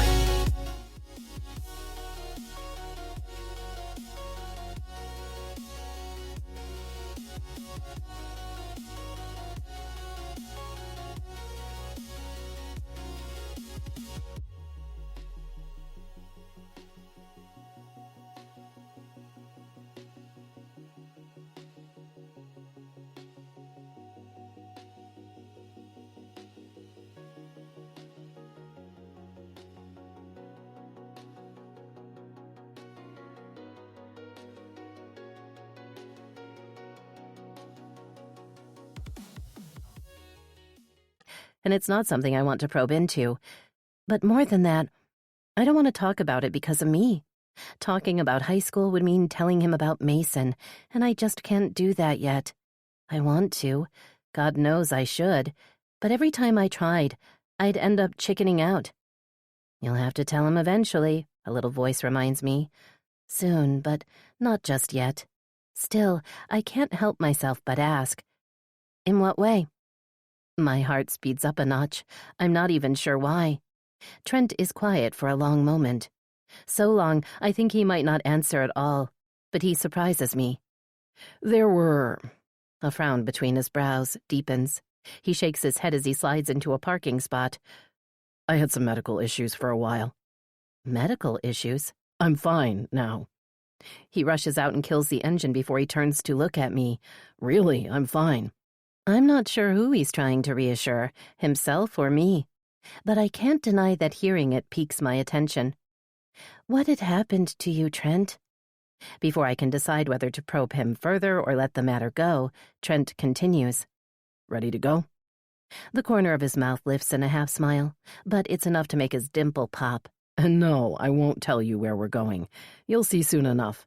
Fine. Let's go. Trent gets out of the car and walks to my side. Just as I pull my jacket on, he opens my door, and I slide out, my body brushing against his. Trent's hands go to my hips, and he pulls me closer, his lips brushing against mine.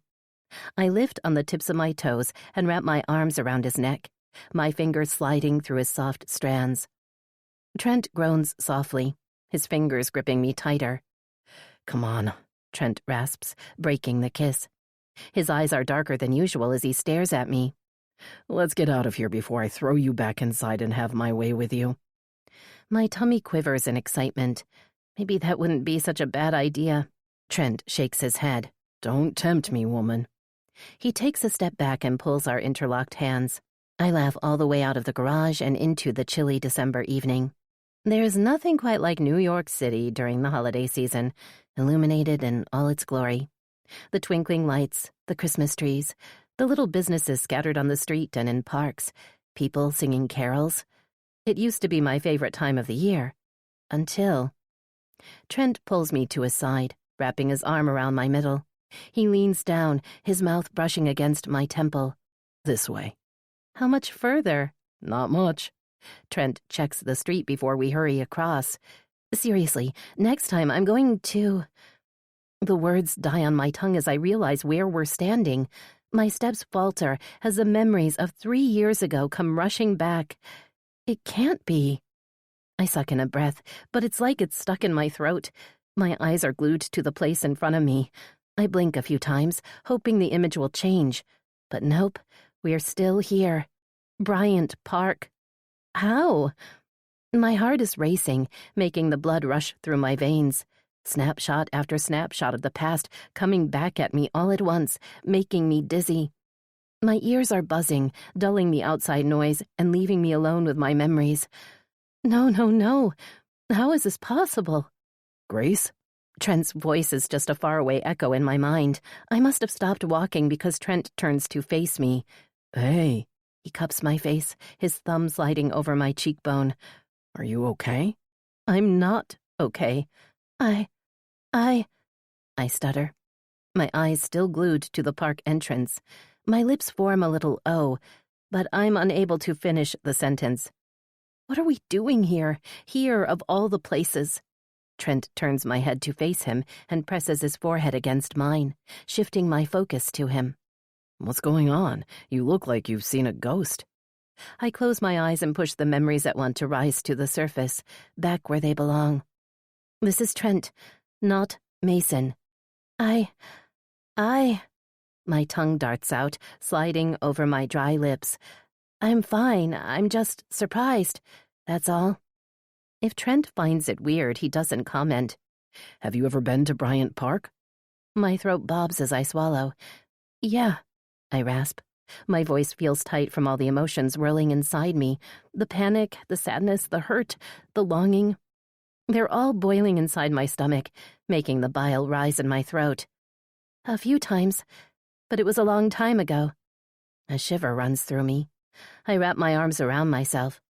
I'm not sure if it's the cold or this whole situation. I rub my forearms, trying to chase away the chills. My fingers slip under my sleeves, and I feel the worn leather of the bracelet I got in this very place. It's usually less crowded this time of the year, so I figured it's a better option than going to Central, Trent says, breaking me out of my thoughts. I breathe in a shaky breath, but it's no use. His soft words echo in my head as I try to force my lungs to open up, only they remain painfully closed. A group of girls rush by us and into the park. One of them bumps me on the shoulder, making me stumble. Trent's hands fall on my arm, steadying me. Although that's not saying much. Trent turns me around and looks at me. Do you want to go somewhere else? I'm not sure what he sees on my face, but his eyes crinkle at the corners as he narrows them at me. It's the same look he had so many times in the beginning, as if he's trying to figure me out. But he isn't sure what to make of me. No. I shake my head and force out a smile. No, this is fine. It's fine. I'm fine. I just haven't stepped foot in this place in the last 3 years. That's all. Not that he knows that or the reason behind it. I still don't get it, though. Out of all the places he could have taken me, why this one? What does this all mean? Trent's thumb swipes over my lower lip. Are you sure? Yes, silly. Let's go. This time, I'm the one tugging him toward the entrance. The big metal gate is decorated with bright lights. Although not as touristy as Central Park, the place is still packed. People mingle around, chatting and laughing as they make their way through the winter village. What do you want to do? A smile slowly spreads over his lips. How about first we warm you up a little bit? Chapter 41. Trent. Grace's fingers tighten around mine as another kid skates past us like the devil's at his feet. You'd think the fact that the rink is packed would deter them from chasing each other around the ice, but no such luck. Damn, I forgot how stressful this is. Skating not really your thing? I like it just fine, but I prefer to have fewer people around, or to have my feet firmly on the ground. I chuckle, holding tighter onto her. I've got you. Grace tilts her head back, her eyes finding mine. So, basketball and ice skating? There's a prickle of awareness at the back of my mind, but I brush it away. I manage, I shrug.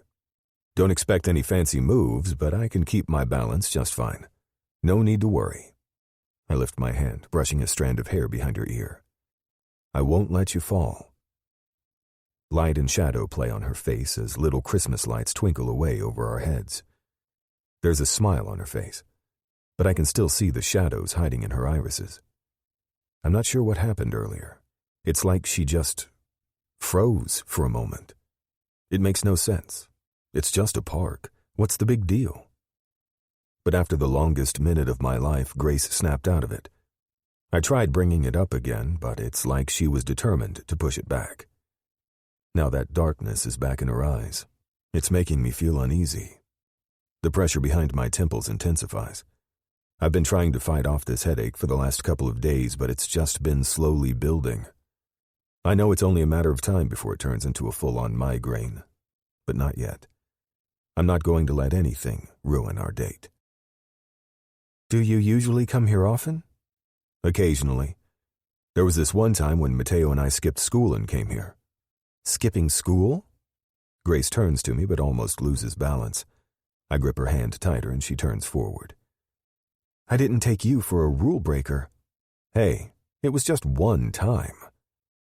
I remember that day clearly. It was shortly after the accident. My parents were driving me crazy with their worry, which didn't help with my constant headaches and lack of sleep from these creepy nightmares I'd been having. Mom dropped me at school after we just had another fight. She wanted me to go see more doctors and do more tests, and I just wanted to get out of the hospital and be normal for a change. Mateo could see that I was in a shitty mood, so he volunteered we get out of there. We walked around the city for a while and somehow ended up in Bryant Park. Just one time. It's true. Mateo got into so much trouble. I chuckle at the thought. Coach was pissed that he skipped school, so he made him warm the bench for the next 3 games and clean the gym for the next 2 months. Mateo hated every second, but he never complained. If I felt unsure about Mateo before, I never did after that moment. He could have easily blamed me for the whole situation, but he never did. Instead, he suffered through the punishment, and we never ditched again. Did you get in trouble? I shake my head, no, but don't explain further. I know Mateo was right. I should tell Grace about what happened to me, and I will, but today's not that day. Now that we're finally away from Blairwood and can actually walk around without people's scowling looks reflected at us, that's the charm of New York City. It's a place that's so easy to get lost in. Soon, though. Soon. He was on the basketball team. Coach got angry and wanted to make an example out of him. You can be sure nobody tried to skip classes after that. The lights flicker, signaling our time in the rink is up. I throw my hand over Grace's shoulder and steer her toward the nearest exit. But after that, I'd occasionally come here, sometimes with friends, sometimes on my own. There was always something about this place that drew me in. I couldn't explain it. Sometimes I'd walk around, and the next thing I knew, I was in front of the park. But even when I came here intentionally, it's like a part of me was always waiting for something. Grace's body tenses under my arm. I look down at her to find her lost in her thoughts, a deep line crossing her forehead. Hey, are you sure you're okay? She blinks, those bright green irises somehow seeming larger, more vulnerable. It's like that old Grace, the one I found the first day in the library, and for some reason I don't like it one bit. Yeah, just got lost in my thoughts for a bit. We stumble into a group of kids that are hurrying onto the ice. One of them crashes into Grace. I pull her closer to me just in time to save her from losing her balance. Are you okay? Yeah. It's nice to see them so excited. Everything was so much easier when we were little. I look up, taking in all the people around us, the lights, the laughter. Yeah, I guess so. I agree absent-mindedly, feeling that familiar pressure behind my temples. Trent? Huh. My head snaps up as Grace calls out my name. She's looking over her shoulder with a knitted cap pulled over her hair. She had her roommate trim it once, so the locks are teasing her shoulders. What did you say? I asked what did you want to do now? Oh, right. I run my hand through my hair. How about we walk around a bit? See the village? Sure. We get out of the skates and into our shoes. Intertwining my fingers with Grace's, I pull her out on the sidewalk and wrap my arm around her. We walk slowly in companionable silence. There's a group of people gathered around a street singer singing Christmas carols. A small smile appears on Grace's face. I pull her to a stop so we can listen too. Some kids are running and jumping around the woman, and there's even an older couple swaying slowly to the music.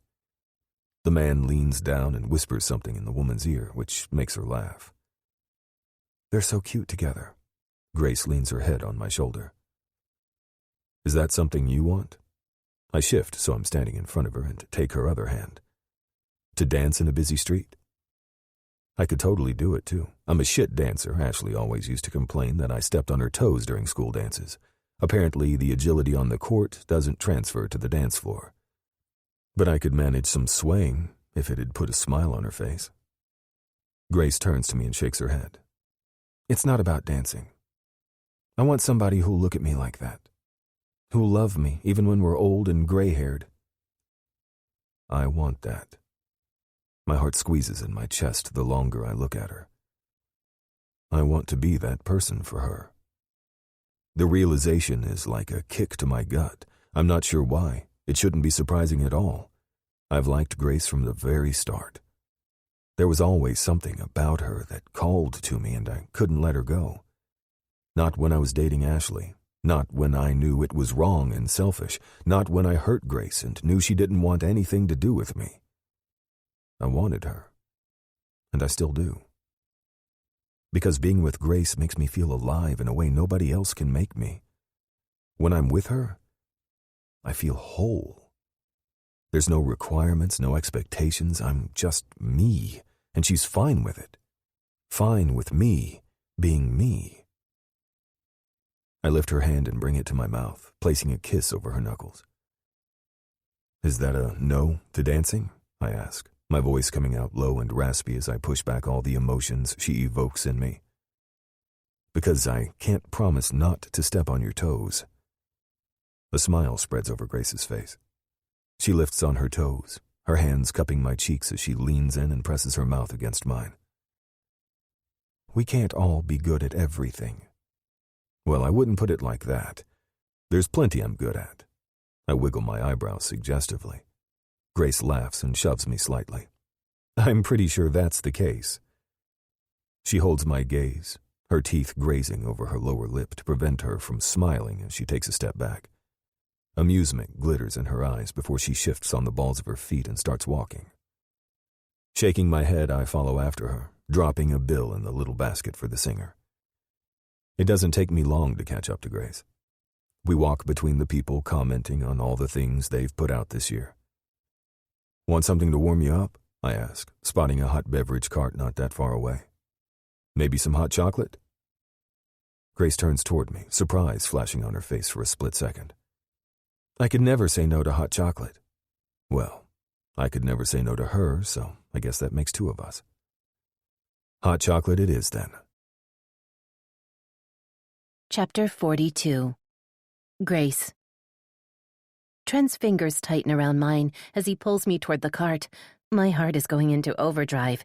It's beating so hard I'm surprised it hasn't jumped out of my chest. There's a slight ringing in my ears, dulling all the other noise. It's all too much. This place, this time of year, skating, hand-holding, hot chocolate. It's like I've been thrown back in time to 3 years ago. A young girl out on her first date with a boy who she had a crush on for what feels like forever. He's not Mason, I chant on repeat. He's not Mason, and I'm not the girl I used to be back then.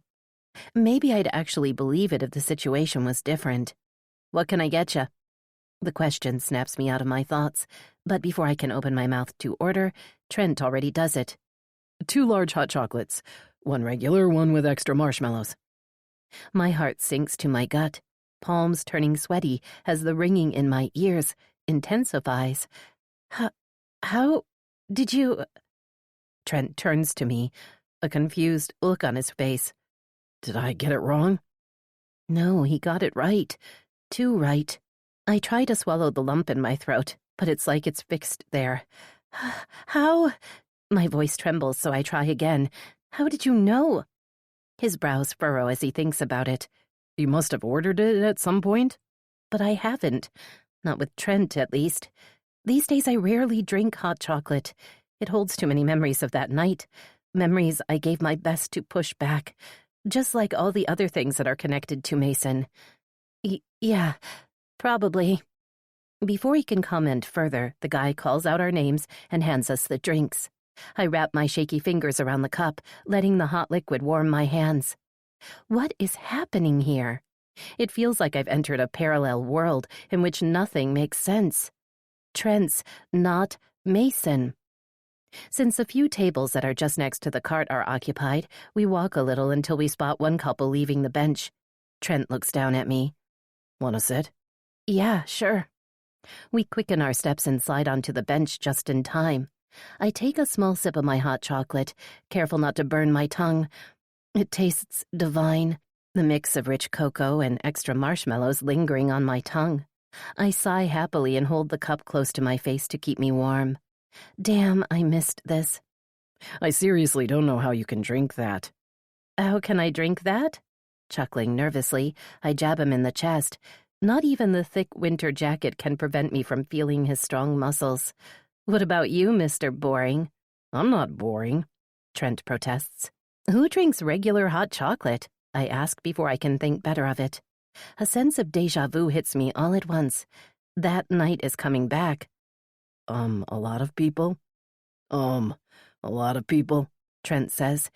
It's the exact same words Mason told me all those years ago. A lot of boring people, I echo softly, almost in a trance. My vision turns blurry as I'm taken back in time. How can this be happening? Different, yet the same. How can he know all these things? It just makes no sense. He's not Mason. That sentence echoes in my mind like a mantra, completely in tune with my racing heartbeat. He's not Mason. Thump, thump, thump. He's not Mason. Thump, thump, thump. He's not Mason. There's just no way. He lives in the Upper East Side, for God's sake. He's known Mateo and Ashley their whole lives. He wasn't playing basketball in high school. Then how does he know all of these things? A stubborn part throws right back at me. This is just a coincidence. It has to be, because otherwise... Grace. Yeah? I breathe, my voice shaky. Look up. I tilt my head back, my mind still trying to process everything that has just happened. It's all probably just one big coincidence. That's it. Just one really big... Mistletoe, I whisper, turning my attention to Trent. Damn it. It seems so. We stare at one another. His deep brown eyes have turned darker, more intense. Trent lifts his hand, tracing my cheekbone with the back of his hand. My eyelids fall shut as a shiver runs down my spine. You know what that means, right? He whispers. He's so close his warm breath tickles my skin. I pry my eyes open and slide my hand up his chest. Kiss me. Remind me of what's real. Trent grins, both of his dimples popping out. My pleasure. He leans closer, slowly, oh so slowly. My stomach clenches in anticipation as the distance between us disappears. Our lips brush together, once, twice. I slide my hand at the nape of his neck, pulling him closer. The air between us sizzles as we kiss, slow and sweet. His scent fills my space, sandalwood, hot chocolate, and something that's uniquely him. "Mason," I whisper, my hands clutching onto the material of his jacket. I swipe my mouth over his, my tongue sliding over his lower lip, seeking the entrance into his mouth. Only, it takes me a moment to realize he's not trying to deepen the kiss. He's completely frozen, his hands gripping my shoulders and pushing me back. I break the kiss, my breathing ragged as I open my eyes, slightly dazed. "What's—" The color is drained from his face, his pupils dilated. What did you call me?" "What did I—" The meaning of his question registers in my mind, and all the kiss-induced haze is gone. Shit. The dread paralyzes me as the realization sets in. I called him by the wrong name. I actually called him by the wrong name. Mason. That's what I said because everything about today reminded me of Mason, of that winter when we were 16, of my first date, our first date. Fuck. This can't be happening.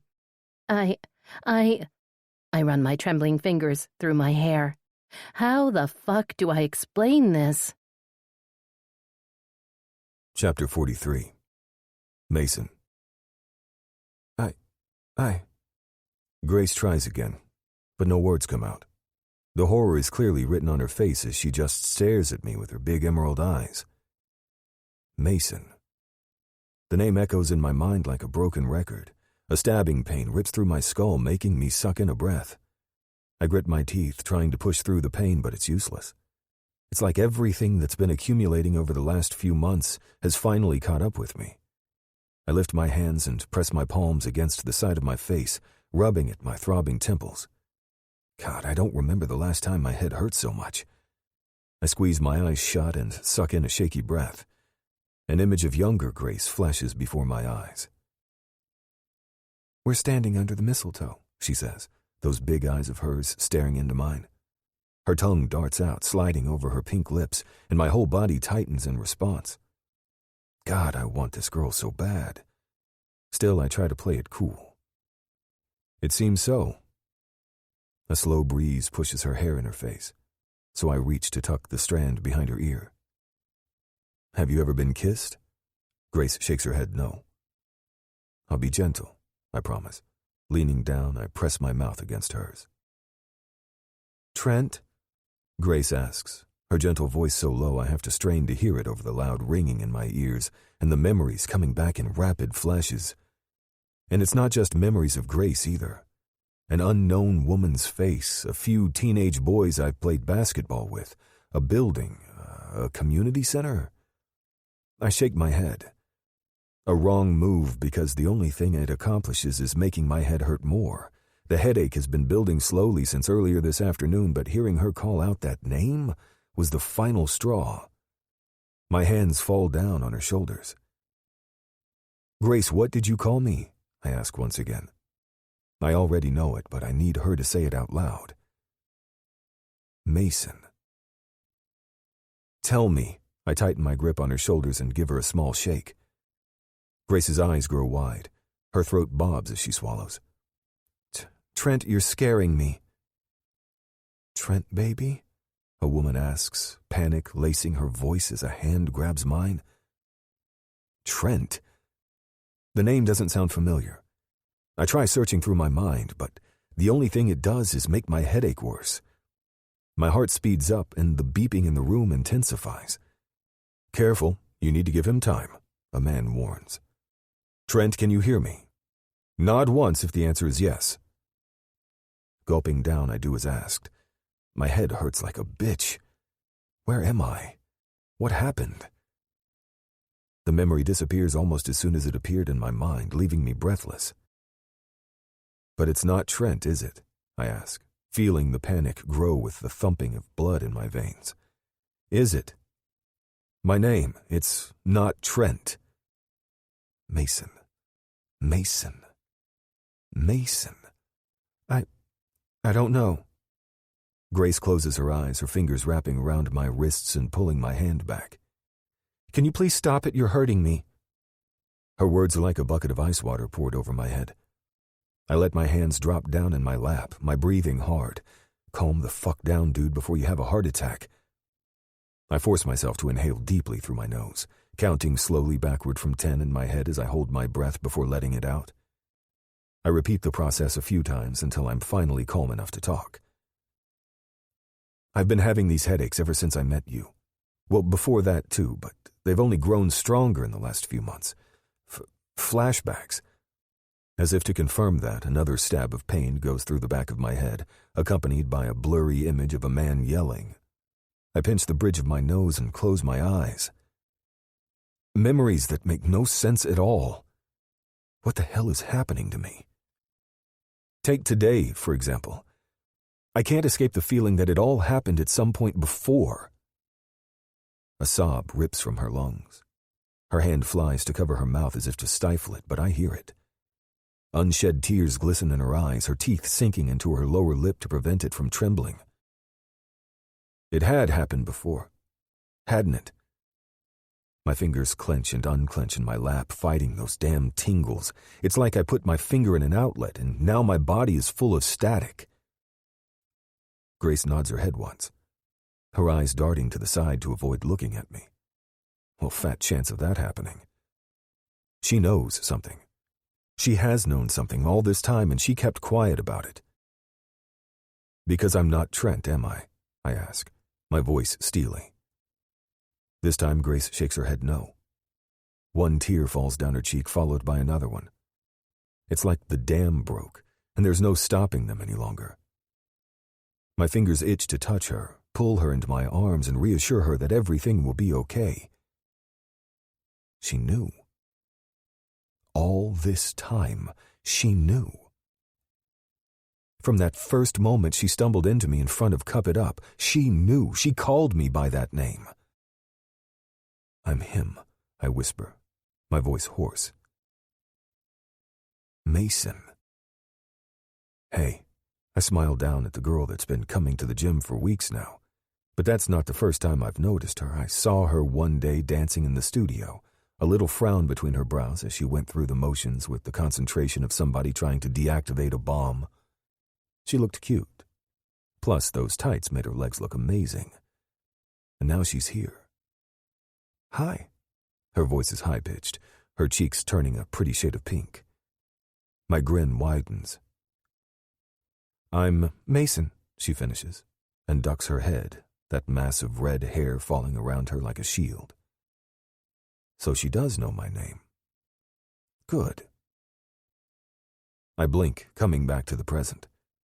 We stare at one another, his name ringing in the space between us, my name. Grace closes her eyes as if hearing it physically hurts her. Well, she's not the only one. You knew. Grace shakes her head but doesn't say anything. Fuck this.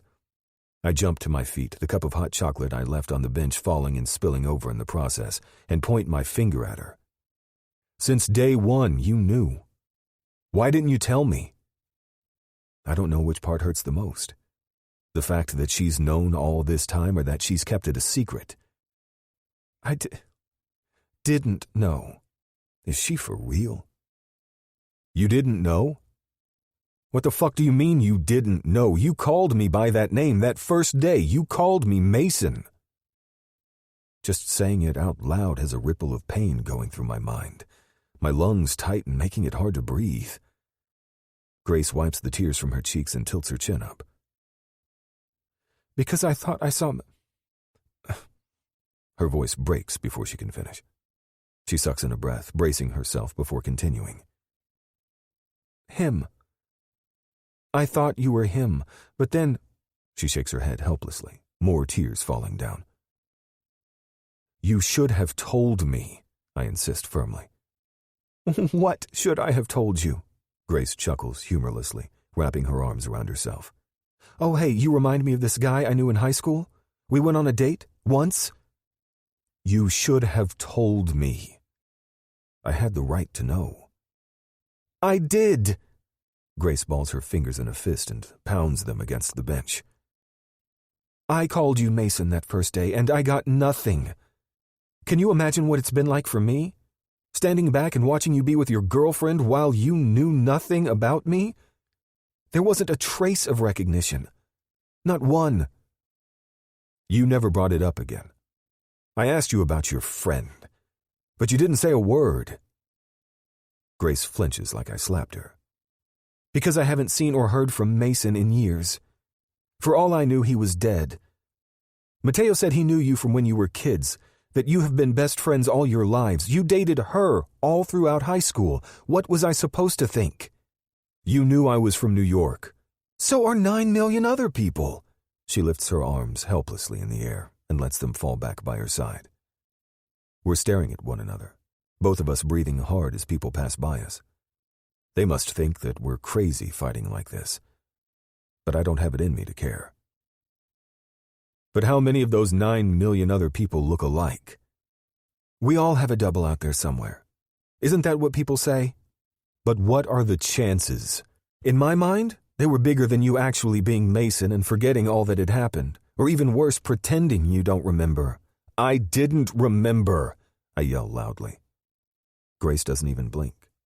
More tears fall down her cheeks as she just looks at me with those sad eyes that kick the air out of my lungs. When she opens her mouth, her words come out so softly they're barely audible. And how was I supposed to know that? I shake my head. Was this a game to you, Grace? A game? She huffs. You seriously think that? That this is just a game? Is there another reason why you'd date a guy that looks exactly as... How did you put it again? I pretend to think about it, although there's no way I'd ever forget this day. This guy you knew in high school and went on a date? Once? I repeat, throwing her earlier words back at her. I loved you, Mason. I loved you with all I had. I had looked for you for years. Coming to Blairwood was a wake-up call that I needed to let you go because you weren't coming back. And what happened when I made that decision? You showed up. She jams her finger in my chest once again. My fingers wrap around her hand and pull her closer. Stop this. Why? She looks up at me with defiance I'm not used to seeing on her face. Because the truth hurts? I've never lied to you. I never played games. I wanted you. I wanted you then, and when I saw you, it all came back. All the feelings, all the memories, all of it. I tried to stay away, but it was you who kept coming back. Over and over and over. Taking pieces that were left of my heart all the while you were with her. So don't you tell me about playing games. You seemed fine. You never said anything that could cause me to suspect I might have it wrong. That you might actually be Mason. To me, you were Trent. The guy that reminds me so much of the boy I used to love, the one similar yet different from him in all the ways that mattered. That pulsing pain behind my temples intensifies with every word she throws my way. I press my fingers against them, rubbing the painful spots. But it's no use. This is all too much. Everything that has happened, all the memories coming back. I need to go. Go! Her voice, laced with pain, breaks at that one word. It doesn't matter. She knew who I was, but had kept it to herself all this time. I need to get out of here. I look around. The light, the crowd, the noise all coming back into focus. Some people are looking over their shoulders while others openly stand and stare at us. The twinkling lights that only a few minutes ago seemed romantic now make me hiss in pain. I need to get out of here. I have to go. Preferably to some cold, dark place. Away from the crowd, away from the noises, away from people. Away from Grace. Chapter 44. Grace. What the hell just happened? Mason! I take a step forward, but he's already gone, swallowed by the large crowd that had gathered around us while we were fighting. Some people look at me with curiosity, while others have judgment written all over their faces. I can only imagine the spectacle we just made. But it's not Trent, is it? Another sob rips out of my lungs. He remembered. Trent is... Like a train wreck waiting to happen, panic slams into me, making my knees wobble. I fall down on the bench behind me. Bracing my elbows on my knees, I bury my face in my hands and try to force myself to breathe. Trent is Mason. Trent is Mason. And he just left. If this whole evening felt like I was thrown back 3 years ago, it has nothing on this moment. He left. My breathing turns shallow, breaths coming out in quick pants as my heart goes into overdrive. It's okay, I try to reason. He just left. He isn't gone for good. He probably just needed some time to wrap his head around it. But what if he disappears like he did 3 years ago? What if this is the last time I see him? What if... I shake my head, refusing to entertain the idea. He won't disappear. He's not gone. He can't be. But it's not Trent, is it? My name. It's not Trent. How the hell is this even possible? It's like I'm stuck in a dream, or more like a nightmare, without a way out. One moment everything was almost perfect, and the next, it all went up in the air. What happened to you, Mason? I have to go and find him. I have to get some answers from him. Figure out what the hell just happened. Make this right. How can we even make it right? I look left and right. Most of the people have left, and nobody is paying me any attention. Typical New Yorkers. Wiping the tears from my cheeks, I push to my feet and start walking in the general direction of the entrance. Maybe he went back to his car. That's probably it. I hurry my footsteps until I'm running. I almost slipped a few times over the ice on the ground, but even that doesn't stop me. I run and run and run until I'm back in the garage. My heart stops when I spot the car sitting where we left it. Mason! I rush toward it, but come to a sudden stop a couple of feet from the car. He's not there. The car is empty. Mason is nowhere in sight. See you at the center next week? He asks hopefully. You know it. You still have to show me how to throw a three-pointer. Mason grazes at his lower lip, slightly pulling back. It's a deal. Later, legs. Night. He left. Once again, he left, and this time, I didn't even get a goodbye. Damn you, Mason. Damn you for doing this to me all over again. My eyesight turns blurry as the tears gather in my eyes. I sniffle, trying to hold it back, but it's no use. I need to get out of here. With my frozen hand, I reach into the pocket of my jacket and pull out my phone. I dial the familiar number, and he picks up on the first ring. Grace, is everything okay? Although I promised myself I wouldn't cry, my voice breaks on the first word. No. There's shuffling in the background, and I can imagine my big brother jumping to his feet with worry. Grace, what's going on? I don't think I've ever heard such panic in his voice. I'm fine, I sniffle, rubbing my nose with the back of my hand. Can you come and get me? Where are you? Bryant Park. There's a slight pause on the other end of the line. But that's... I was wrong, I admit quietly. Trent is Mason. He remembered. Once again, my legs give out on me. I slide down to the floor, pulling my knees close to my chest. JD swears on the other side of the line. Listen to me, Grace. Send me your location and wait for me. I'll come and get you, okay? I can hear movement in the background. Do you understand? Okay. Your location, Grace. I'll be there soon. I nod, although I know he can't see me. JD hangs up, and I do as he asked. It takes me a few tries before I can clear my vision enough to find the correct app on my phone. But I finally do it. Once finished, I let my phone fall down into my lap. Tears come rushing out, and there is nothing that could stop them. So I don't even try. I let it all out. Chapter 45. Mason. I need you to slowly open your eyes, an unfamiliar voice says. It's a man's voice, low and soothing. Can you do that for me? I could try. I attempt to open my mouth to say it out loud, but no words come, so instead I nod and slowly do as asked. It takes so much strength to pry my eyelids open. It's as if somebody poured glue in my eyes, sticking them together. After what seems like forever, a crack appears between my lids.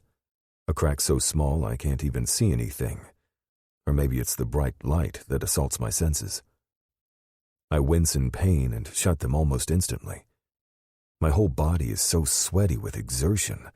You'd think I just ran a marathon by how sweaty I am and didn't do something as basic as opening my eyes. Hell, I didn't even open them completely. Trent? This voice is different. Female and full of panic. What's wrong with him? Slowly now, the male voice says, much calmer. He suffered trauma. This will take some getting used to. Trauma? I try again, this time bracing myself for the brightness of the room. The movement takes everything from me, but I manage to do it. My fingers grip the sheets underneath me as I look up at the white ceiling. The beeping continues ringing in my ears. I turn to the side, blinking a few times until the space comes into focus. A heart rate monitor? So the constant beeping wasn't just in my head. There's movement in my peripheral vision, but I don't have it in me to turn around and see what's going on. Well, hello there. A big hand cups my face and gently turns my head. How are you feeling, Trent? I blink, my attention focusing on the man standing in front of me.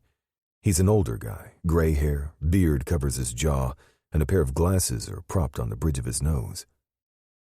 Hurting, I stutter out, my voice weak and raspy. I try to clear my throat, but it's desert dry. Still, I try again. Head. That's to be expected. He takes a pencil-like object and opens my eyelids, blinding me with it. Holy shit. My stomach rolls, bile rising in my throat. You've been in an accident. Can you remember what happened? He continues poking and probing me. I want to push him away, but I can't find the strength to lift my hand. I shake my head. What? Am here. My words come out choppy and unintelligible. Each one feels like I'm moving a mountain. I'm trying to push against it, but it's not budging. The guy, a doctor, assesses me with narrowed eyes. You were brought to the hospital after an accident. An accident?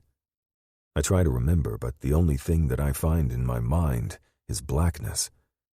Another wave of dizziness hits me, making my stomach turn.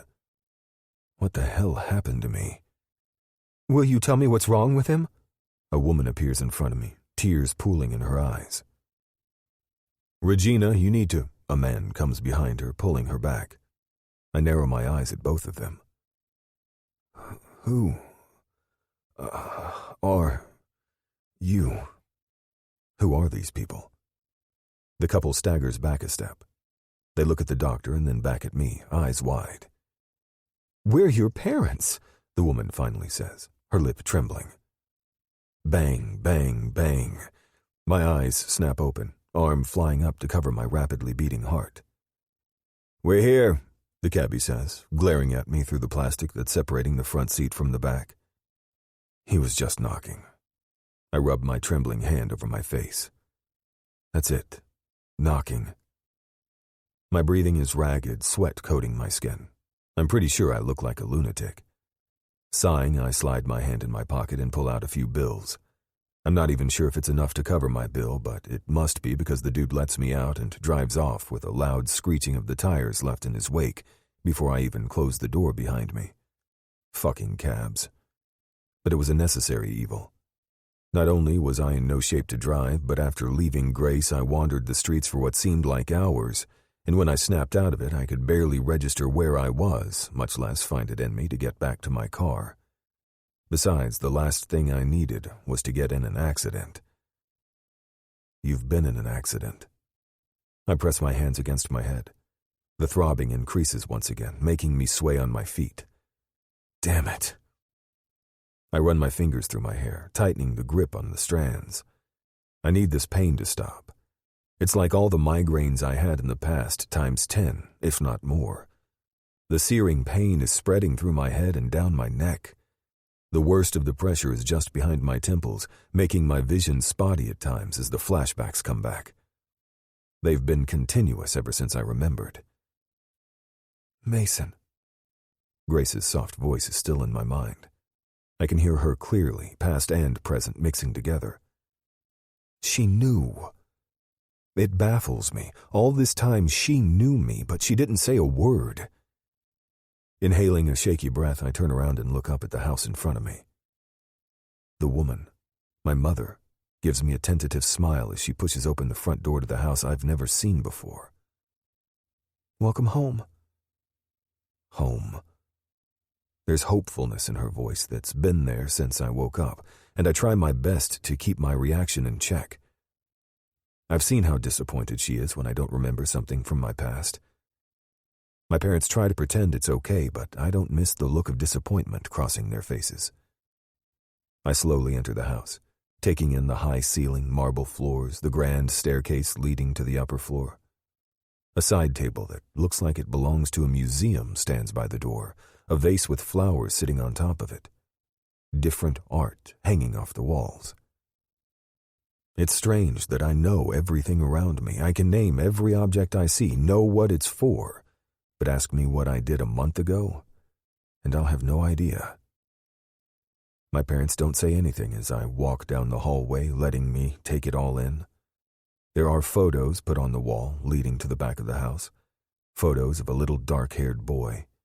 His first steps, smiles, birthday, vacations, playing in the park, riding a bike, first day of school photos with my friends and me. Mateo and Ashley. I stare at the photo of the three of us and another girl. We're dressed up like we went to a school dance or something. They've come to visit me in the hospital. Ashley's eyes were teary as she watched me lie in that hospital bed. The walls start closing in on me, making me sweat. My whole life is documented on this wall. The only problem? I don't remember any of it. A loud honk has me snapping out of my head once again. The house that's been my home for the past 3 years comes into focus. Only it was all a lie. How is that possible? The photos, the stories, the memories, it can't all be a lie. There has to be an explanation, has to. And I'm going to get some answers. I climb the steps 2 at a time. My legs still feel unsteady, but I press my lips together and push through. The light is still on the ground floor, so they have to be awake. Not that it would stop me if they were sleeping.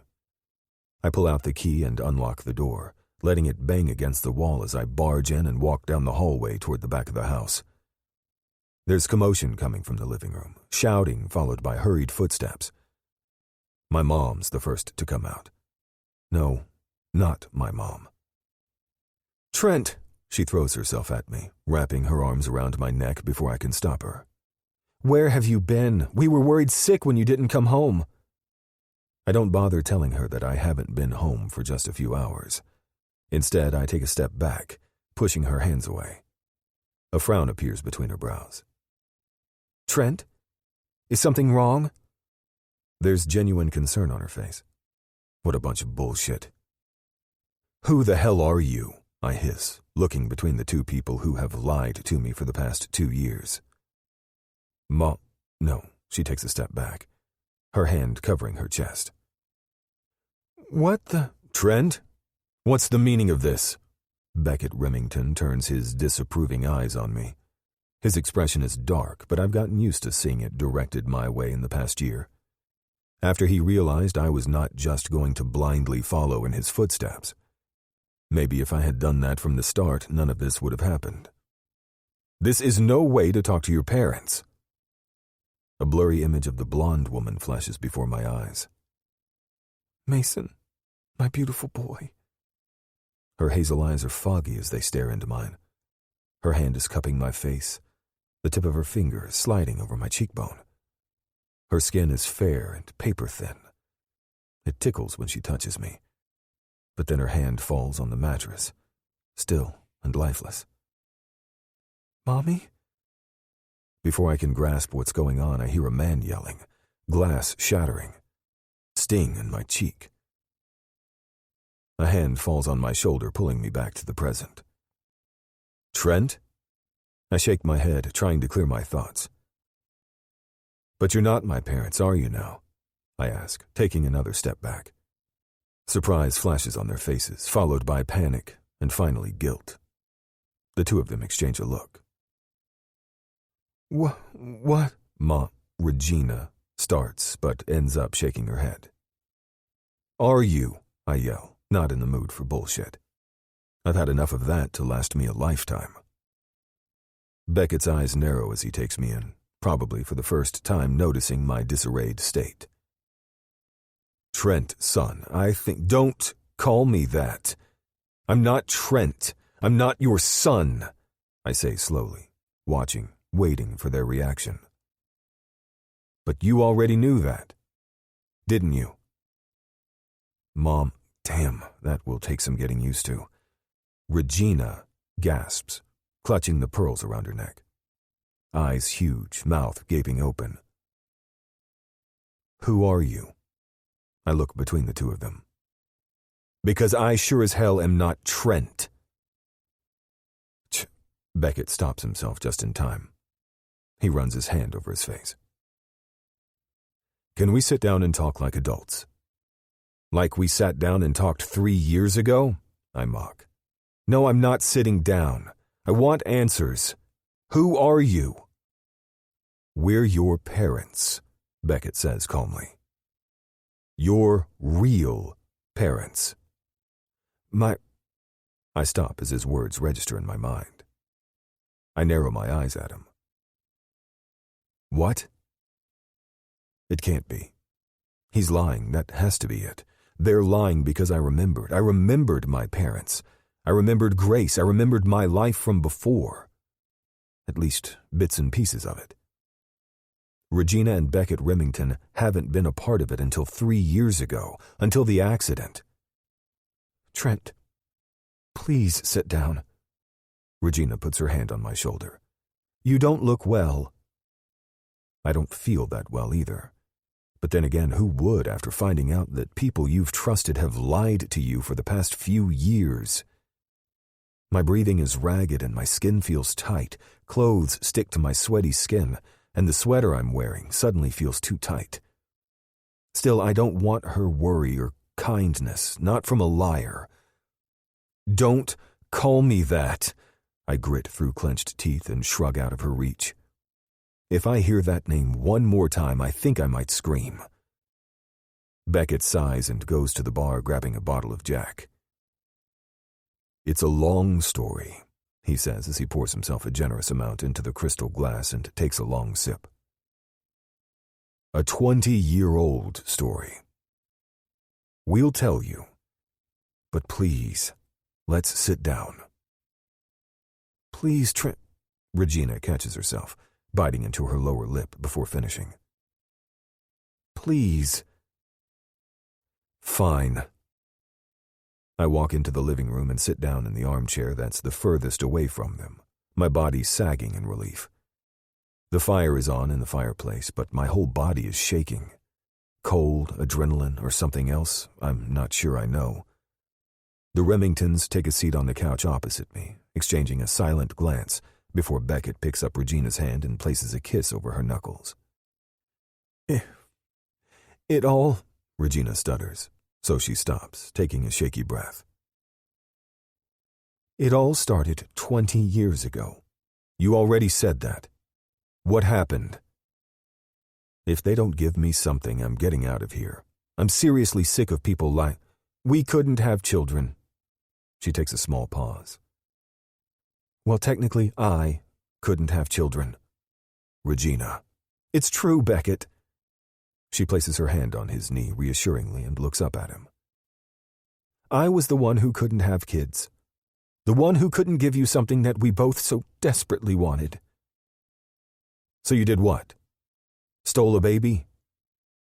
Only I wasn't a baby when they found me. And there were photos, all those photos from different stages in a boy's life. A boy that looks so fucking similar to me. I never questioned what they told me when I woke up in that hospital. But it couldn't be me, because I grew up with different parents. lived in a different house, had a different life. Photos could be manipulated, sure, but for somebody to go to that extent? I look at them, like really look at them. They always seemed so normal. Sure, they had their moments, they were always so worried about my health, but after the accident it just made sense. And they both had high expectations of me, but it seemed more to me like something a career-driven parent of an only child would want. They never seemed like psychos who'd try to steal a kid off the streets and go to the extent of manipulating the photos to show him his whole life and make it believable. No, but we might as well have because what we did was illegal at the time. We hired a surrogate.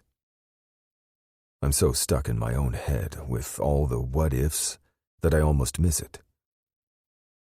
Wait, what? We hired a surrogate, Beckett repeats. It was the only way we could have the family we wanted so badly. And that surrogate was, I ask, although I already have a suspicion of the answer to that question. Josie LeBlanc, Regina says softly. My mother. The woman with blonde hair and brown eyes from my memories. She worked for us at the time, and one day she heard us fight about it. Josie entered and told us she'd do it. Regina's eyes meet mine. For a price, of course. There's no judgment in her tone, just plain facts. The hairs at the nape of my neck rise as she continues. We paid for her procedure. 1 round of IVF, that's all it took. 1 time. And she was pregnant. Tears glisten in Regina's eyes, but then a smile forms. Then we found out that she was carrying twins. 2 boys. 2 boys. I gulp down and force the question out. What happened? My fingers curl around the armrest tightly. The only thing that's helping me keep the panic at bay as the walls slowly close in on me. Everything was going okay, all things considered. But Josie went into an early labor. Although I asked her to stay at our house while she was pregnant, especially in the later months, so we could help her, she refused, saying she preferred her own space. We don't know what happened, but she called us and said her water broke and that she'd meet us at the hospital. Trent was in a breech position, but doctors were hopeful that Josie would be able to deliver safely. The birth was long and hard, and when Trent came out, he wasn't crying. A tear slides down her face. It felt like forever before doctors got his airways cleared. And he started to cry, but even still, they wanted to do some more testing. In the meantime, you came too, crying loud and hard. Josie insisted we go with Trent, saying he needed us, so we did. But later when we got back to her room, it was empty. She left and took you with her.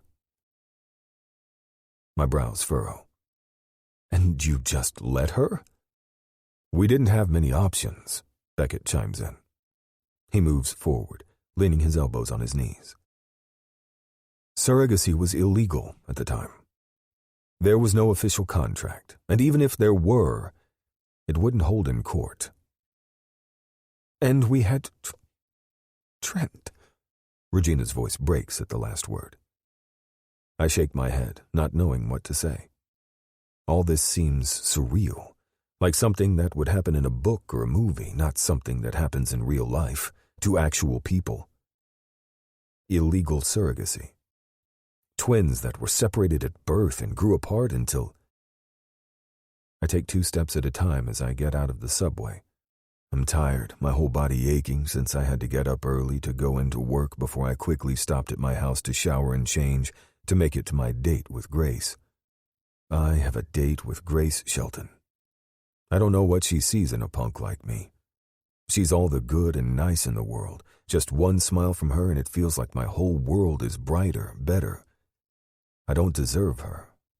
Fuck, her brother is a former professional football player. But I'll be damned if I don't hold on to her for as long as I can. Give that back, you asshole. My head snaps up at the sharp voice only to see a guy chasing after two dudes, yelling after them. Realizing it's useless, he stops and kicks a can from the ground, cursing loudly. I give him a once-over. Expensive leather boots, fancy brand jeans and jacket. Stupid rich kids. In a place like this, you have to always watch your back, I say as I stop just behind him. The guy quickly turns on the balls of his feet, caught completely unaware. Like I said, stupid rich kids. And who are... The words die on his face as he faces me, his mouth falling open the same moment mine does, probably mimicking his expression. The face that looks exactly like mine stares right back at me, as if I was looking at my reflection in the mirror. What the fuck? Trent? Hands on my shoulders shake me gently. The headache is back, my vision blurry as the past and present fight in my mind. My breaths come out in short bursts, shallow and completely erratic. I rub my hand over my face. I don't think I can do this much longer, but it doesn't seem like I have much of a choice. Now that my memory is back, it's back, and there's no stopping it. I saw him. The words come out in a stutter. Trent. I saw him that night. Before I can say anything else, another memory comes rushing back in full force. I look down, holding on to my aching head. I dig my fingers into my forehead as the pain explodes, leaving me breathless and weak. I can hear the Remingtons calling my name, but their voices are just an echo in the background. You've got to be shitting me, the guy mutters. We circle around each other, taking the other in like two dogs waiting to attack. I blink, hoping maybe the image will change, but it's still the same. The guy that looks like my exact, although more expensive and preppy replica is standing in front of me. The temptation to lift my arm and touch him to convince myself I'm not imagining it is unreal. I tip my chin toward him, eyes narrowed. Who are you? Who are you? The guy throws right back. We're quiet for a moment, but realizing we won't get far this way, I give in. Mason. The guy looks at me warily, as if he doesn't trust me completely. Trent. I shake my head. It's surreal. Even the way we talk and move is the same. This can't be happening. No shit. It's creepy. Like I'm looking in a mirror. I quirk my brow at him. Have a tendency to stare at your own reflection, don't you? Fuck you. Same to you, buddy. With a wave of my hand, I continue on my way home. I don't have time to stay here and chit-chat. Not when I have an early morning shift to get to. Besides, the old man wasn't at the apartment when I stopped earlier, so God only knows what I'll find when I get there. Yesterday was a payday, so he's most likely gambling his money away. His drinking has increased tremendously in the last year, too. Not that it was under control at any point since I can remember, but he seemed off, even for himself. Jittery and on edge. Where do you think you're going? The guy yells, footsteps pounding after me. I don't bother turning around. Home. Where's home? Not in the penthouse on the Upper East Side, that's for damn sure. Trent checks me with his shoulder as he finally catches up. Judgy much? I shrug. Don't care one way or the other. I have better things to do. That's exactly how it looks, Trent deadpans dryly. Seriously, I want to smack the guy. You can't seriously tell me you're not interested. In what? In all of this. He points at his face and then mine. Aren't you curious? Not really. Another shrug. Don't they say we all have our doppelganger somewhere out there? Who's they? Another shrug. My point exactly. That shuts him up, and for a while we walk in silence. I expected him to leave, but Trent stuck by my side, following like a lost puppy. He's looking over his shoulder constantly, jumping at the slightest noise. I give him a side glance. I'm not going to walk you back home, you know. Trent glares at me. I don't need you to walk me home. I'm not going there anyway. The same narrowing of the eyes. The same defiant tilt to his chin. The same lines appear on his face as he presses his lips into a tight line. Don't tell me you fought with your dear old folks. And you came here, of all places? Screw you, he hisses, and then marches in another direction. You do not want to go there, I warn loudly enough so he can hear me. Trent looks over his shoulder but stops. Worried about me? I just don't want the wrong people to come knocking on my door later when they see your ugly mug and connect the dots. Contrary to you, I do actually have to live here. Trent crosses his arms over his chest. You do realize we have the same face? I sigh and run my hand over my head. Fine. Come with me, but as soon as the sun's up, you're out of here. Trent stops and just looks at me. I bounce on the balls of my feet, irritated. You coming or what? I'm not asking twice. I don't have time to wait for his ugly ass to make up his mind. Trent starts moving, fucking finally. We're walking in blissful silence, but of course it doesn't last long.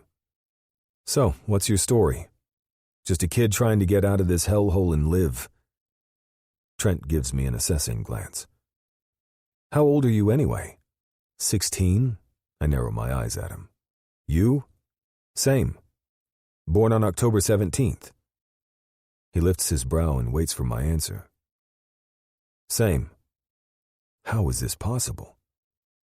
Before either of us can say anything else, we're in front of my building. There's shouting coming from inside, but that's nothing new. I pull a key out of my pocket, but before I even attempt to unlock it, it bangs open.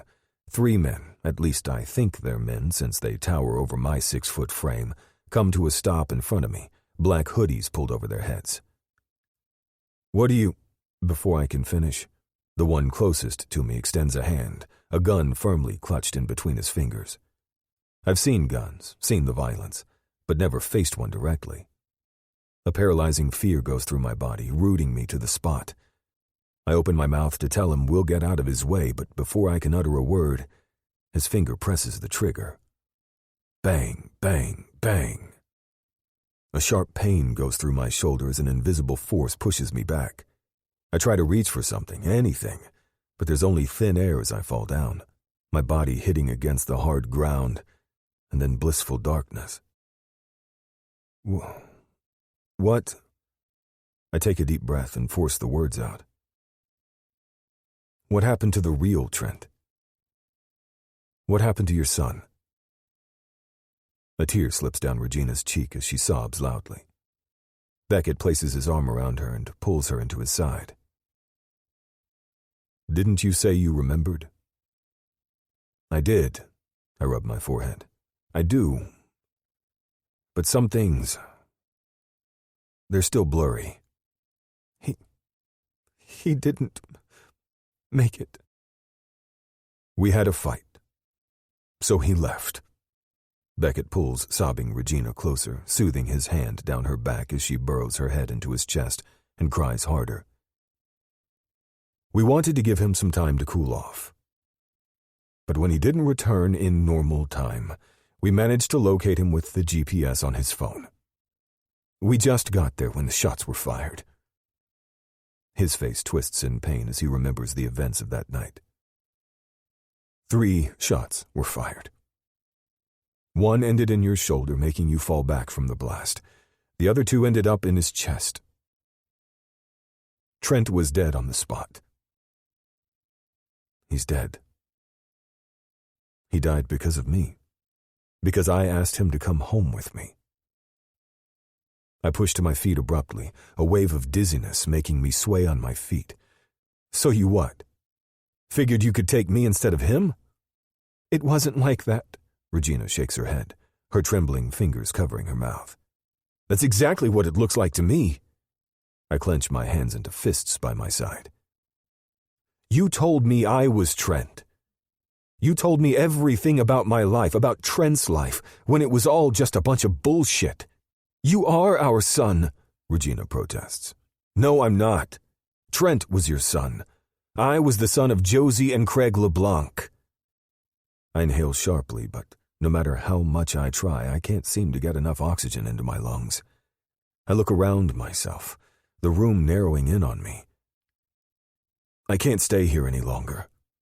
I have to get out. I have to breathe. I turn around abruptly, tripping and almost knocking over the coffee table. Damn it. You can't leave. A hand lands on my shoulder, helping steady me. You need to see a doctor, Trent. I slap her hand away. My name isn't Trent. I look between the two of them. People who have lied to me all this time. People who have so easily replaced one son with another. It never was. They yell after me as I run out of the house. With shaky fingers, I fumble with the key to the front door, but it doesn't want to budge. Open, damn it, I mutter until it finally gives in. The door bangs loudly against the wall and I stumble out. I suck in gulp after gulp of air, but it's not enough. It feels like it will never be enough. Trent, will you stop calling me that? I shout and turn around. I expect to find my parents, but instead Ashley is standing at the bottom of the stairs looking at me with wide eyes and a frown between her brows. By your name? I run my hand over my face. Sorry, Ash, I didn't mean to yell at you. She's the last person I expected to find here at all. Except for a few random encounters on campus in the last few weeks, I barely got to see her. Or maybe that was intentional, considering how pissed she was when I broke up with her. Not that I deserved better. I let her mold her life to meet my needs, only to break up with her a couple of months into our freshman year. But she's here, looking at me with concern in her eyes. Are you okay? Yeah, it's just... I push back a few strands of my hair that are stuck to my skin. A lot has happened and my head is killing me, that's all. She looks at the open door behind me. You should probably go back inside and lie down. I'm not going back inside. I shake my head. I can't. I have no idea where I'm going to go, but I'm not returning to that place. I could probably find a hotel or something, but for that I'd need to use their credit card, and I don't want that either. It's not mine to use. I take a step forward, but my knees finally give up on me. I stumble and bump into Ash. What the hell, Trent? She wraps her arms around my middle and steadies me. What's wrong with you? Do you need a doctor? No. My protest comes out rough, so I clear my throat. No doctors. Holding on to the little bit of strength I have left, I put some space between us. I'm not Trent. What are you talking about? Ashley chuckles nervously and shakes her head. You know what? It doesn't matter. You look awful and you need to sit down. Now. She slides her arm around my middle. Come on. I need you to help me out here. Let's get you to my place. Unable to do anything but what she asked, I lean against her for support. Are you sure? I guess I could try to call Mateo. He's out of town visiting his grandparents, but maybe if there's a spare key. Yeah, sure. She tilts her head toward her house across the street. Come. You have some explaining to do. Chapter 46. Grace. The door squeaks open, and light peeks through the small crack, illuminating the otherwise dark space. The soft footsteps pad across the room, but I don't bother to turn around. How are you feeling? Sienna asks as she sits down. The bed dips under her weight, and she smooths my hair away, just like she did when I was younger and didn't feel well. I don't even know, honestly, I sigh. Wrapping my hands around the pillow tighter, I nuzzle closer to it. Did you talk to him? I shake my head no. I tried calling him, but he didn't answer. My lip wobbles, so I sink my teeth into it. It was like the past repeating itself right in front of my eyes. One moment everything was perfect, and the other he was gone. Just a flicker of a memory. A mirage. A nightmare. Only once you wake up, you realize it isn't over yet. Maybe it never will be. I close my eyes, letting the tears stream down my face silently. Oh, Gracie. Shh, Sienna croons. She lays down on the bed behind me and wraps her arms around me. It's going to be okay, sweet girl. It's going to be okay. But will it? It sure doesn't seem that way, not with the way the last few years have gone by. I wipe away the tears and look over my shoulder into Sienna's worried face. I'm not sure I'll be able to survive this once again. It's all too much. It hurts too much. She cups my cheek and presses her forehead against mine. You're a Shelton, Grace. Sienna presses her lips against my forehead. You can survive anything. Although I appreciate her faith in me, I'm not so sure about that. I'm not a Shelton, not really. I don't have my brother's strength or Sienna's determination and stubbornness. I'm just plain old Grace, weak, hollow, heartbroken. That's all I've been for years. For so long, I don't even remember who I was before I was this version of myself. Losing Mason changed me in ways I never imagined possible. What happened, anyway? I thought you said he didn't remember. I don't understand it myself. Everything was like that date we went on when we were 16. Everything. It was surreal. Even the things he said. It was the same words he used then, but there was no reaction. No sign that he's watching out for me to react. He was completely normal. Maybe it was his subconscious, the recreating of the date. It has to be. There's no other explanation. He's been complaining about migraines. Even earlier today he had a headache, but he assured me he was okay to go, that he didn't want to miss our date. And then he kissed me under the mistletoe, just like we did on our first date. I shake my head, feeling the tears coming back to the surface. It was stronger than me, that place, the words, everything. It was just too much. So I called him Mason. It's the first slip I had in weeks. Sienna's gaze fills with sympathy. That's when he remembered. That's when he remembered. You should have told me. I couldn't get his words out of my mind. His accusation. Was he right? Should I have said something sooner? He thinks I lied to him, I tell her. He thinks I knew all along that he's Mason, and I didn't tell him. Did you? What? I sit upright and turn to her. Of course not. I've searched for Mason for years. Do you really think if I knew it was him? We're talking here about being 100% certain. I wouldn't have said something? Not even subconsciously? I let out a shaky breath and pull my legs closer to my chest, resting my chin on my knees. Maybe, I admit softly. It's like my body knew. I'm not going to lie. I felt connected to him, but I figured it has to do with the fact that he reminded me of Mason. Because seriously, what are the chances he's Mason, but he doesn't remember me? Apparently pretty high. She shifts in her seat. Did he tell you what exactly happened? I shake my head. He kind of freaked out. Can you imagine? Sienna shakes her head, believing that you're somebody else for God knows how long, only to realize it's all been a lie? No, I couldn't. It seems surreal. How did something like this happen? And who would do such a thing anyway? It just makes no sense. I mean, Ashley and Mateo knew Trent. It's not like he was a baby, so he changed and nobody noticed. Mason was 16 when he disappeared. Could he and Trent really look so similar that nobody else would have noticed the switch? And if so, what happened to the real Trent? It's all just so confusing. It sounds like something from a TV show, that's for sure. I know. I sigh and lean my head against her shoulder. It doesn't change the fact that he thinks I kept this from him. Sienna brushes my hair away from my face. Maybe he just needs to process things. Talk to his parents. Give him some time. Yeah, maybe. But the thing is, I'm not so sure about that. You should have told me. Me. Please, Mason, talk to me. I just want to know that you're okay. I press send and wait. And wait. And wait. My eyes are fixed on the screen and dozens of other messages that are sitting in the thread left unread. It's been almost 12 hours since I saw him since everything that had happened. Did he get home safely? Did he even have a place to go? What did he say to his parents? Or Trent's parents? Did he find out what had happened to him all these years ago?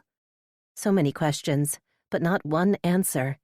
Panic grips my throat, making it hard for me to breathe. I just need to know that he's okay. I just need a sign that he's out there and that I haven't lost him once again. If I could just hear his voice? She's in her room, I hear Sienna say in the hallway. There's more low murmuring, followed by the sound of footsteps coming up the stairs before the door to my room opens. There you are, Yasmin says. What the hell, Grace? We were supposed to meet up an hour ago. Jade plops on the windowsill next to me, her eyes falling down on the phone in my hand. I see your phone is working just fine. I've seen the messages they sent me, but I couldn't bring myself to answer back, not when Mason could call me at any moment. Sorry, I look away, tears filling my eyes. Grace? A sob rips out of my lungs at the soft question. So much for keeping it cool. This was the exact reason why I didn't want to see my friends today. They'd know something was wrong almost instantly, and I knew I couldn't talk to them without breaking. What happened? Yasmin asks. She crouches down by my side, holding onto the window seat. I just shake my head, my hand covering my mouth. Jade's hand cups my cheek, and she turns me to face them, a determined look on her face. Whose ass do we need to kick? There's no helping it. I burst into tears. I wrap my arms around Jade's shoulder and bury my head into the crook of her neck, sobbing loudly. Oh, Gracie. Yasmin sighs as she sits behind me, joining in for a hug. I'm not sure how long we just sit there. They don't say anything. Just let me cry it all out until wrenching sobs turn into little hiccups. I slowly let go, untangling myself out of their arms. With the back of my hand, I dry the tears and snot. Talk about sexy. Can you talk now? Yas asks, watching me with worry in her eyes. She brushes my hair back. I sniff and nod my head. Trent. My voice comes out wobbly and hoarse from all the crying. Jade's eyes narrow into tiny slits. I clear my throat and try again. Trent's really Mason. What? You have to be freaking kidding me. The two of them look as surprised as me, eyes wide, mouth gaping. Nobody could have imagined something like this could have happened. Nobody. Mason doesn't think that way, now does he? My jaded heart throws right back. No, he doesn't. Shaking myself out of my thoughts, I tell them everything that had happened yesterday. So let me get this straight. Jade gets up and starts pacing my room as soon as I'm done, hands propped on her hips. She's pissed on my behalf. It's written all over her face. He got pissed because you should have told him? Told him what exactly? Your suspicion based on the fact that he reminded you of somebody you used to know when you were 16? When you put it like that, it was the only thing I thought about. I sure as hell wasn't going to fall asleep, not after everything that had happened. So I went over every possible scenario in my head, tears streaming down my face. Maybe he's right. Maybe if I said something earlier... Bullshit, Jade says before I can even finish, her voice so hard it could cut steel. I agree on that with Jade, Yasmin chimes in. If he hadn't remembered on his own for 2 years, there's no reason to believe he would just because you said it out loud. Of course he wouldn't. Jade rolls her eyes. He's just being an asshole. He's dealing with a lot. Even after everything he said, I can't help myself, and this need to defend him. It can't be easy finding out that the last few years of your life have been a lie. What is easy is acting like a dick. Oh, wait, that's the road he took rather quickly. Jade, Yasmin chastises. What? She shrugs. I'm just telling the truth. Maybe try to be less harsh. That familiar darkness appears in her blue eyes. Why? Life rarely bothers to coddle us. Might as well say it as I see it.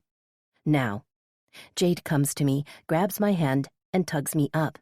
You're going to take a shower, put on some clothes and makeup, and we're going out. I groan. Do I have to? Even though I haven't seen my reflection, I know I look like shit. I haven't bothered to brush my hair from all the tossing and turning.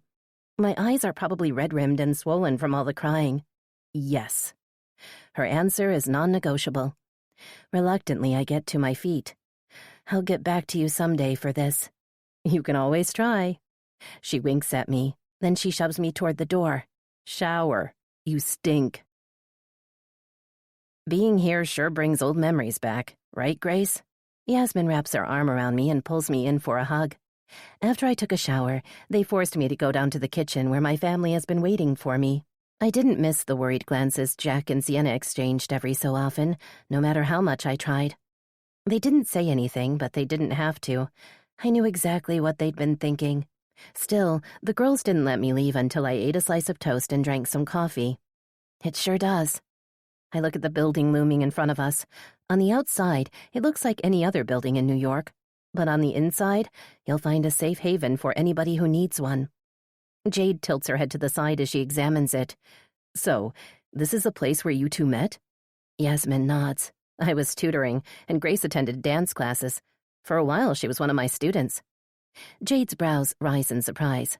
Grace needed tutoring? One year I got pneumonia, so I missed a lot of classes, I explain. Yas tutored me to help me pick up once I was better.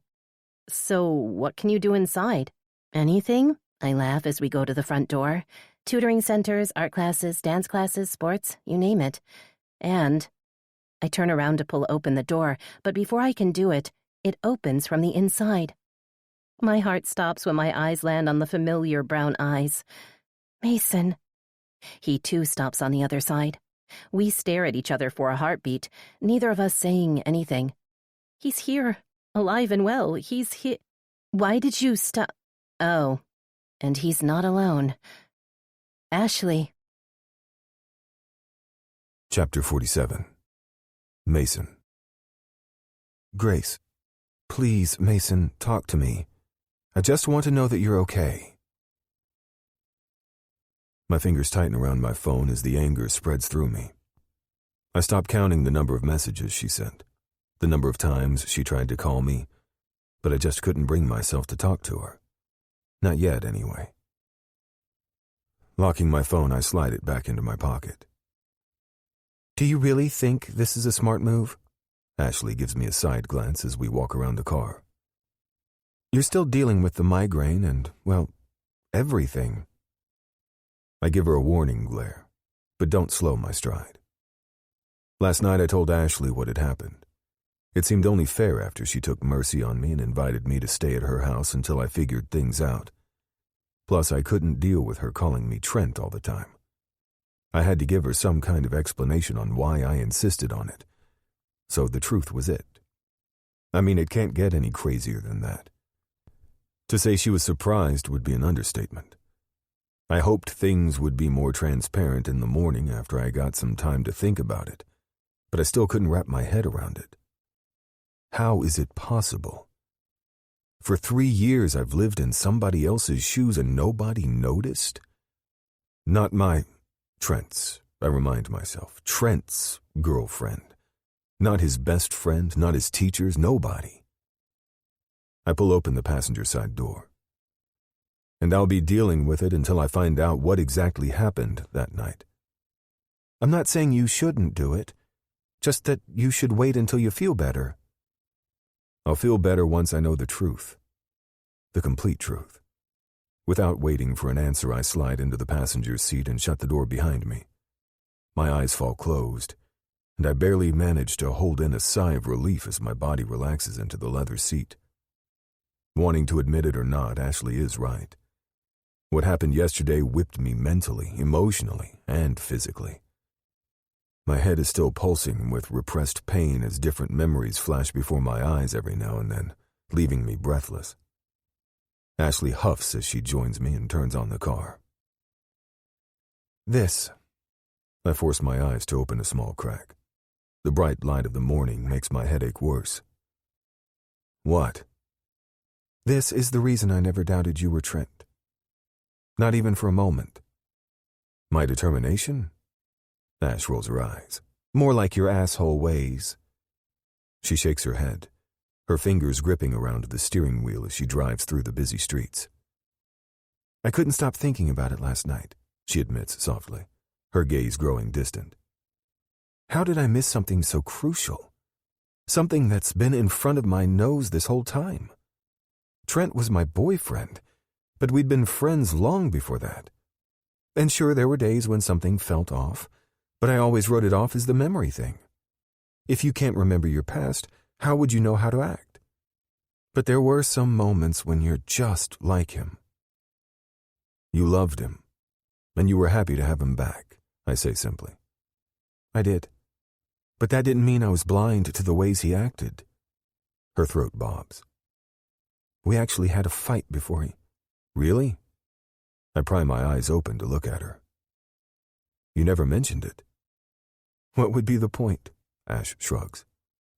Her face is pale and there are dark shadows under her eyes as if she too couldn't sleep last night. When I found out what happened, I felt awful. I loved him and the last words I said to him were uttered in hate. Then you woke up and didn't remember anything, so I figured what was the point in bringing it up? What did you fight about? Ashley lets out a shaky breath, her fingers tightening around the steering wheel. He cheated on me. Oh, yeah. Well, another shrug. That explains so much of how things played out after I got out of the hospital. The possessiveness, her insistence that we go to the same college, her insecurities. All because her boyfriend, your brother, couldn't keep his dick in his pants. I'm sorry he was an asshole. She gives me a quick glance, her brows raised. Right. That we were assholes. Yeah, well, I guess I have a thing when it comes to attracting those.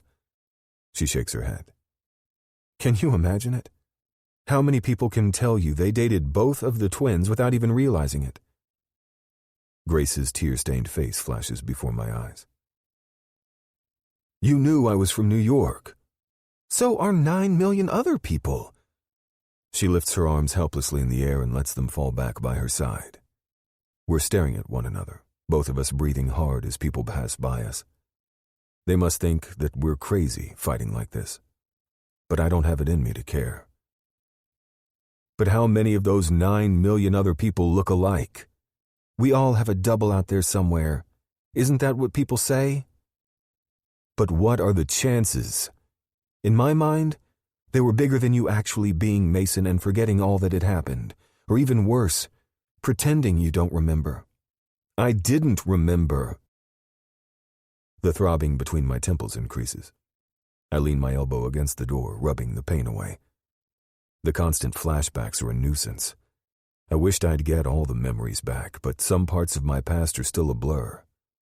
Then again, maybe it was a blessing in disguise because I'm not sure my brain could take any more of it. Ashley thought I should go and see a doctor, but how the hell am I supposed to do that when I am dead? For all intents and purposes, Mason LeBlanc is dead.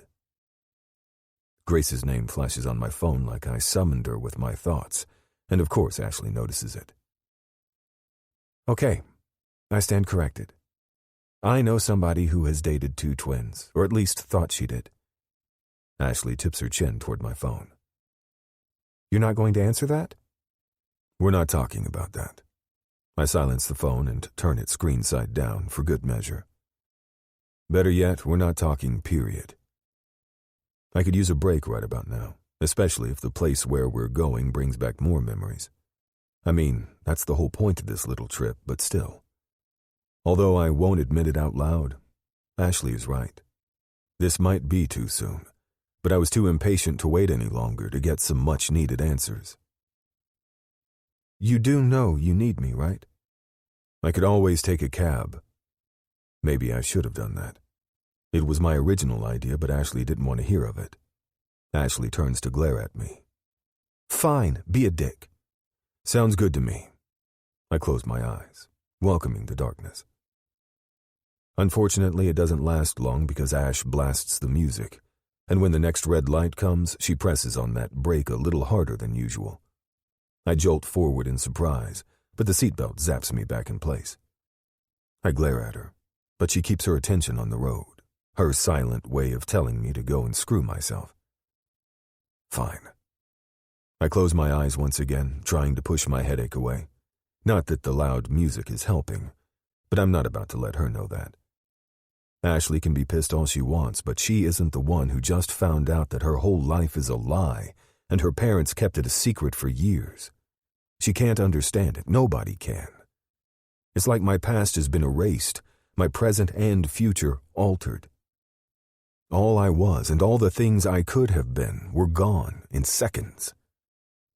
I'm not sure how long it takes before Ashley finally breaks the silence. Is this it? I open my eyes and look out the window at the tall building. Laughter. The hairs at my nape rise as a different series of images flash in my mind. Feet pounding, sneakers screeching against the court, ball bouncing.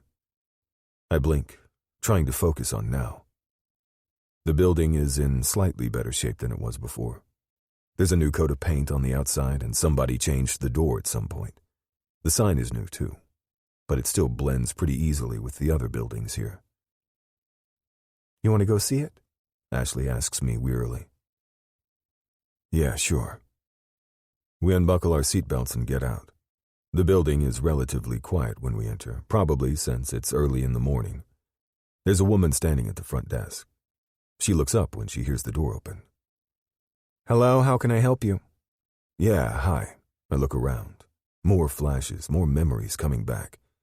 I rub my temples. I actually used to come here, but have moved since. A truth and a lie. I haven't actually thought much of what would happen beforehand, which was stupid on my part. Do you mind if we walk around for a bit? We won't be long, I promise. The woman's dark eyes narrow, and she shifts her attention from me to Ashley and back. I'm not sure, please. Ashley steps forward, a tentative smile on her face. Mason has been in an accident, and he can't remember all that has happened, but he remembers this place. We hope being here triggers some of his memories back. The woman's wide eyes turn to me. I'm so sorry to hear that. She gives us another long look, biting the inside of her cheek as she thinks it through. I'm ready to turn around when she says, Okay, but just for a few minutes, and only because there are not that many kids here. Thank you, I croak out, the relief swarming over me. But please don't enter any of the rooms. You can check them out through the windows and the door, but... Ash nods. We really appreciate it. Together we turn around and walk down the hallway. Dull noises come from behind the closed doors. Children's laughter, the running of feet, music. I watch through the little windows in different rooms. Library, common area, game room, study, little kitchen. Anything? Besides that this is the right place, I shake my head. Nothing. Then again, this isn't the place where it all happened. I don't know what I really expected. I just knew I needed to come to this place. I might not remember the details, but I remember coming here a lot in those days, trying to get away from my father's wrath and his drunkenness. Coming here had more to do with reclaiming a part of myself than anything else. Shaking my head, I look into the next room and come to a stop. Long legs clad in one of those super tight pants girls like to wear. My heart kicks up a notch. Shimmering red hair. Palms sweaty. A flash of a smile as she looked over her shoulder, laughing at something somebody said. Grace. I blink, only to realize I've been leaning against the door, my heart hammering in my ribcage. Then I spot an older woman standing on the other side, looking at me suspiciously. Her silver hair is pulled in a tight bun, her lips pressed in an unamused line. I mouthed an apology before turning around and walking back to where we came from. What was that? Just memories, I say quickly. I think we better leave before they throw us out. Ashley doesn't seem convinced, but she thankfully doesn't ask any more questions. The same woman is still sitting at the front desk. I thank her once again before going for the door. I need some air. I pull the door open, and the air is kicked out of my lungs all over again. Mason. My name comes out in a whoosh of air like she, too, had it kicked out of her lungs. Relief, happiness, hope all pass through her face in quick succession. An open book. That's exactly what she is. Those emerald eyes are wide as they look into mine. They're slightly puffy and red-rimmed like she spent last night crying. You did this. Well, she lied. Somebody bumps into me from behind, making me stumble. Why did you stop? Oh. Grace's lips part, her eyes going over my shoulder. Ashley? She takes a step back. Any bit of hope that shined in those emerald depths just moments ago completely extinguished. It's only then that I notice that Grace is not alone. Her roommate and another friend are standing behind her, both of them glaring at me with daggers in their eyes. Something about that other girl tugs at my memory. I narrow my eyes trying to figure out where I know her from. It's probably The memory slams into me unexpectedly. A guy pulls my ball cap off my head and messes my hair. "Hey, give that back," I protest, trying to snatch it out of his grasp. "Somebody's little fan is here," Mac says with a shit-eating grin. My head snaps up, and I look around the gym until my eyes land on hers. The little redhead that's been coming to the gym for weeks is now standing by the door with her friend. Our eyes meet, and she grabs her friend's hand as if to steady herself. Mason? Ashley puts her hand on my shoulder. That's her friend from back then. I shake my head to clear my mind. 3 pairs of eyes are staring at me, or, more precisely, at the hand on my shoulder. Grace's lips wobble. She bites the inside of her cheek and shakes her head. Before I can even think to say something, not that I know what to say, she turns on the balls of her feet and strides away. Grace, the curly-haired friend yells after her. Not her roommate, though. She walks right toward me, her eyes blazing fire. "I warned you," is all she says as she lifts her knee. Before I even realize what's happening, her knee connects with my balls. A blinding pain spreads through me as I double over, white dots clouding my vision. Fucking hell, this shit hurts. There's commotion around me, but I can't register who's talking or what's being said because I'm in so much pain. Ashley crouches in front of me, her worried face coming into my line of vision. "Are you okay?" "Do I look okay?" I groan. She cringes. "Sorry." I inhale deeply, trying to breathe through the pain. I'm not sure how long it takes for it to subside, but after a while I slowly manage to stand to my full height. "Let's go." "What?" I walk to Ashley's car and don't bother turning back. I try to open my door, but it's locked. "Fuck," I mutter, head falling down. I pinch the bridge of my nose. My back stiffens as I hear footsteps marching toward me. If that's Grace's roommate coming for seconds. "What the hell are you doing?" Ashley hisses when she comes near me. "Open the car, Ash." "I'm not opening the car until you tell me what the hell you are doing." I turn around and glare at her, but she only crosses her arms over her chest and glares right back. What the hell did I do to deserve all these spunky women in my life? "Leave it, Ash," I grit through my clenched teeth. "Leave it? Are you nuts?" Her tone rises with each word that comes out of her mouth. "It's none of your business." "None of my business?" She tips her chin upward, her eyes narrow into tiny slits. "None of my business? You're just going to let her walk away like that?" "It's better this way." "Better for who?" "Ashley," I growl in warning, my patience wearing thin.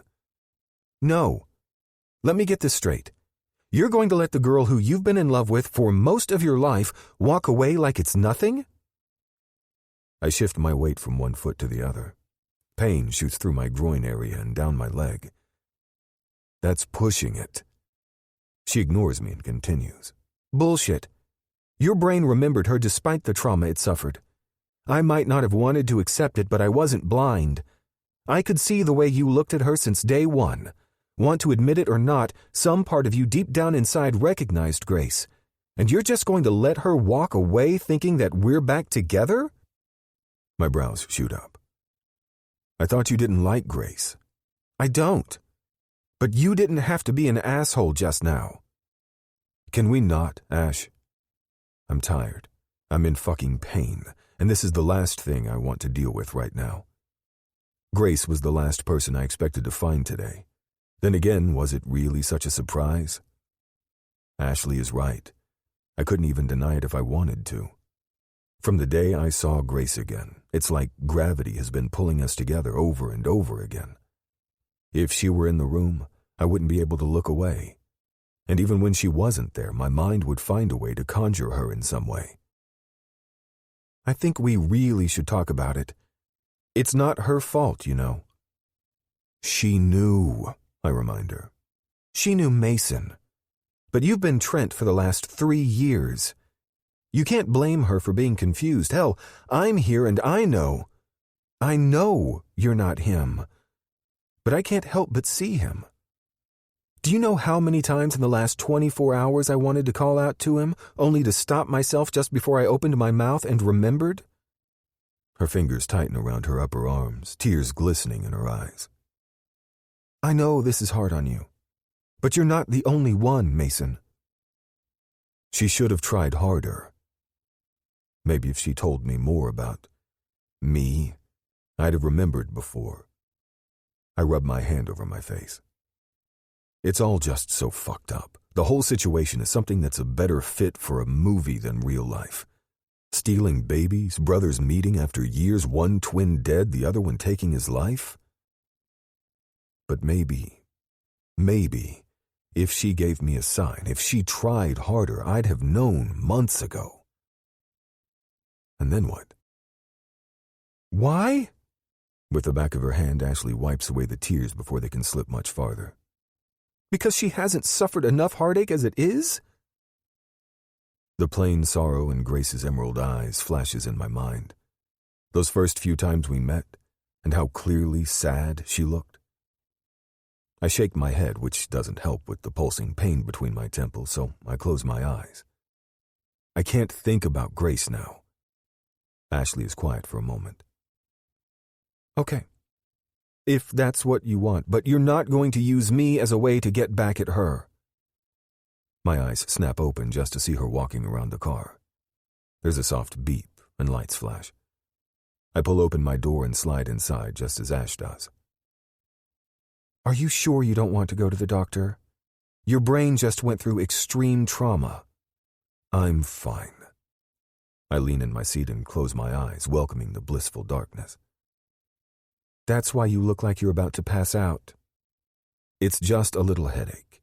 It'll pass. Or maybe it's taking the knee to the balls, which you totally deserved. I think I might have a little girl crush on her friend. Yeah, I did. Ash clicks her seatbelt in place and turns on the engine. Where do you want to go next? I force my eyes to open. I want to go to my old house. Are you sure you don't want to do that another day? I shake my head. I need to do this now. I need to go back. I'm not even sure what. For all I know, that part of the city could be gone by now, completely demolished, like it should have been ages ago. Besides, nothing is going to change the fact that he's gone. Dead. Because of me. If I hadn't invited Trent to come with me, the situation would have been reversed now. Okay. Ash starts the car. We drive in silence, only speaking when I give her directions to my old neighborhood. It's like I'm on autopilot. My mind is still hazy, making my head hurt when I try to pull too many memories at the same time. But other things, like directions to my childhood home, come out without any problems. Like they were there all this time and I just couldn't quite reach them. Although it's still early in the afternoon and the sun's still up, people give us curious stares as Ash drives slowly through the streets. We shouldn't have taken your car. Too late for that. I look at the street, my eyes searching for the familiar building until I finally spot it. That's the one.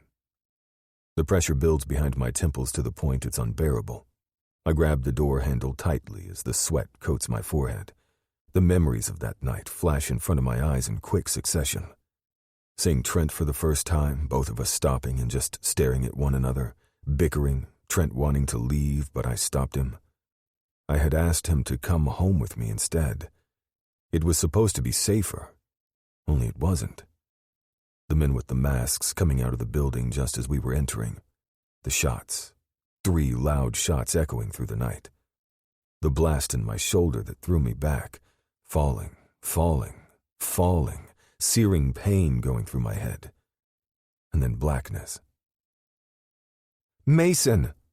I open my eyes to find Ashley's worried face right in front of me. Her hands are gripping my shoulders and shaking me slightly. Are you okay? Yeah. My voice comes out hoarse. And when I run my hand over my face, I realize I'm all sweaty. It's like you spaced out or something. More memories. Of that night? Yeah. Ash opens her mouth, but before she can ask, I shake my head no. You don't want to know. My hand instantly goes to my collarbone, rubbing the permanent scar that marks that night and all that has happened since. Chapter 48. Grace. Grace! Yasmin calls after me, but I don't stop running. I stumble when I get off the sidewalk, my eyes blurry with tears. He was with her. Out of all the people, out of all the places, he was with her. At our place. Arms wrap around my middle and pull me back just as a loud honk rings in the street, followed by some really creative cursing when the car rushes past me. Are you insane? Yasmin yells in my ear. Are you trying to get yourself killed? Pure adrenaline rushes through my body. Blood is pumping through my veins so hard I can hear it echo in my eardrums. My lip quivers. I sink my teeth into it and cover my mouth for good measure, but there's no stopping the sob from coming out. He was with her. I turn in my friend's arms and bury my head in the crook of her neck just as a low whimper breaks out of my lungs. Oh, Grace, Yasmin sighs, soothing me with her hand over my back. Up and down and up. I suck in a sharp breath, trying to get some semblance of control, but it's useless. I can't. It's okay, Yasmin reassures me. It's all going to be okay. I shake my head no. It's not okay, and it won't be.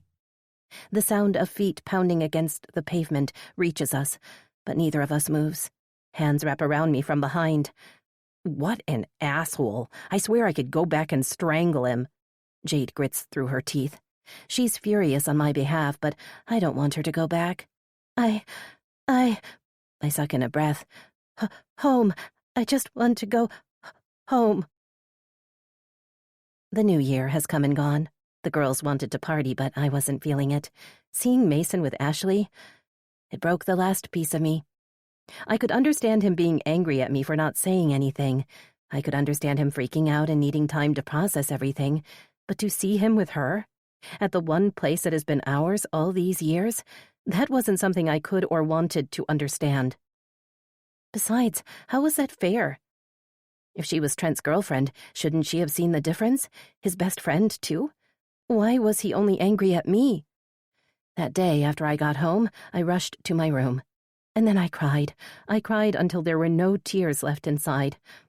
It was the only chance I got because the next day, Yasmin and Jade were at my door, insisting I get up and get out of my room. So I did. I put on clothes and let them drag me out for shopping, lunch, and the gallery, but I drew a line when it came to going out for a party. So in the end, we agreed to have a small party just for the 6 of us, Nixon and Yasmin, along with Jade and I huddled in the living room at my place. Ren and Nikki joined us too, so Sienna and JD could go out for their annual charity party. The girls insisted that we had to dress up. I tried to argue it was pointless, but they were having none of it. So we dressed up only to spend the night on the couch watching cartoons, drinking champagne, and making faces every time Nixon and Yasmin kissed, which was all the damn time. I loved seeing my friend happy, but looking at them hurt so badly. It was like a reminder of all I could have had in another lifetime. A light knock on my door startles me. I look up to find JD leaning against the doorway, his hands in his pockets. He tips his chin at the bed in my suitcase. All packed? Just finishing. I place a sweater inside and pull the zipper. You don't have to go, you know? I mean, if you're not ready. I turn around to find my brother watching me carefully. The corner of my mouth lifts as I watch him nervously shift from one foot to another. I cross the room and wrap my arms around him. I have to go, I whisper, letting his familiar scent ground me. I'm going to miss him when I'm back on campus. Miss all of them. The spring semester and my classes are starting tomorrow. Ready or not, it was time to go back. It'll be okay. I'll just do my thing and try my best to ignore Mason and Ashley, something I should have done from the beginning. If he's even going to be there. Trent went to Blairwood, not Mason. It'll be one hell of a mess to explain to the admin office. Not that it's my problem. JD tightens his arms around me. Do you want me to find him and punch him in the face? Jade already did one better.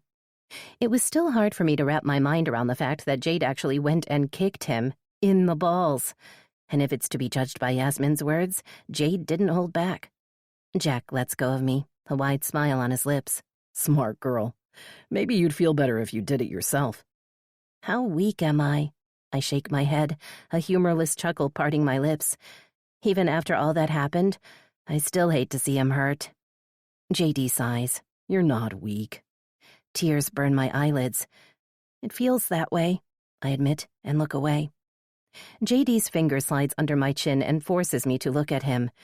You have a big, loving heart. There's nothing weak about it. But please promise me something. Be more careful with who you give it to. I hate seeing you hurt and knowing there's nothing I can do to take away your pain. A lump forms in my throat. I gulp it down and nod. I love you, Jack. His finger slides over my cheek, brushing away one lone tear. I love you too, Gracie. Mason. A cold January air bites into my skin as we walk through the silent cemetery. There's an almost creepy stillness in the air. I'm not sure if it's this place or just the fact that we're doing this. Finding out what happened to Trent took longer than anticipated, but we finally managed to find my death certificate and the place he was buried. I think it's this way, Ashley says softly and points at one of the rows. She's been awfully fidgety all the way here, leg bouncing against the floor, finger tapping away against the window, but that all changed once we got here. There is a stillness to her that I'm not used to seeing. She's going to visit her dead boyfriend's grave. What did you expect? I just nod and follow after her and a stone-faced Mateo. I told him what happened as soon as he got back to the city. He stopped by my house, Trent's house, but ended up texting me when he didn't find me, so I told him to meet me at Ashley's. At first, he thought I was pulling his chain. Who could blame him? Not only did I ask him to meet me at Ashley's only weeks after we broke up, the story I told him when he got there, utterly confused by what was going on, was so freaking weird, even I barely believed it, and I remember enough to know it's true. Ashley inhales sharply and comes to a stop, her fingers wrapping around my bicep and giving it a firm squeeze. I look up to see what caused her reaction. I spot it almost instantly. The grave. The letters carved into white stone. Mason LeBlanc. A chill runs down my spine, making the goosebumps rise on my skin. It feels weird being on my brother's grave, looking at my name etched into the stone. My stomach clenches uncomfortably. I look around at the other tombstones around it, reading the names carved into the stones surrounding it until I find another familiar name. Craig LeBlanc. My throat bobs as I swallow the lump in my throat. They buried him, too.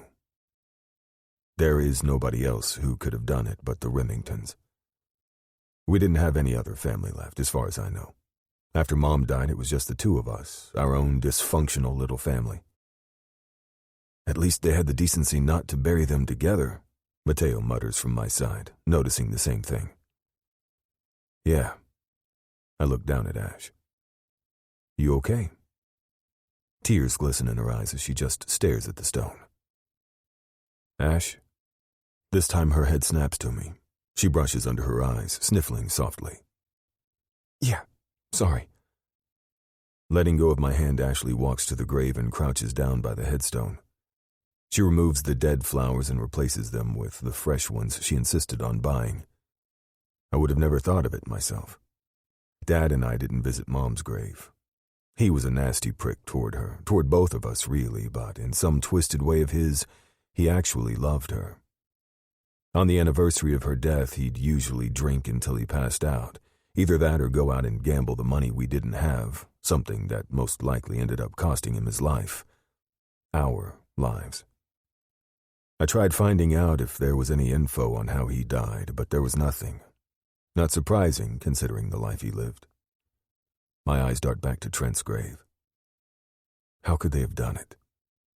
How could they have switched our identities, let their son, their actual son, be forgotten like this, lying in a tomb with another's name on it? Who the hell does something like that? This is so freaky, Mateo mutters. You're telling me that? If anybody knows how twisted all of this is, it's me. I had to live it for 3 years, have to live it still until I find a way to get my life back. He deserved better than this, Ashley sniffles softly, tracing her fingers over the stone. Everybody does. I never knew Trent, not in the way these two had. We didn't spend even a full hour together. He might have been my brother, my twin, but these two people knew him way better than I did, than I ever would. I rubbed my hand over my face, feeling that ever-present pressure behind my temples building once again. I don't get to finish because I hear a familiar voice call out my name. Fucking. Ashley gives me a hard look as we turn to face my parents, Trent's parents, our parents. This is a mess. You'd think having more memories of my past would make things clearer, but apparently not. Despite all their lies and deceit, Regina and Beckett Remington have been my parents for the past 3 years as much as Josie and Craig LeBlanc had been for the first 16 years of my life. Neither of them had been perfect, but they were all that I've got. Can we talk? Regina asks, her voice low. Beckett smooths his hand over her back, his face not revealing a thing as he looks at the grave behind me. I brace myself, putting on a mask of cool aloofness. How did you know where to find me? Did they follow me like they did with Trent? We always come here. She too looks toward the grave, a tear slipping down her cheek. Once a month. You don't have to do this, Mateo says, not bothering with who can hear him. Beckett's lips tighten at the words, but he says nothing. Regina wipes away the tears, her pleading eyes returning to me. I know. The devastation and understanding pass over both their faces. Go, I tell my friends, my gaze still glued to my parents.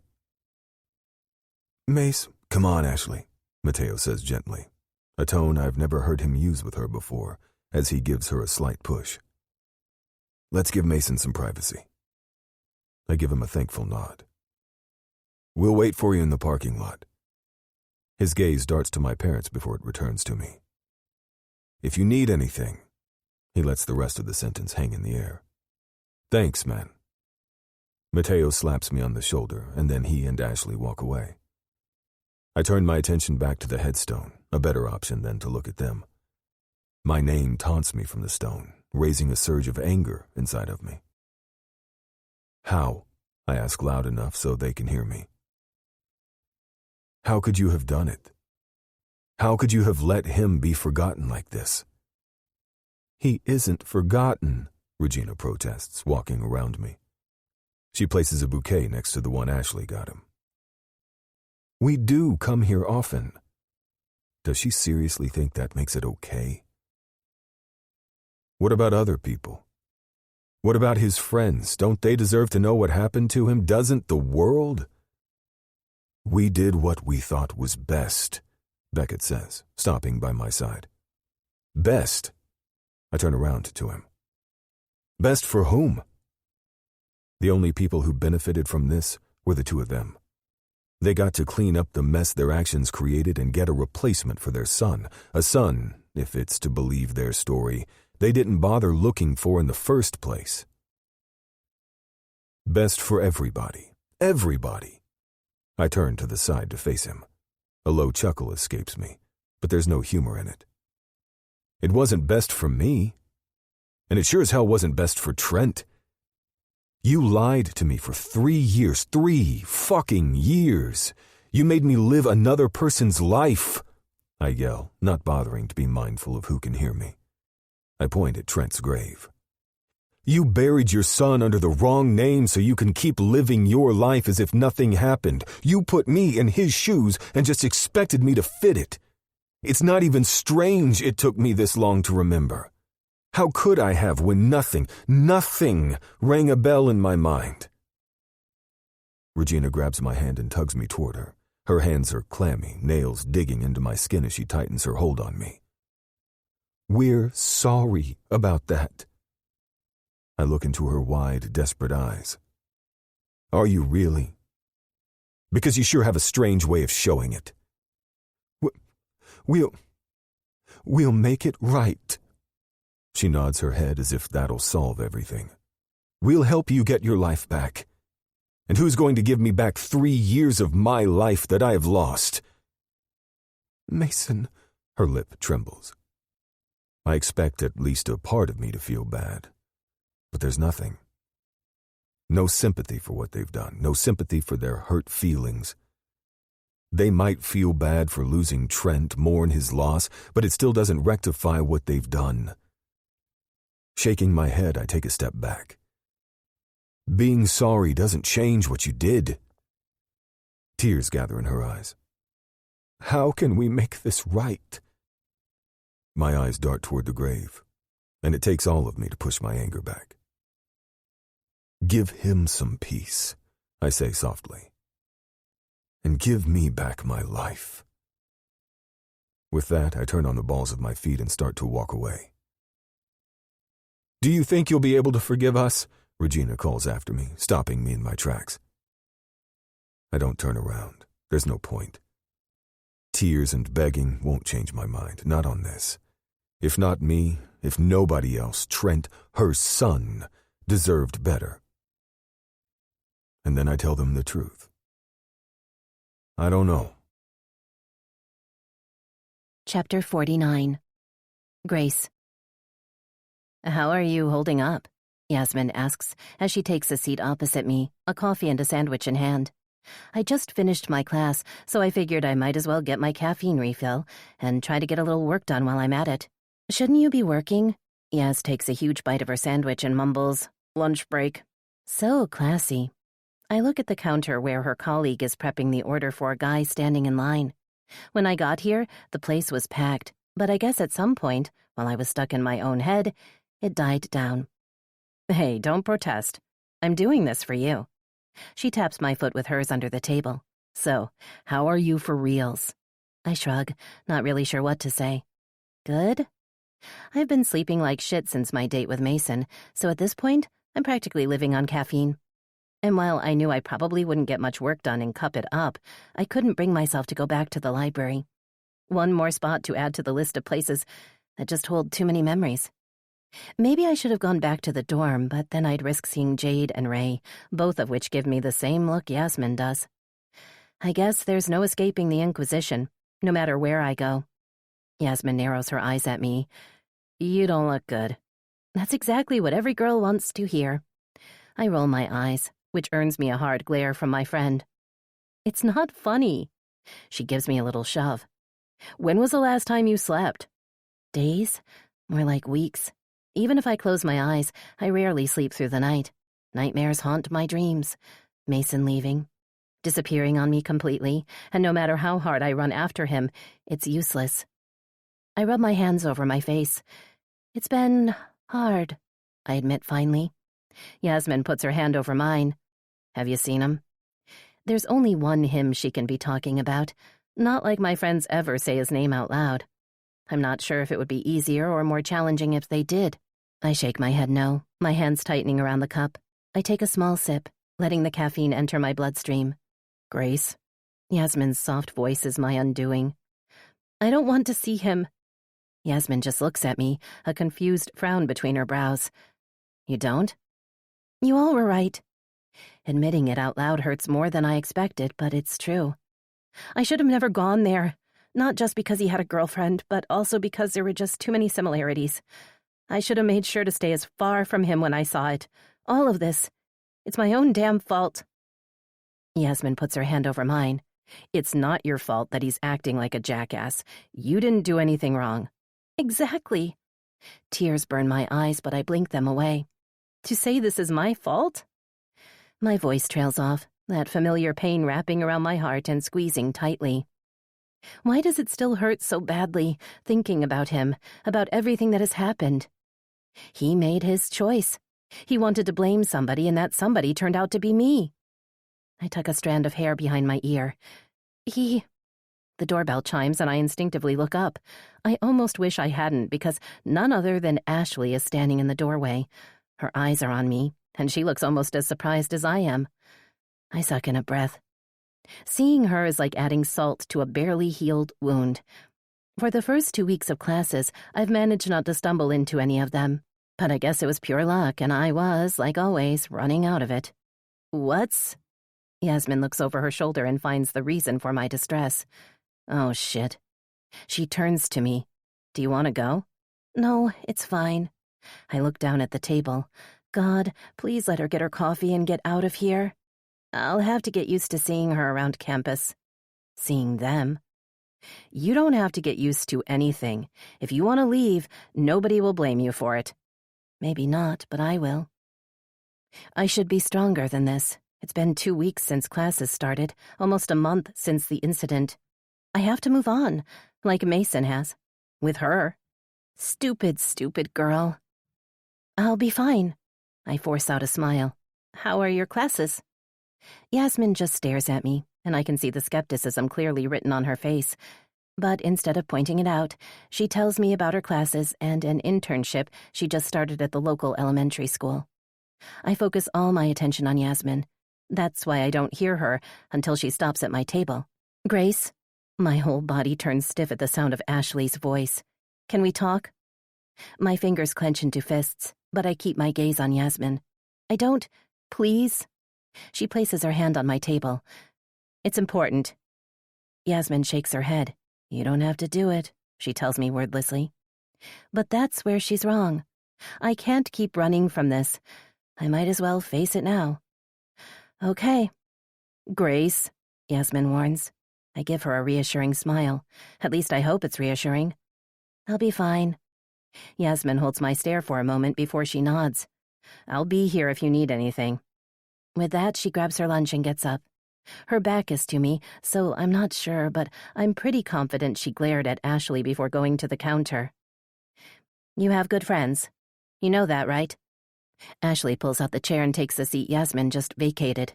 They're the best. That they are. There's almost a wistfulness to her tone that I'm not used to hearing. Ashley wraps her fingers around her cup and just looks at me for a while from the other side of the table.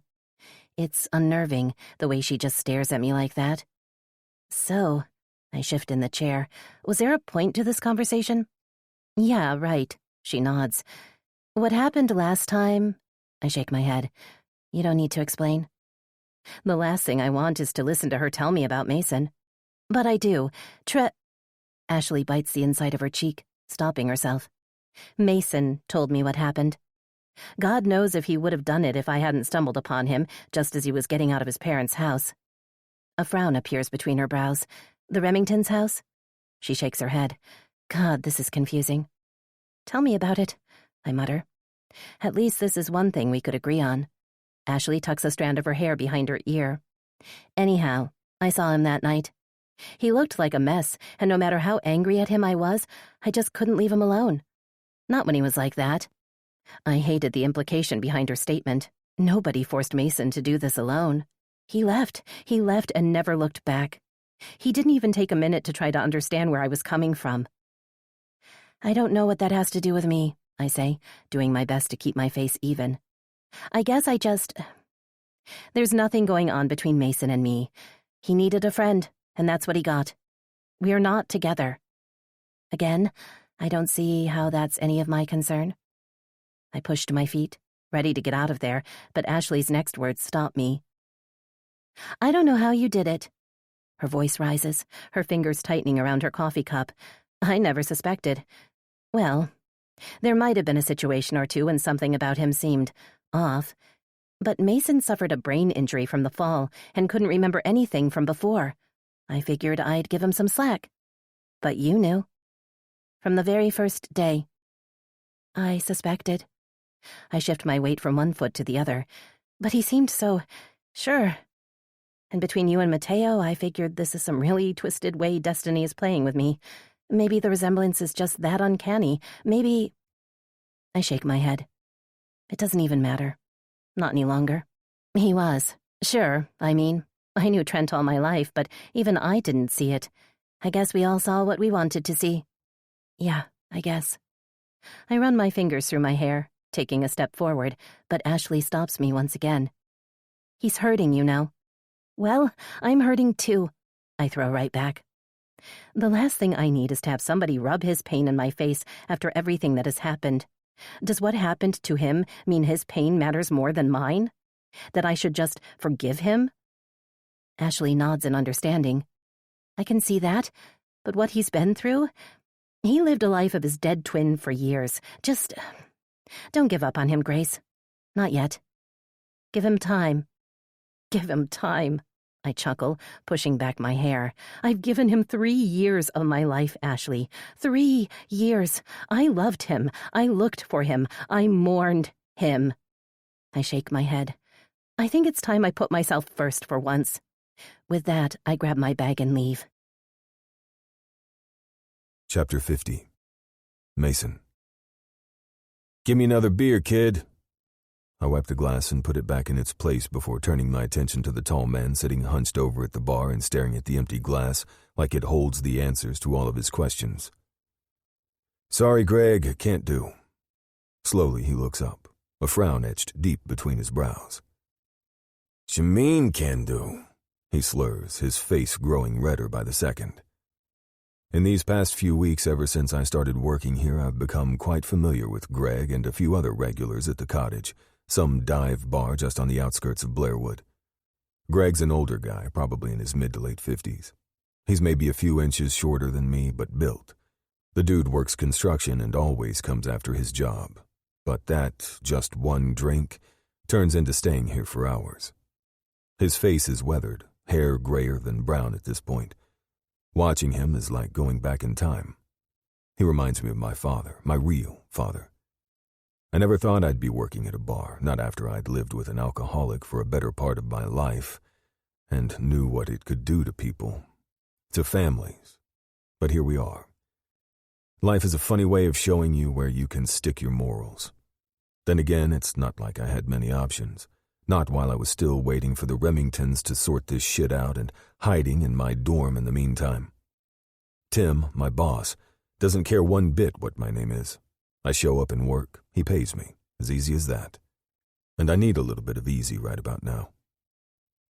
Just like I said, can't do. You've had more than enough for one night. Do you want some water instead? Or I can call you a cab. I don't want water. Or cab, he hiccups. Give me my beer. I open my mouth, but before I can utter a word, my boss comes from the back. You heard the boy, Greg. How about a glass of water? Tim gives me a nod. Your shift's up, kid. I'll see you tomorrow. I have an order coming in that I'll need you to stock. Sure thing, boss. Leaving the mop on the counter, I grab my jacket and head out. The cold January air hits me in the face as soon as I step outside. I unlock my car and rush to get inside. The snow has started to fall sometime recently because the car is covered in a fine layer of white powder. Just as I sit in my car, my phone starts to vibrate. I pull it out of my pocket and my heart stops for a second as I see Dad written on the screen. I didn't change their names in my contacts. Maybe I should have. Like, maybe I should have returned the car they gave me and left the dorm they were paying for, but fuck it. Where was I supposed to go? I'm basically homeless. My friends from before were still blurry in my mind. Besides, I haven't talked to them in years, and all my friends here knew me as Trent. The man who raised me was buried by the brother I barely got a chance to meet. I was virtually all on my own. Taking a deep breath, I pushed the rising panic at bay and answered the call. Yeah. Mason? He seemed surprised I'd answered. I guess that makes 2 of us. We've barely talked since that day at the cemetery. There was nothing to be said, really. I couldn't be who they wanted me to be, and I don't think I will be able to forgive them anytime soon for what they've done. My fingers tighten around the phone. Another thing I should give back. Seriously, that list is never ending. It's me. What's up? He lets out a long breath. It's done. What? I sit up straighter, wondering if I heard him correctly. It's done. My lawyer just called me. You're Mason LeBlanc once again. But I run my hand through my hair, at a loss for words. How?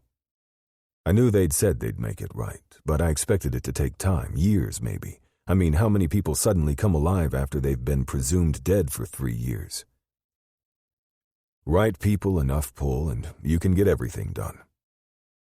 When he puts it like that, I let my free hand fall down, finger curling around the steering wheel. Just like that, huh? Just like that. There's a slight pause. If you give me your address, we'll send you your documents right away. This is actually happening. I'm me again. I close my eyes and take in a shaky breath. It feels surreal. A part of me actually didn't believe it'd be possible. Mason, you still there? Yeah, sure. I rub the back of my neck. I was staying in the dorm, but I guess I'll have to find my own place now. My own place. My own clothes, food, car, phone. That familiar panic hits me once again. A lump in my throat makes it hard to breathe. You don't have to leave. I called the dean and explained the situation. He agreed to make the name change. You'll keep all your credits and your spot on the basketball team. His tone turns more serious. He even said he'd overlook you missing the first couple of weeks of classes. Why does it feel like he just busted me for doing something wrong? Damn, this is so messed up. I shake my head, although I know he can't see me. I can't accept that. This was all Trent's. All of this belongs to my son. Sons. There's a trace of pain laced through his voice. It's the first time he's shown feelings since this whole fiasco started. Trent is gone. And he's not coming back. Go to college, Mason. Live. Do what you want to do. If we had done the right thing from the beginning, it would have been yours anyway. The whole situation was a ticking time bomb, and it was just a matter of time before it blew up in our faces. It doesn't excuse what we did, but it's the truth. And Regina, she feels so bad for taking you boys from Josie. Having kids was what we wanted, desperately. But after not being able to have them of our own for years, a part of her could understand Josie too. She wasn't a surrogate. She was a desperate woman in need of help. She carried you two for 9 months. It couldn't be easy to walk away from that, walk away from you. She probably wouldn't have done it if she wasn't desperate enough to get money to cover her husband's debts. Beckett lets out a long sigh. At least think about it. I know it can't be easy starting over like this, which was our fault. Okay, I'll think about it. Okay, he echoes. Well, if you need anything, we're here. Regina and I talked about it, and we know you said you don't know if you'll be able to forgive us. But if and when you do, we're here. I mean it. We'd really like to know you, Mason. The real you. My throat tightens, all the pent-up feelings I've been pushing back coming to the surface, drowning me. Okay. My voice is rough, so I gulp down and try again. Thanks for taking care of all of that for me. Anytime. There's a moment of silence. I should say my goodbye and hang up, but there's still one other thing I need to know. You buried my father, didn't you? There's a long pause on the other side of the line. So long that for a moment I think he hung up. Yes, he says finally. It was easiest to take care of everything so people wouldn't ask questions. Of course it was. His words leave a bitter taste in my mouth. Do you know what happened? That night? Like I said, Craig has been a gambler since before you were born. But that year he'd gone way over his head, owing money to some pretty shady people who had finally had enough of it and paid him a visit. The place was trashed, and he was beaten pretty badly, which caused internal bleeding. He bled to death, I state plainly. Yes. I don't know what to say about that. My memory is still fuzzy at best, but from what I remembered, I had a difficult relationship with my father. He was a mean drunk who couldn't take care of himself, much less his family. For him, everything was somebody else's fault. Was it wrong that I didn't feel sorry for him or the way he died? Maybe. But then again, if he weren't who he was, I wouldn't be in this mess at all to begin with. Thank you for telling me. No problem, son. I don't bother correcting him. Instead, we say our goodbyes. Once the connection is dead, I let the phone fall down in my lap and tilt my head back, but it almost instantly beeps once again with a text message. It's from Beckett. The only thing the message contains is a photo. I click on it, and a snap of my ID appears on my screen. Mason LeBlanc. It's real. So this is it? Mateo asks, looking over my shoulder at the plastic card. I didn't want to tell him anything, not until I saw it with my own eyes, but just as Beckett promised, an envelope had been waiting for me when I got to my P.O. box, all my documents inside. This is it. What are you going to do now? Stay? I shrug. Hell if I know.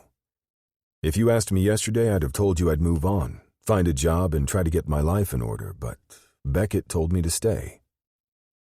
I slide the envelope safely inside my backpack. Never again will I take a piece of plastic for granted. And today? Today? I don't know. Apparently he cleared everything with the dean and the spot is mine. I can stay here as Mason. That will be some hell of explaining. We exchange a look and burst into laughter. It feels good just to joke and laugh around. I hadn't even realized how much I needed it until this very moment. It sure will. Mateo's face grows serious. Do you want to? To stay, I mean. I bury my hands in the pockets of my jacket and look around. The campus is busy with people going to and from classes. There was something about this place that drew me in from the very first time I saw it. Blairwood is a good college, one of the very best actually, and my best friend wanted to come here. But there was something more, something that I couldn't pinpoint at the time. Destiny, maybe. Snow that had fallen last night gives the whole campus a winter wonderland look. People have built snowmen around the campus. There's even one igloo decorating the main square. The fountain is empty, but the faculty had decorated it with twinkling lights for the holidays. They'd yet to take it down. Her soft face illuminated by the glimmering lights flashes before my eyes. Grace. After that day at the community center when she saw me with Ashley, she hadn't bothered calling or texting. I guess I deserved that for ditching her like I did and blaming her for what had happened when it was anything but her fault. But I missed her. I didn't allow myself to, not often. My life was too messed up to worry about anything but sorting it out, but even so, she'd occasionally sneak into my thoughts. The redhead with the most brilliant green eyes. My chest aches, and I lift my hand to rub against the hollow spot. How did we come to this? Mason? Mateo's question snaps me out of my thoughts. I think so. There was always something about this place that I liked. It's actually a relief knowing that I have a place to stay for the moment. But a part of me feels guilty because I know this doesn't belong to me. Mateo shakes his head. Trent would have wanted you to have it. Besides, you deserve it for all the shit they put you through. I run my hand through my hair. I guess. I'm just bad at accepting help. My dad, my real dad, was an addict, so for most of my life I had to take care of shit if I wanted to see it done. Relying on somebody else's charity? I get it. But trust me when I say the Remingtons can afford it. I know. I might keep that shift at the bar, though. It's not a lot, but it would be something. Something that's just mine. Something I can rely on if things go south. Whatever you want, man. As long as it doesn't mess with our ball schedule. He gives me a side glance. You coming to practice today, right? But I hear the question he doesn't ask. Are you ready to face your teammates and tell them the truth? Yeah, Whatever I wanted to say dies on my lips because when I look up, I see her. Grace.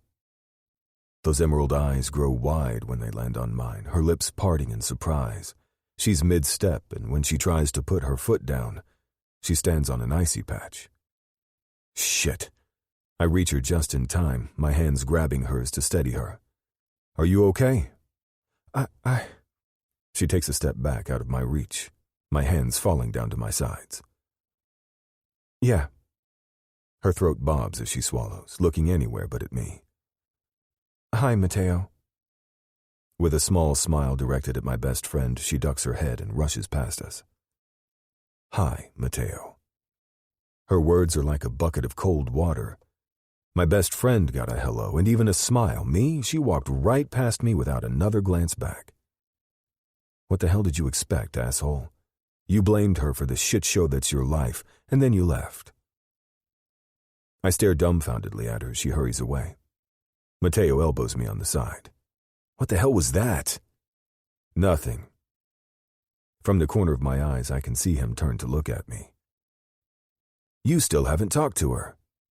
I cringe at the accusation in his tone. What the hell, dude? He shoves me. Go after her. I shake my head. Maybe it's better this way. I've hurt Grace too many times to count as it is. First by disappearing 3 years ago, then by dating Ashley when we met again, and finally that day in the park. Better for who? Better for her. The last thing I want is to hurt her again. She might have looked at me just for a heartbeat, but it was enough for me to notice those shadows in her eyes. The ones that were there last fall. The ones that I put there. That's just saying you're too chicken shit to try and make things right. You fucked up, so what? You'll probably do it again. But you better put on your big girl panties, apologize, and beg her to take your sorry ass back. It's not that simple. Mateo jabs me in the chest. It's exactly that simple. You want the girl? Go and get her. Seriously, dude, what are the chances of your paths crossing for the 3rd time? There must be a reason you both ended up here. His brows rise. So are you going to stay here and feel sorry for yourself? Or are you going to go after her and make things right? Chapter 51. Grace. Too soon.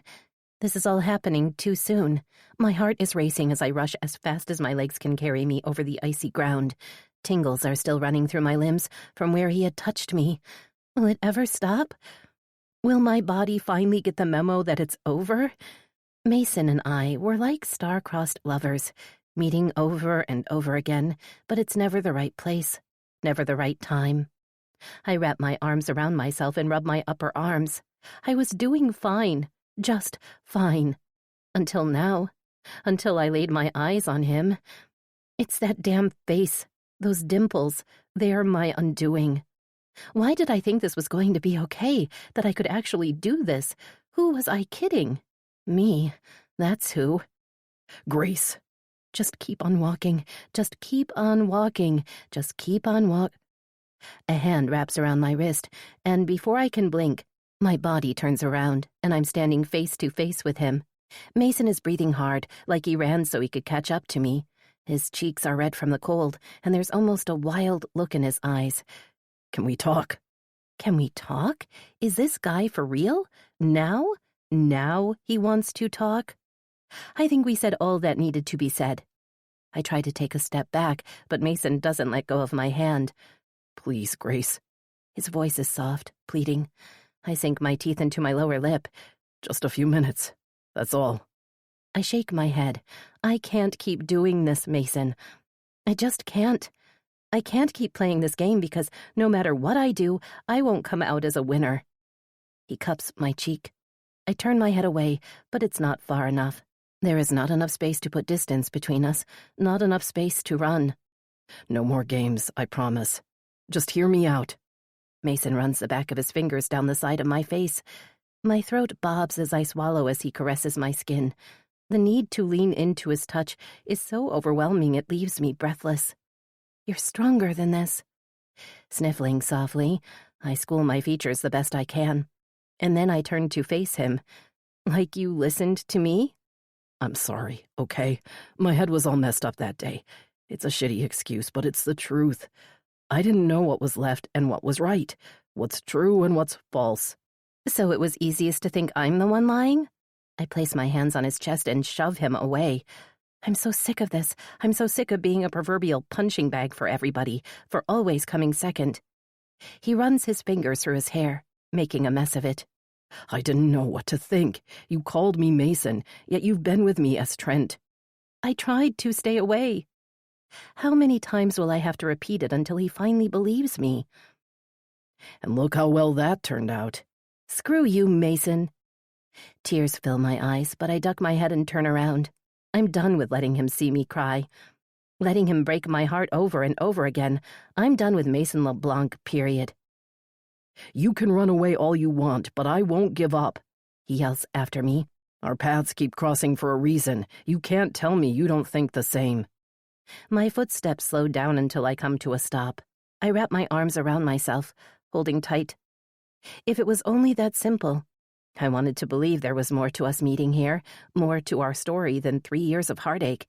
But how could I when the evidence showed exactly the contrary?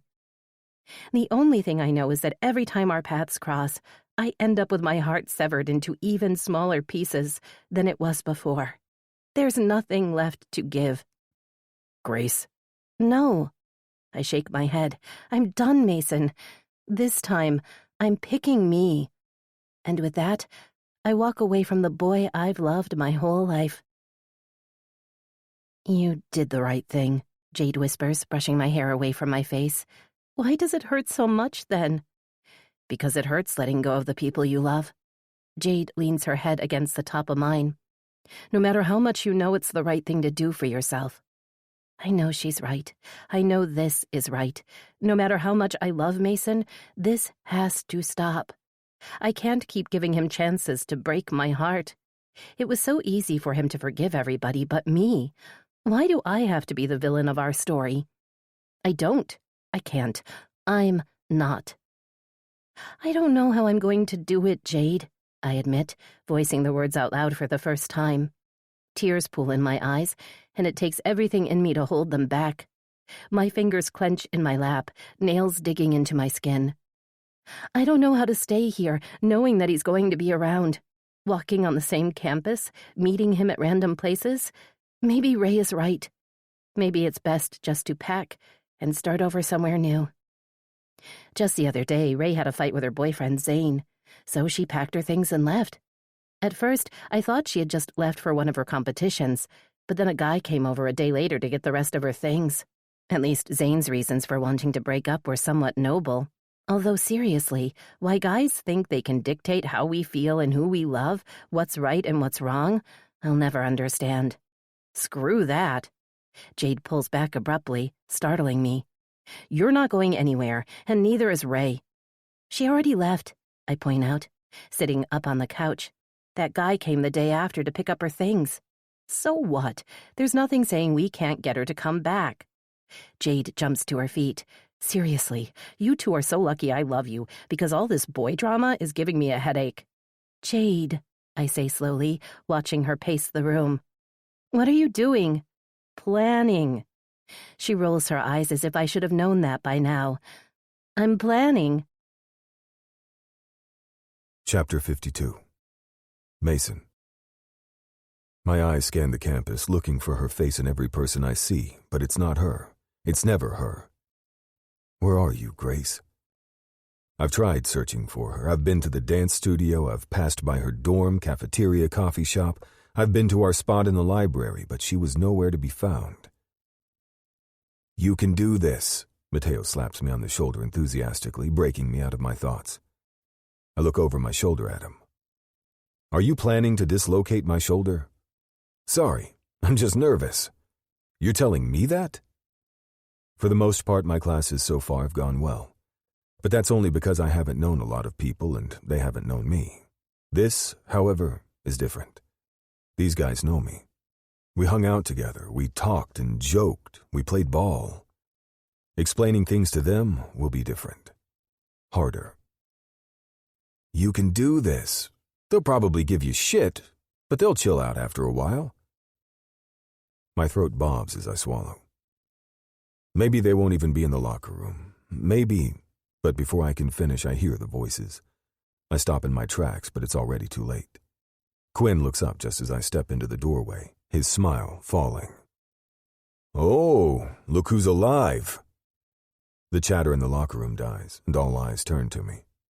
So much for arriving late and hoping nobody will see me sneaking in.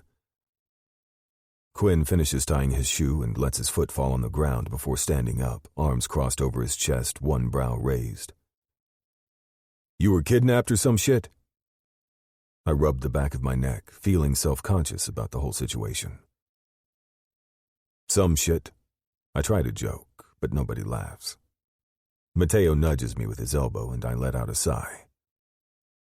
I'm sorry, guys. I wanted to be here, but things have been crazy, to say the least. Crazy, Remington?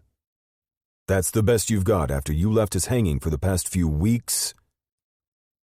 I take in all the faces in the room. These guys have been standing by my side since day one, and I let them down. It's not Remington. What? Nate gets up and stands next to Quinn. It's not Remington, I repeat, this time louder. My name's Mason LeBlanc. Quinn's eyes narrow in confusion. Who the hell is Trent Remington, then? I look him straight in the eyes and tell him the truth. Trent is my dead brother. The silence that falls over the locker room is almost deafening. I can feel the guys' probing gazes directed at me, as if I just grew another hand or something.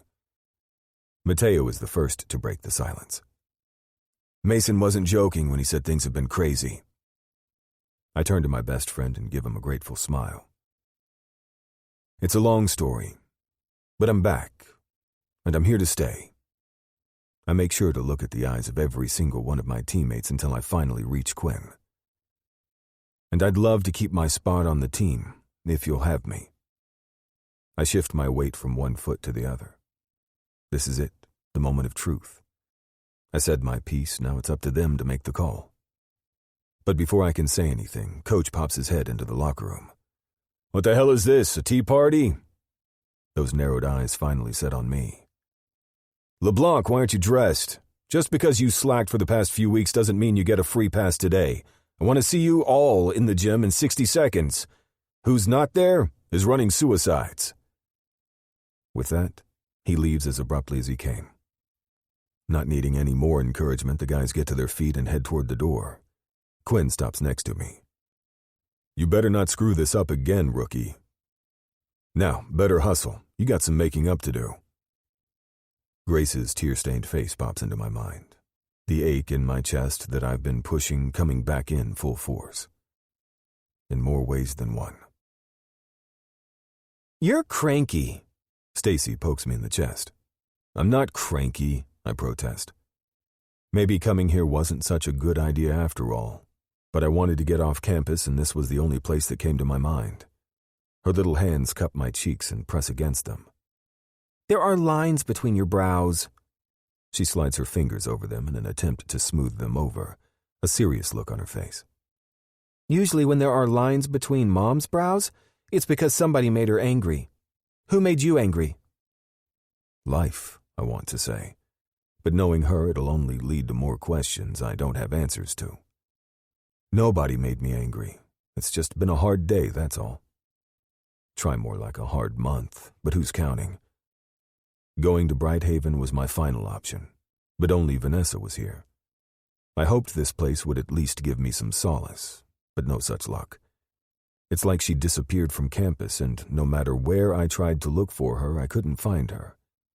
If this is a sliver of what Grace felt when I disappeared, I didn't want to be in her shoes. God, I miss her. I hadn't even realized how much until I saw her again. I've been too focused on figuring out all that has happened to me since that December night, figuring out what to do with my life now that I have my name back. But seeing her on campus was a kick to my gut, reminding me of what has happened to cause my memories to come back, of what I've done, what I've lost. I couldn't even blame Grace for walking away.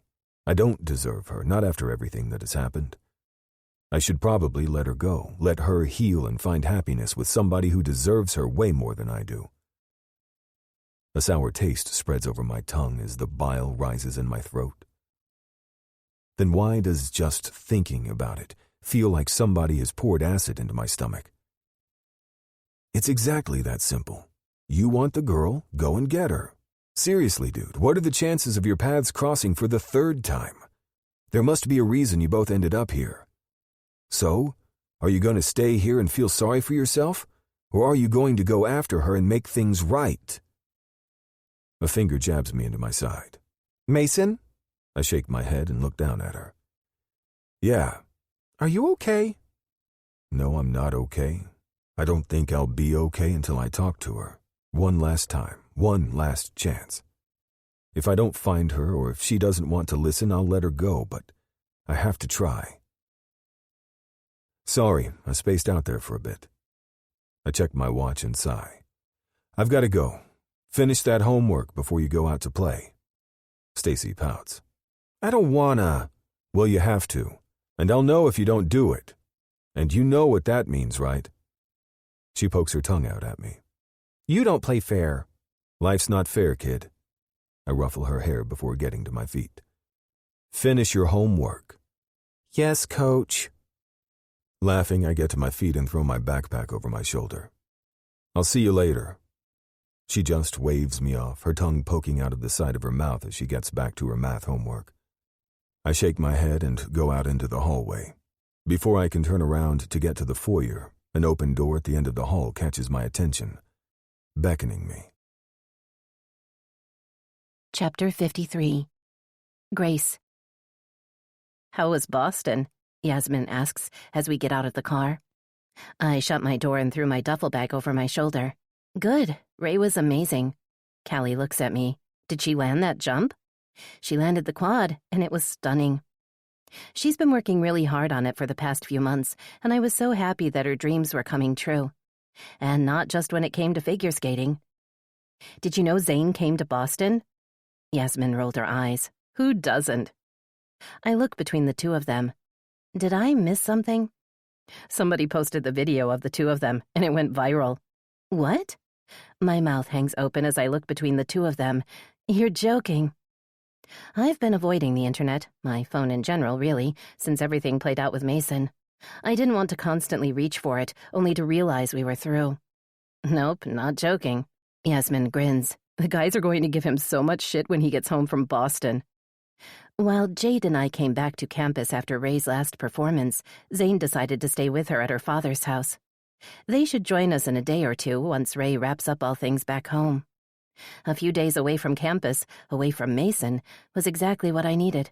But after seeing Zane and Ray make up, that ache was back in my chest, stronger than ever. You have to let him go. Only it's easier said than done. Grace? Yasmin stops in her tracks and looks over her shoulder. You coming? I looked down the hallway before facing my friends once again. I hadn't even realized I'd stopped in my tracks. I'll be there in a bit. I have to do something. She and Callie exchange a look. Want us to join you? I shake my head no. I'll be just a minute. You girls go on ahead. Yasmin opens her mouth as if she wants to say something, but thinks better of it. See you later? I nod and watch them walk in the opposite direction. Only when they're out of earshot do I let out a shaky breath.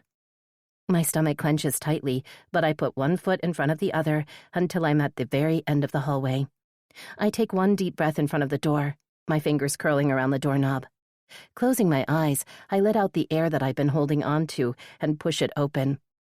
Stepping inside this room is like opening a box of memories. In my mind, I can hear the familiar scratching of sneakers against the wooden floor, the thump, thump, thump of the ball bouncing. Yelling and cheering as the memories from 3 years ago come rushing back. Sliding my fingers across the door, I slowly stepped inside. The gym is surprisingly empty, but it's better this way. So I can say goodbye in peace. I wrap my hands around my biceps, rubbing against my upper arms as I slowly walk around. This might not be the same gym, but it's similar enough.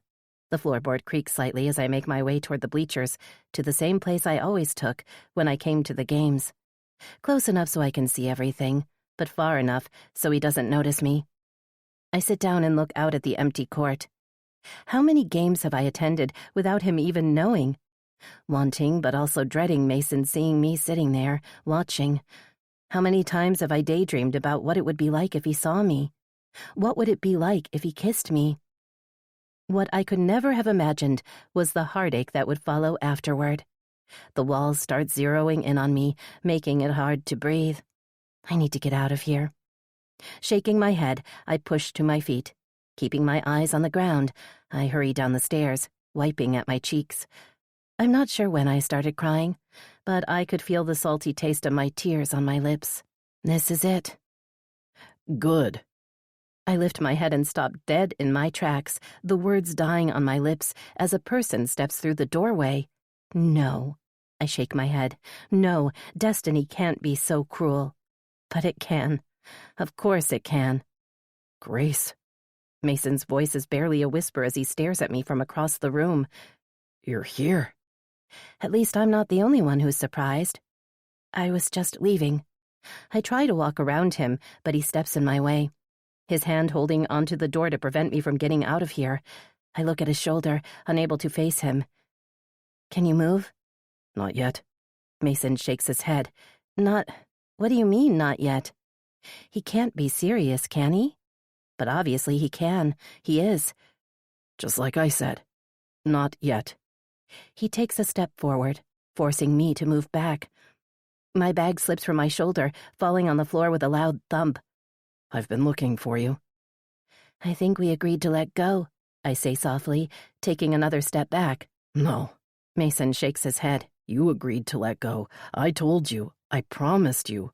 I wouldn't give up. My eyes fall shut as a flicker of hope starts to bloom in my chest. No, I can't do this. I'm not doing this again.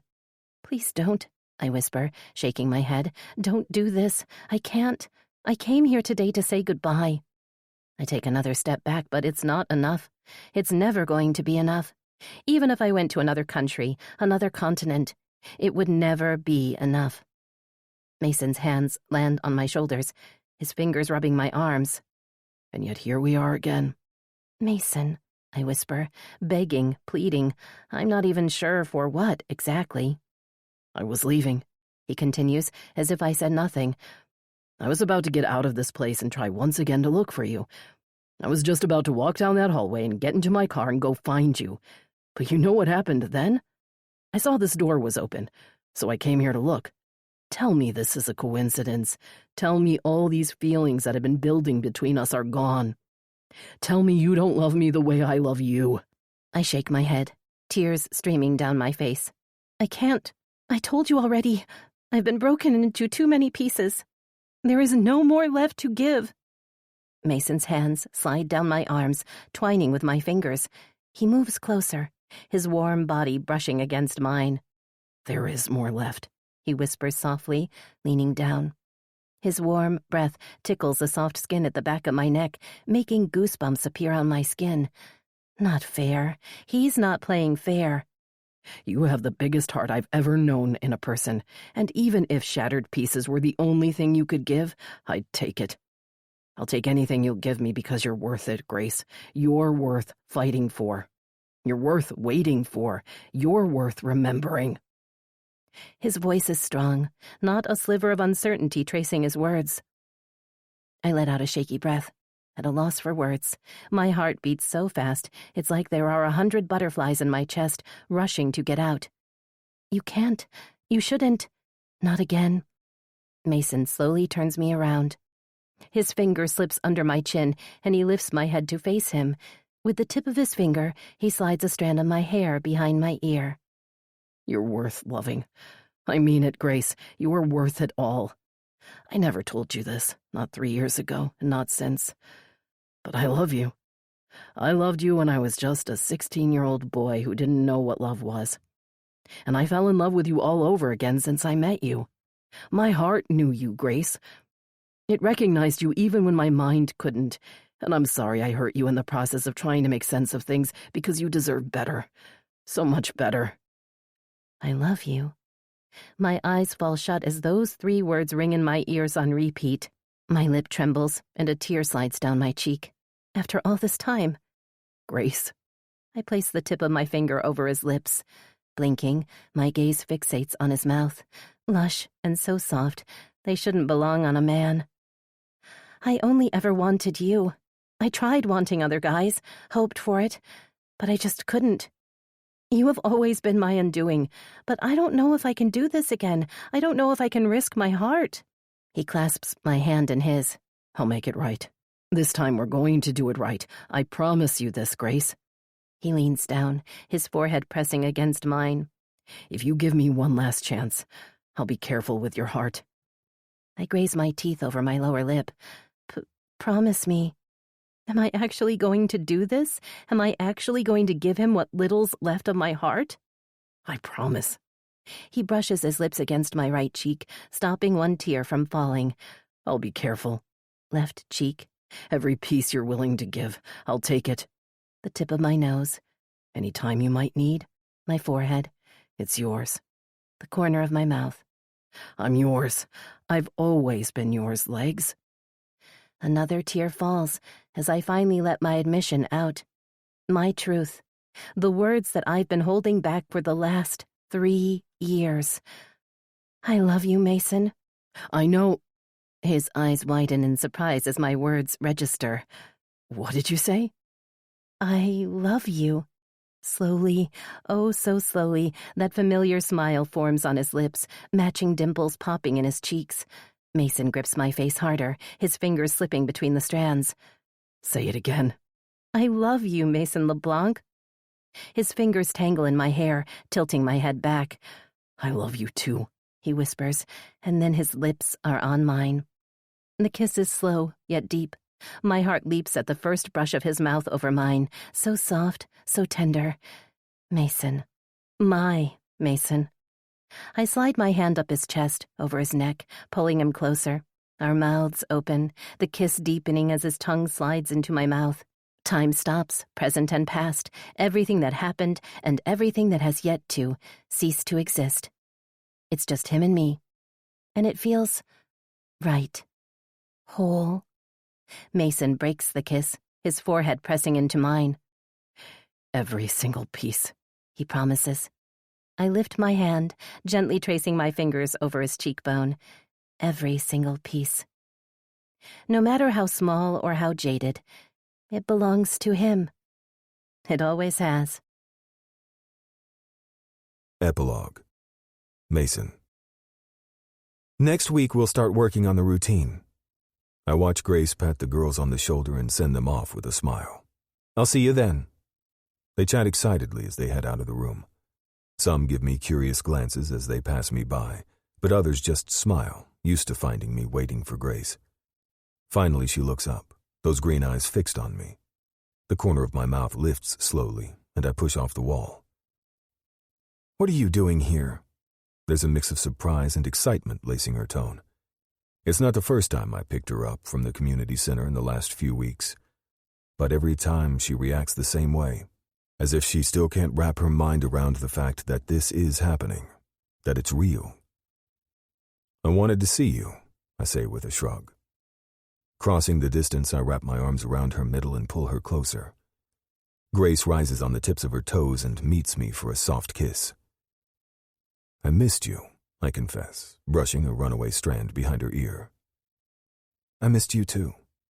But seriously, what are you doing here? Shouldn't you be in the gym?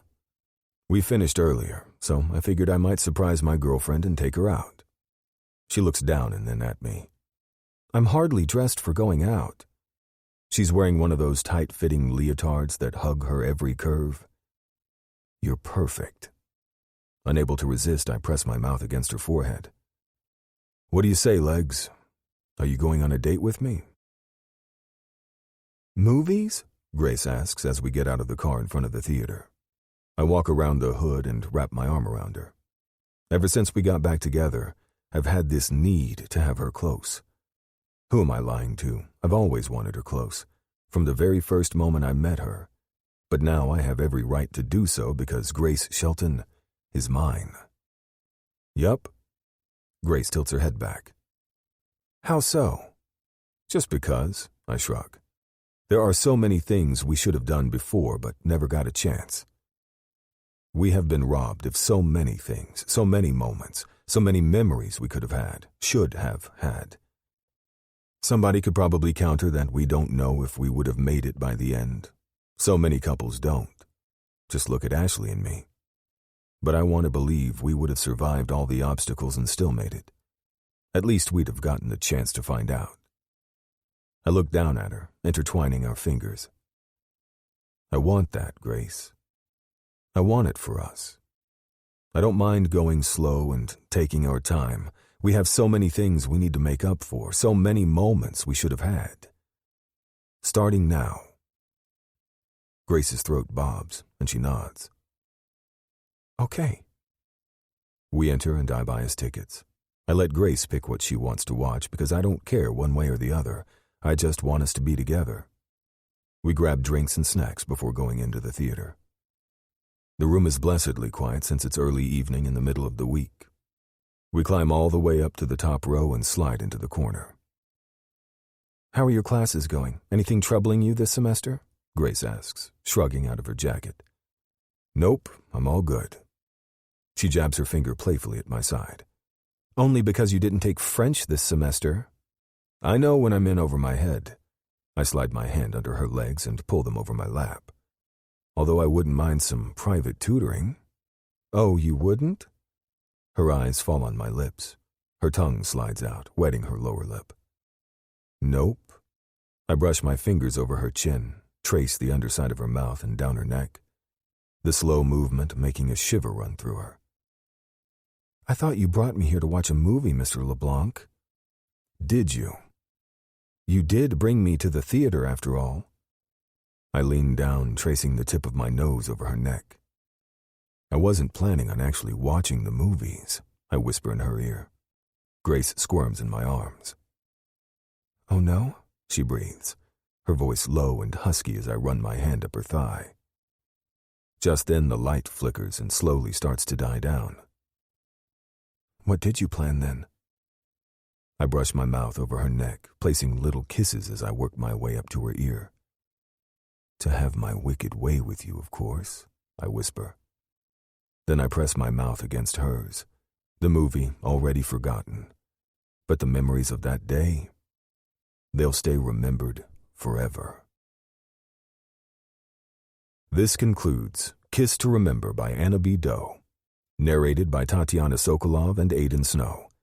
Copyright 2021 by Anna B. Doe. This unabridged audiobook is published by arrangement with Anna B. Doe and was produced in the year 2022 by Tantor Media Incorporated, a division of Recorded Books which holds the copyright thereto. Please visit tantor.com for more information on our growing library of unabridged audiobooks.